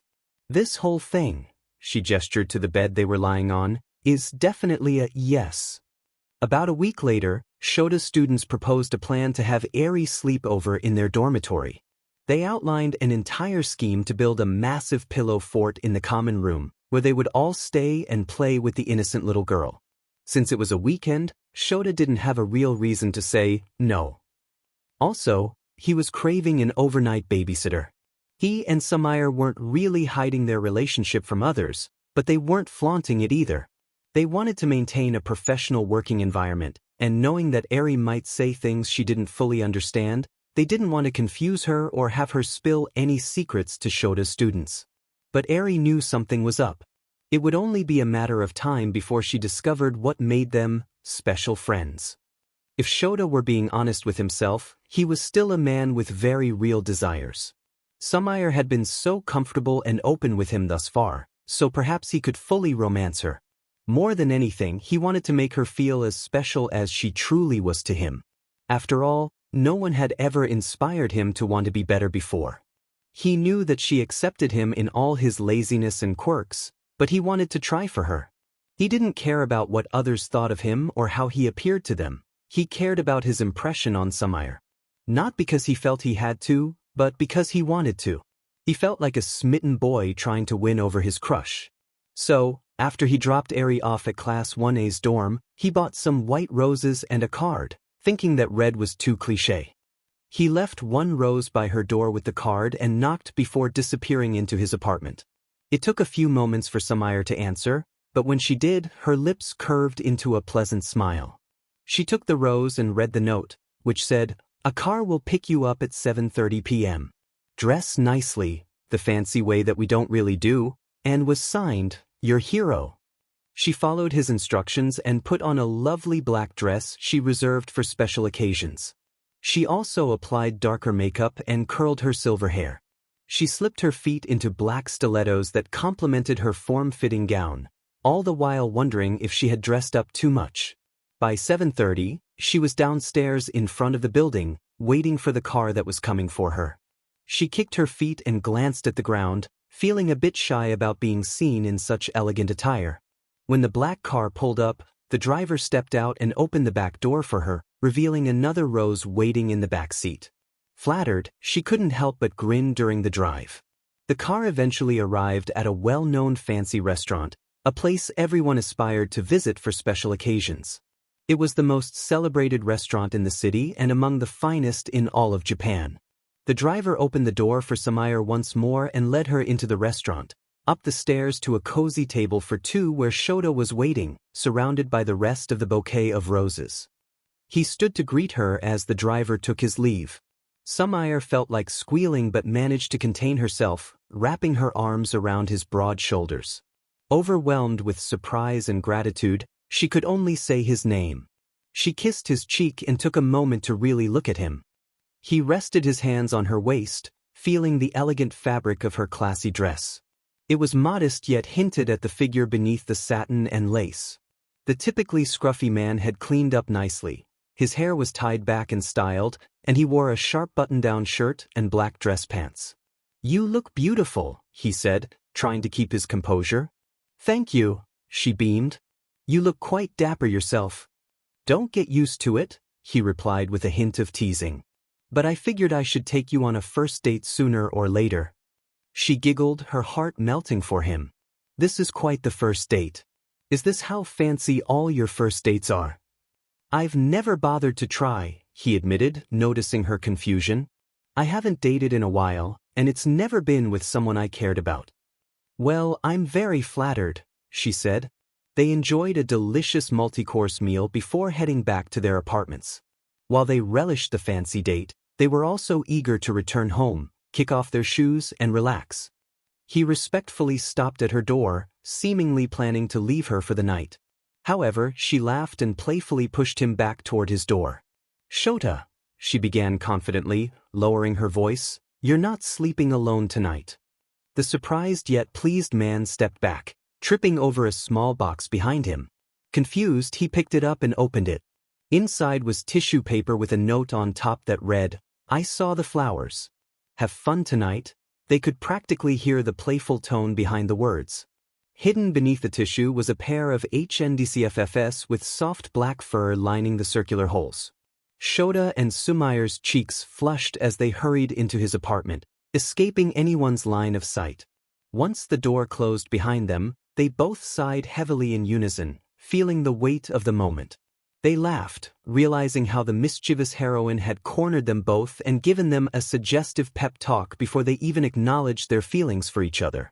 Still a bit embarrassed, Shota set the box aside and shook his head. "I told her I didn't need them." "What, didn't think you had a chance?"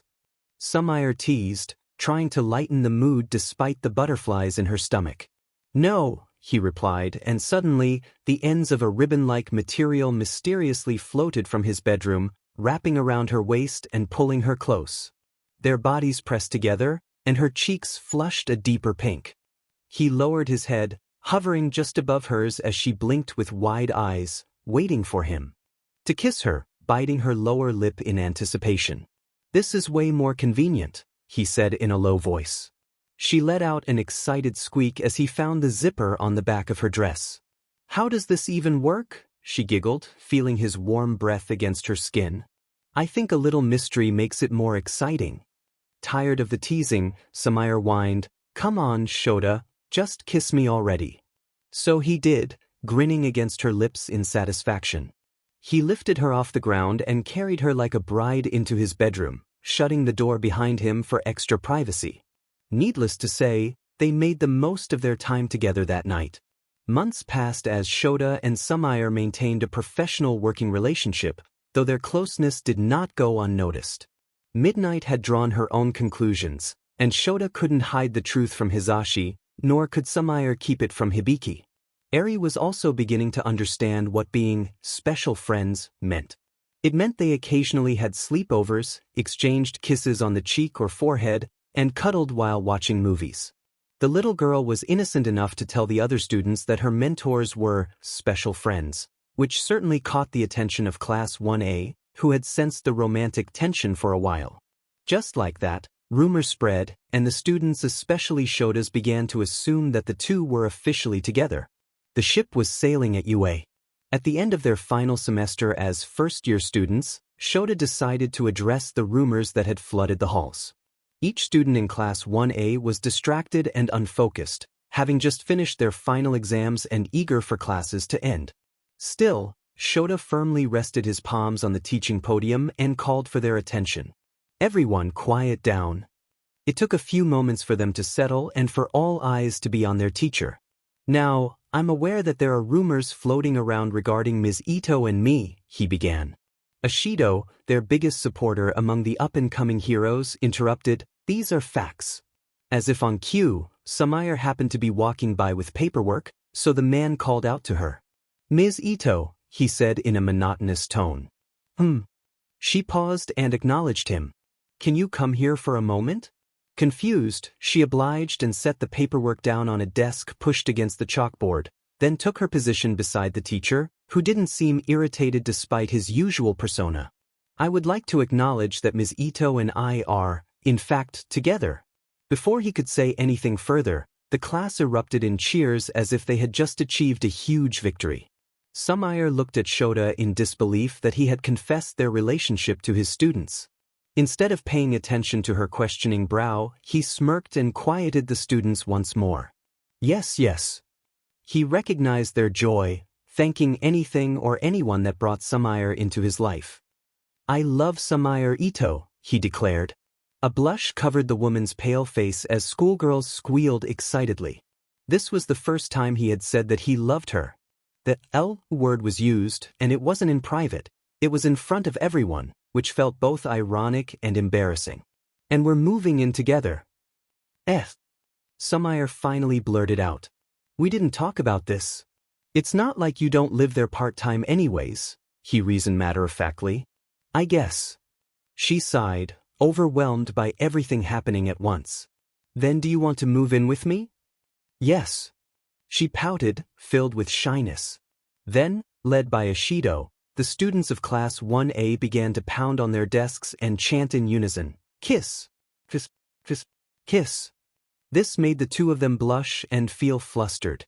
Shota had been so confident and forward with them thus far, but perhaps this was too far. Despite her blush, Sumire smiled gently and turned toward him. She whispered so only he could hear, "I love you too."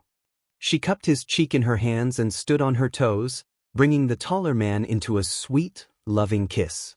Class 1 erupted in chaotic cheers and shouts, finally confirming what they had predicted all along.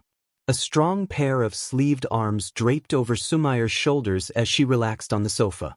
Eri lay down next to her, watching a movie on the television. As a child does, she had grown a bit in the near year that they had known her. It had also been almost 8 months since all three of them, Sumire, Eri, and Shota, had been living together as a little, strange family. Eri smiled all the time, embracing the happiness of the life she was now living, and she also brought joy to the adults around her, all while maintaining relationships with Shota's former class and developing her sweet personality every day. The man did not hide his adoration for his beloved, especially since announcing their relationship to the faculty of UA and the former Class 1A, which was now in its second year. For someone who seemed so nonchalant and considerably lazy, he certainly was not passive with physical affection as he hung over the silver-haired girl, resting his chin on the crevice between her neck and shoulder. With one hand, she gently grabbed onto one arm, and with the other, she entangled her fingers in his messy hair, adorned with a single, glittering diamond. She rubbed his head, which she knew he loved possibly even more than her. "Ew, public display of affection," Eri chimed with an exaggerated face. This was something she had clearly learned from the hormonal teens she hung out with. "Just you wait, Miss Eri," Sumire teased, and with the hand that she wasn't using to rub Shota's head, she reached over and started to pinch and tickle the younger girl's side. The white-haired child erupted in giggles and tried to push away the hand that was pestering her, only to jump off the couch and lift her hands defensively. Is that so? The older woman lifted a questioning brow. Eri nodded with a small grin. I'll just have to attack you with cuddles when you go to bed then, she further taunted, making the child step back in playful preparation. Then, as warm as Sumire acted in joking with the girl, she had to mother her at some point. Speaking of, the girl dropped her shoulders in defeat and sighed. Fine. Go get ready for bed. We'll be in a couple of minutes. Okay. With that, Eri trudged to her room, leaving Sumire and Shota alone. The man drew in a deep breath, melting beneath the touch of his beloved. Once Eri shut the door to her room, a sharp yet gentle sensation stung her neck. She stifled a noise and froze, momentarily disappointing Shota by pausing in her head rub. I know what I want for Christmas, he stated bluntly. Sumire had been hinting at the fact that she was trying to figure out what to get him for weeks. He was a man who was easy to please, and his desires were simple and straightforward, but she wanted to get him a really good Christmas gift to show how much she truly loved him. And what is that? She started to play with his long hair. He kissed her neck again, but less mischievously. I want a night. He kissed her just above her jawline, with my fiancé. He kissed the top of her cheek, alone, without our sweet Eri. He gently teased her ear, earning a muffled squeal from her. His hands drifted from her shoulders, down to her waist, then slipped beneath her shirt, hovering just above her waistband. Sumire's cheeks flushed as she pouted and removed his hands from her body. You just want to be alone. I am a man. When she finally looked at him, he wore his signature lazy smirk, showing his teeth with an odd sense of pride. And you're so incredibly beautiful in every way. She stood and adjusted her shirt, allowing him to approach her and set his hands on her waist. Forgive me for wanting to appreciate that. 15. What a romantic. She rolled her gray eyes, but a flattered grin crept onto her lips. Knowing he made her smile, he leaned in to kiss her softly, his hands moving from her waist to give her a gentle squeeze. She yelped and whispered, careful not to alert Eri, Shota. There was no sign of regret on his face, only amusement. Go to bed, she huffed, embarrassed. I'm going to say good night to Eri. Me too, he hummed. Together, they went to say good night to the innocent little girl who was like their own child. Echo had taken to sleeping with her, and they were already curled up together under the covers. Eri's favorite thing was when Shota and Sumire said good night to her together. It made her feel like she had a family and would never be alone again. 15. 2 days later, a small gift appeared under their Christmas tree, marked with a heart. Sumire had already left for a meeting, and Eri was happily eating breakfast. Shota texted Sumire, assuming it was from her, asking if he could open it. She quickly responded with a winking emoji.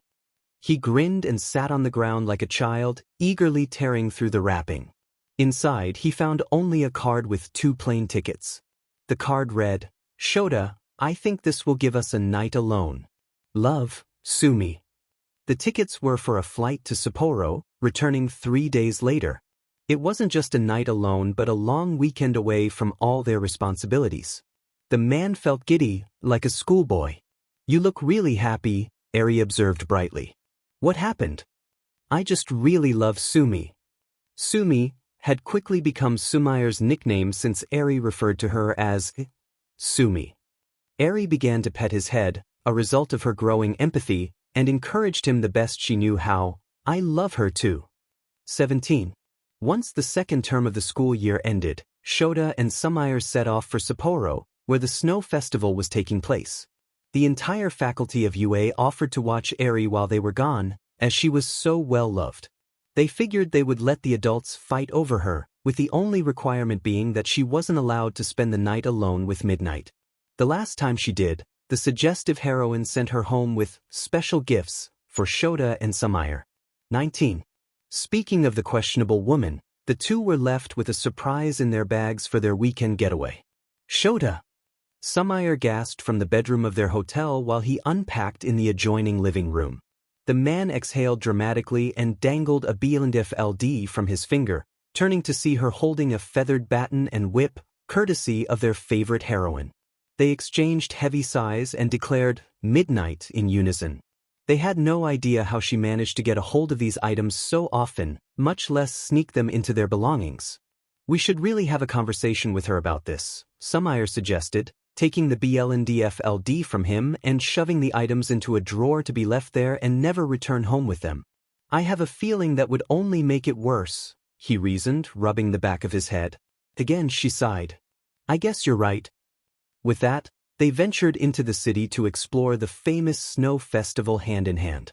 The city and its park were covered in a clean, white blanket of snow, lined with evergreen trees decorated with twinkling lights and sparkling ornaments, countless ornate snow sculptures towering above the people, various pop-up shops, festival food stands, and music echoing through the streets. The city transformed into a fascinating winter wonderland that travelers from around the world came to witness. Sumire and Shota tried all sorts of foods, ice skated in one of the parks, and window shopped. It was mostly Sumire giddily touring everything while Shota followed, though he didn't mind. If it put a smile on her face, he was as happy as could be. Then they passed a courthouse, decorated with lights and wreaths for the season. She paused and stared at it for a moment, and the dark-haired hero rested his hand on her lower back. "Shota," she began, pondering. He hummed, indicating he was listening. "Do you want to get married?" "I did propose, didn't I?" He lazily dropped his chin on top of her head. "I mean, like, right now." "Right now?" "Yeah, at the courthouse." Shota chuckled softly and turned her around to look into her hopeful gray eyes. He pressed his forehead to hers. "I mean, I still want to keep our wedding date and everything. But I also want to make it official." She glanced from side to side, trying not to pressure her fiancé. "Sumi." He pinched her chin to get her to focus on him again. "I would marry you anytime, anyplace. It doesn't matter to me." "Really?" she gasped, her eyes sparkling with excitement. "Yes, really." She stood on her toes and gave him a quick kiss, then raised his hand in the air. "Let's go get married." He matched her enthusiasm, at least in his own way, with a cheeky smile. "All right, it's time for you to be my wife." 21. Within an hour, they stood in front of a wedding officiant, hands joined together, bubbling with eagerness. It was an informal ceremony, with an informal procession and unprepared vows. But they were happy and ready. The officiant spoke the deciding words, "Please, repeat after me." The two listened intently, never breaking their gaze from each other. They repeated every word the officiant directed them to say.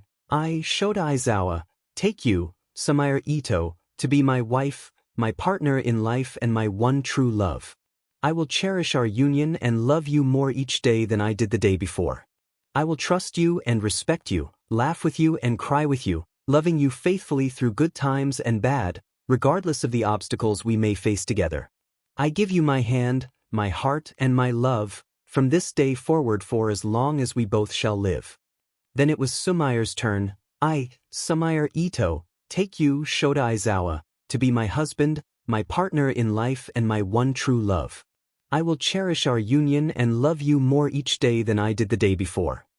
I will trust you and respect you, laugh with you and cry with you, loving you faithfully through good times and bad, regardless of the obstacles we may face together. I give you my hand, my heart and my love, from this day forward for as long as we both shall live."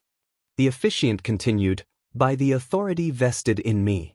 Before he could formally finish the ceremony, Shota had already embraced his beloved and kissed her, leaving the officiant trailing off in defeat, rolling his eyes.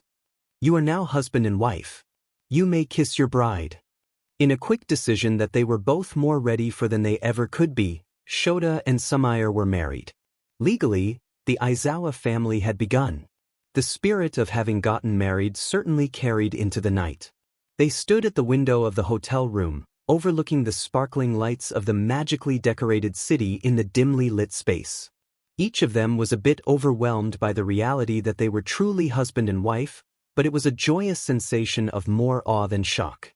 Shota squeezed his wife's smaller hand, reminding himself that the last year with her had certainly been real. When he looked over at her features gently defined by the Christmas lights, he melted entirely. He brought her into a hug from behind, then kissed her cheek and squeezed her waist.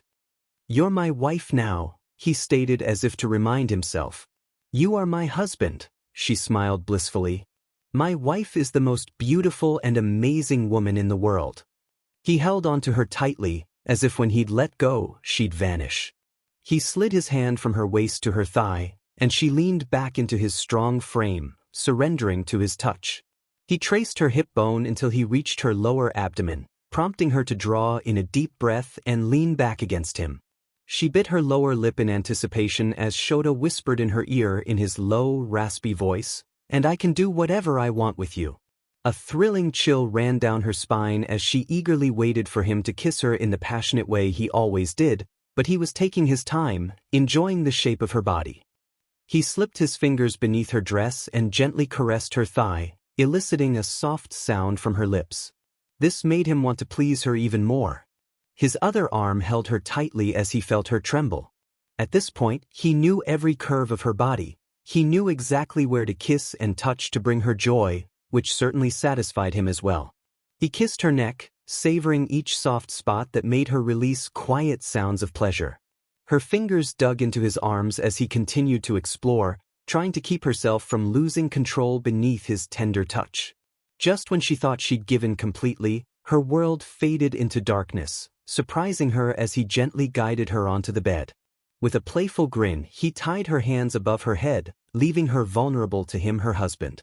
He kissed her lips, but not for long, keeping her wanting more as he kissed her collarbone, then her upper chest, and continued to explore every curve of her body. Sumire became so overwhelmed with desire that she finally whispered, "Shota." Responding to her plea, he settled over her waist and returned to her lips. His bare chest pressed closely against hers, and she realized he had taken off his shirt while they were lost in each other. But the focus that had been on her entire body was now channeled into her warm lips. She couldn't do anything to bring him closer. His playful restraint ensured that, but she sighed in relief when he tugged on her lower lip and deepened the kiss, just as passionately as the first time. His kiss was enough to make her tremble with excitement. But that was not where he would stop. "I love you" began with the perfect kiss, but ended with a connection that could not possibly be experienced by anyone else. Christmas morning finally came. Shota and Sumire returned from their trip and hosted a breakfast for their colleagues and the students of the teacher's current class and former class 1A who stayed on campus for the holidays. He remained close to many of them, as the class was significant in his career and personal life. Their home was filled with people, and it was impossible to get everyone quiet at once, but there were 2 gifts left to be given. Eri was overwhelmed with the number of presents she received. No one could have received as many as she had, and she didn't know how to thank everyone. Shota tried to get everyone's attention multiple times, growing increasingly irritated by their lack of consideration. Sumire chuckled quietly as she noticed his frown. Finally pushed to his limit, he assumed his authoritative teacher persona and slammed his hands on the countertop, nearly making everything on it topple over. It did earn everyone's attention, but the infamous Midnight hung over a chair and hummed playfully, "I would love to see that passion at night." This only made Shota angrier, although it was unnecessary. "Eri," he shouted, unable to calm his irritable nature, causing an awkward silence to wash over the room. Sumire tapped the top of his head, reminding him not to be so contentious. "It's okay, Eri. He's not mad at you. He's just being Shota." "I'm sorry," he muttered. "Good, Shota." "So cute," Midnight added with dreamy, icy eyes. She had originally been disappointed that Shota and Sumire had a private engagement, and no one knew about it until they showed up to work with Sumire wearing a dazzling diamond ring. She could only imagine her surprise when she found out they had married spontaneously at a courthouse. "Eri, we have one last present for you," the silver-haired woman continued with a gentle smile. The little girl slowly walked up to them with wide, bright eyes. They had already given her so much that she didn't know how to react. But this present was a folder that Shota presented to her. She looked at it for a moment before opening it. It took a second for her to register what she was seeing. Inside was a diploma-like piece of cardstock, designed with ornate filigree along the edges. Her single name, Eri, was elegantly written in large letters across the top line. Beneath it, the words, "Into the Aizawa family," were printed. The document was signed, Sumire and Shota Aizawa. Ironically, the last thing she read was the statement on the top of the document, which she had initially dismissed because it contained the longest words. She couldn't do or say anything. She just stood there, trembling and crying uncontrollably. Both Sumire and Shota rushed to her side and held her, saying, "We love you, Eri," and assuring her that everything would be okay. Sumire looked at her husband lovingly, the significance of the document Eri received evident in her gaze, as Shota whispered to the thankful and sweet little girl, "Merry Christmas." Eri dropped the document, and everyone in the room crowded around to read it. Certificate of Adoption. Has been formally adopted into the Aizawa family. Signed by Sumire Aizawa and Shota Aizawa.